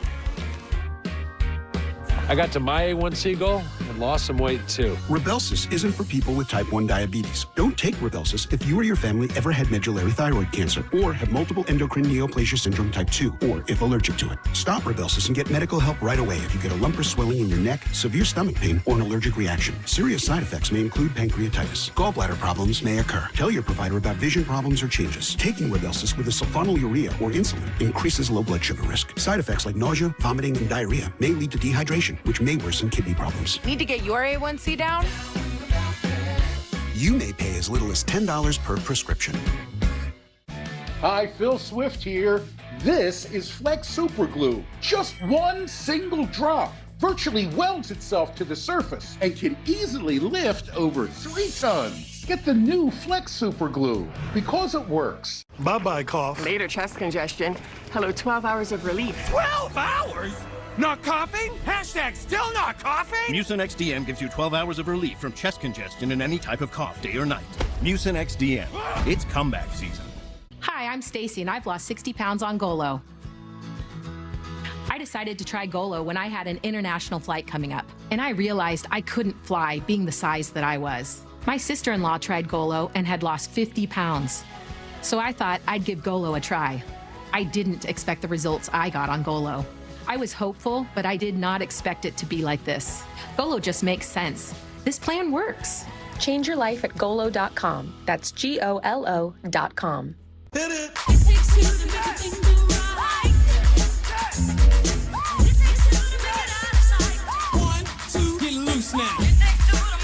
Stay 2 nights and get 5,000 bonus points. Book direct at bestwestern.com. When you can't watch, listen. Get the latest news, business, and news headlines on SiriusXM. Anytime, anywhere. Fox News Audio on SiriusXM. America is listening. Hey, Emma. We need a mattress, right? Yeah? I've been doing a little research. Little? The Sofa Classic has 2 layers of springs that contour to your body. Nice, but... It has a 3-inch Euro pillow top, Dan. Oh, and... it's half the price of retail. but I just wanted to know about dinner. Look at this premium quality, and it's half the price of retail stores. Doctors are like you. Too much fast food, not enough exercise. And we don't have time for 5 servings of fruit and vegetables a day. That's why I take Field of Greens. Each fruit and vegetable supports my heart, lungs, kidneys, and metabolism for energy and weight loss. And at your next checkup, Field of Greens promises your doctor will notice your improved health or your money back. Get 15% off and free rush shipping at fieldofgreens.com. Product is not intended to diagnose, treat, cure, or prevent any disease. Money-back terms and conditions apply. Your Medicare choices matter. That's why there's Plan Enroll. Call us now for your free Medicare coverage review. We offer thousands of plans from leading insurance companies like United Healthcare, Humana, Aetna, Cigna Healthcare, WellCare, Elevance, and many more. You're never obligated to join a plan, so don't wait. Call for a free Medicare coverage review today and see how the licensed insurance agents at Plan Enroll can help you find a plan that's right for you. Okay, guys, on a Monday morning, week 2 begins. Where are these hostages and can they be freed successfully? Israel preps for a ground invasion. We'll tell you what that ominous battle looks like. Ominous indeed. We got great lineup today, great analysts, great reporters. We'll talk with the IDF in Israel also coming up. And then here at home, we still don't have a speaker. Well, that changed this week. We'll see you in a few minutes. In the meantime, let's get you back to Fox and Friends.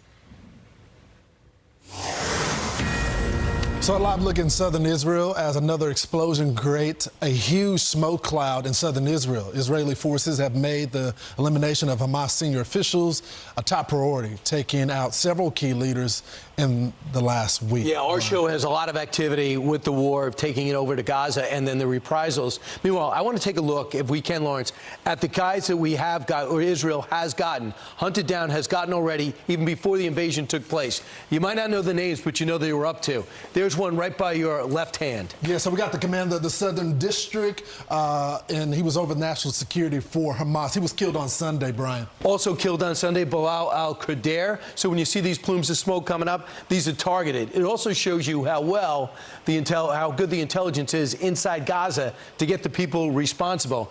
Ali al-Qadi, he's a company commander in Hamas's commando force. I believe he played a direct role in breaching the fence and getting involved in the attack on October 7th, as did Murad Murad. He was also killed on Sunday. Quite a productive day yesterday. And we have Mohammed Abu Shamala, also with the Rafah Brigade down south. And the last one is Sakaya Abomamar. We heard about this guy. They think he helped out sketch out the actual plans. Others that they're targeting. Yeah, so these are the folks that are still alive. We're going to go to Wall 2.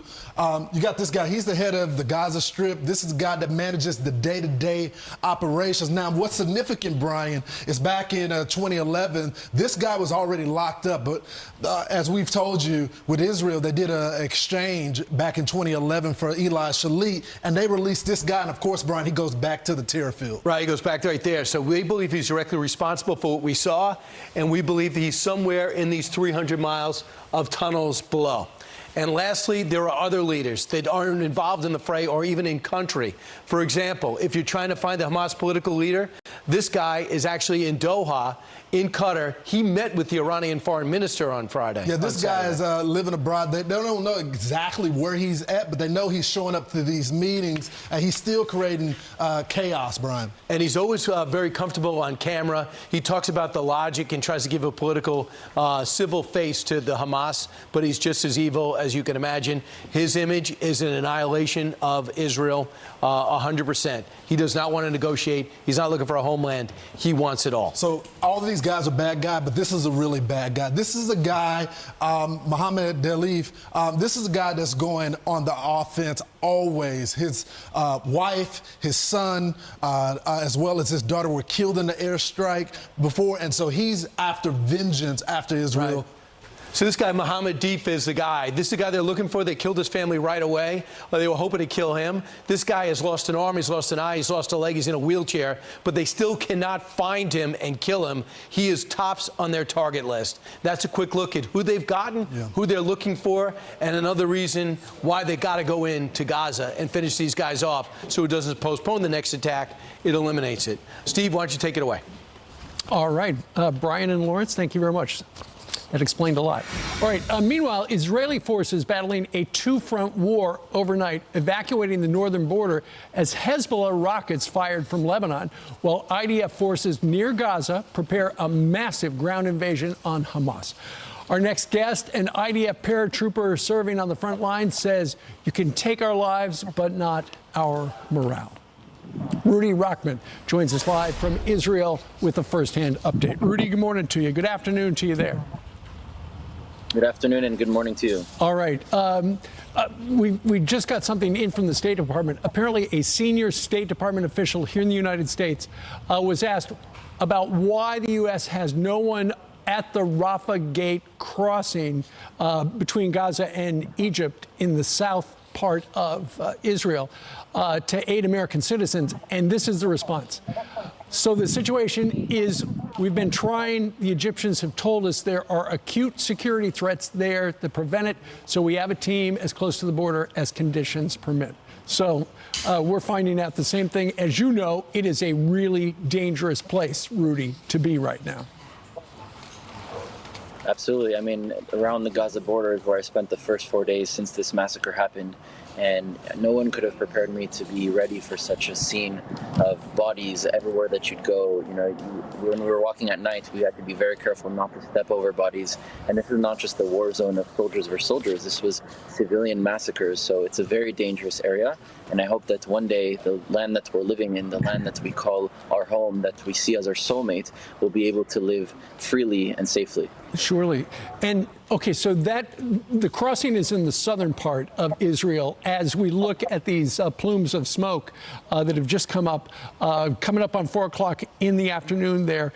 Apparently in the northern part of the country, Israel is planning to evacuate people in 28 communities who are within 2 kilometers of the border with Lebanon because Hezbollah is launching rockets into Israel, and Israel is returning fire. And as Trey Yinks just reported, apparently the IDF has found 20 rocket launchers in Lebanon.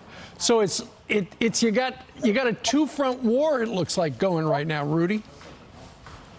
Well, this is not the first time. In 1948, 1967, and 1973, the 3 first wars of Israel, we were attacked by all sides, from Egypt, from Jordan, from Lebanon, and from Syria. And we overcame those wars, even though at that time we were much weaker than we are today because we were a newer country.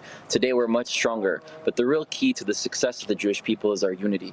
Throughout Jewish history, we have 4,000 years of history. Whenever the Jewish people are divided, disempowered, assimilating, forgetting their purpose, that is the moment that the worst chapters of anti-Semitism start and the worst disasters strike the Jewish people. Whenever we're united, empowered, and fulfilling our purpose, we overcome all the greatest nations that have tried to hunt us. And we can clearly see the Babylonians, the Egyptians, the Greeks, the Romans, the Assyrians, all these different nations that were so great in the world, had huge empires who tried to destroy the Jewish people. Today they're in history books, because when you come at the Jewish people, there's a result. You end up in a book. Yeah, indeed, well put. Rudy, you are a paratrooper, and I understand that apparently the IDF, because so many ground commanders have never been in Gaza, they've actually been doing some helicopter tours over the Gaza area so they know what's next. As a paratrooper, how helpful is that? So I'm also a reservist. I've been 10 years out of the Army. I'm a civilian, and I got called up as a reservist. But as a paratrooper, we're trained both to jump out of planes, but also to come in through land, to come in through sea, to come into any different way. So being a paratrooper is just an option that we have to go in. I don't think that jumping out of a plane is what would be functional for an invasion into Gaza or to enter into Lebanon because it's so close to the border. Being a paratrooper is more if you're going across enemy lines and going within. So the paratroopering part of what we can do is not going to be relevant if we do go in or when we do go in. Sure. And you talked about how you've been out of the IDF for a while. You were called up. And then once you got back to the front lines, explain the training, you know, in a broad way, if you will, about what, because we've heard, 360,000 have been called up, which is an unprecedented number. But how long and how big is the training? So as a combat soldier, which only 10% of the IDF for combat soldiers, you serve as a reservist at least till age 40, unless you have a physical or mental injury that makes you to be able to leave. And we train several times a year. I mean, we get called up to reserves maybe 4 or 5 times a year to train for days like this. So on Saturday, when we were called up when the massacres were happening, there was no training. There was get up, pack your bags, come to base. We got to the base and we were shipped out straight to Gaza, to the territory. And since then, we have been training. Since we have some free time to wait to see what's going on. And we're just preparing to make sure that we go in, but also to prepare that we minimize casualties, because our goal is not to take anyone's life. Our goal is to get rid of Hamas so it stops affecting both the Jewish people and the Palestinian people that are being affected by Hamas. Rudy, you've got business to take care of. Thank you very much for joining us from the front lines. Thank you for having me. All right. Wow. So amazing how all these men and women that were just doing average day jobs got ready and went to the battlefield. Remember them all in your prayers, and remember the 199 hostages. And join me on radio for the next 3 hours. Got more of this and the breaking news. Pray for Israel. Thanks, guys, and good morning, everybody. All eyes on that Israel-Gaza border. Ground invasion appears to be imminent. When, we don't know.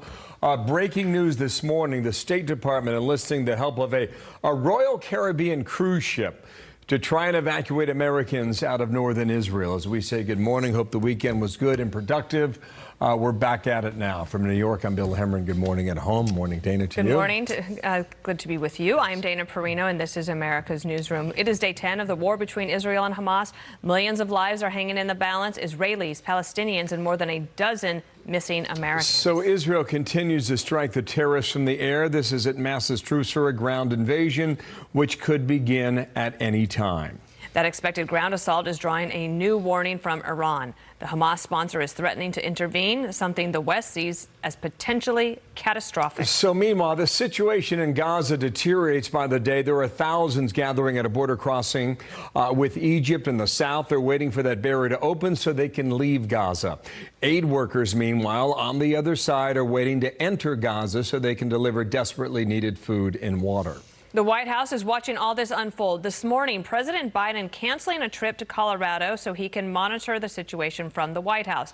Meanwhile, Secretary of State Antony Blinken has returned to Israel after a trip to rally support in the Middle East. So Team Fox coverage, Lucas Tomlinson live in Tel Aviv. Trey Yinks in southern Israel, and that's where we begin with Trey to begin another week. Trey, hello. Bill, Dana, good morning. There was some talk of a ceasefire this morning, but much of that has collapsed as Israeli artillery positions behind me continue to fire into the northern and central part of the Gaza Strip. As for the south of Gaza, you mentioned there are hundreds of people waiting at that border crossing.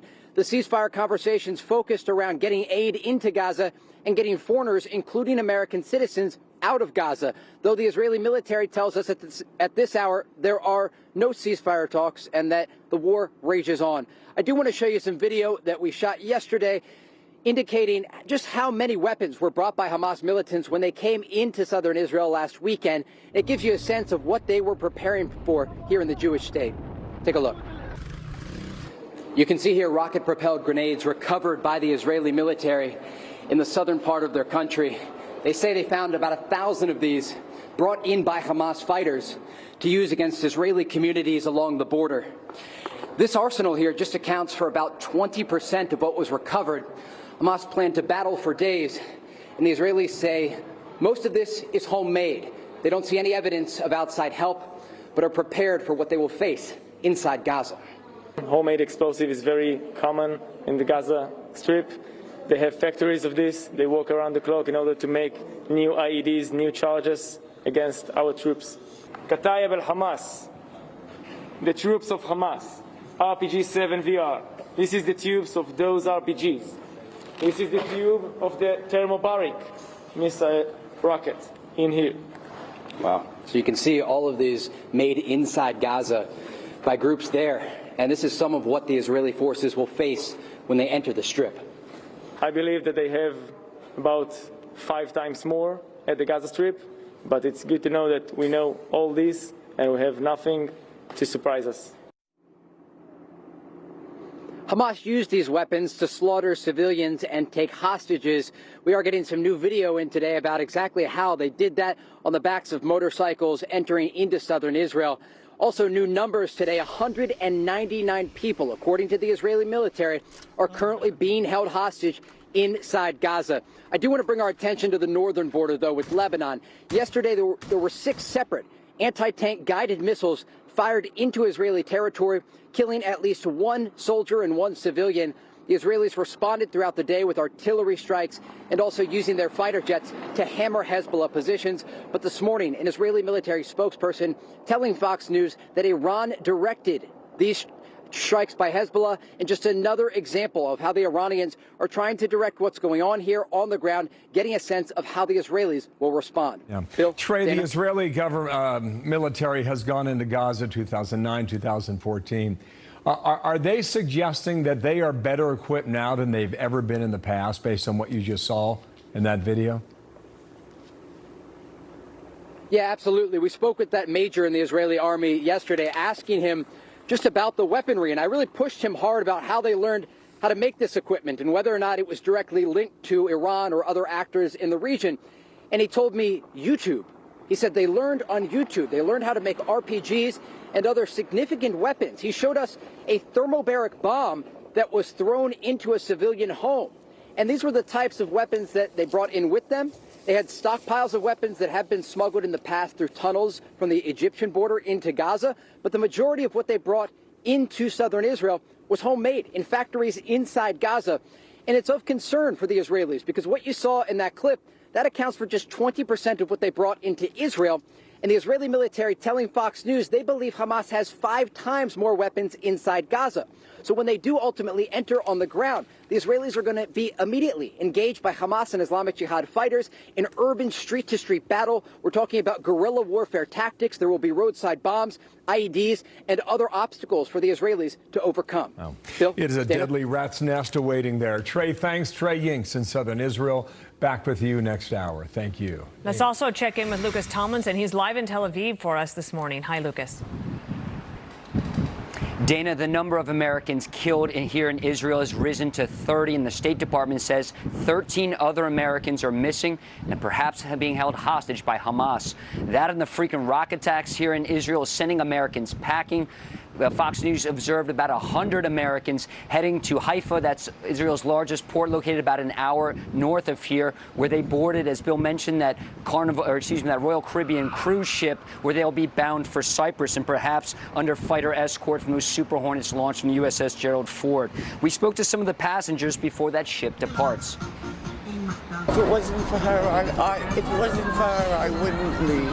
I feel like I'm not contributing so much, and since the U.S. provides this for its citizens, I couldn't resist. And just in the last couple of days, I reached my limit, so going to the States to be with family.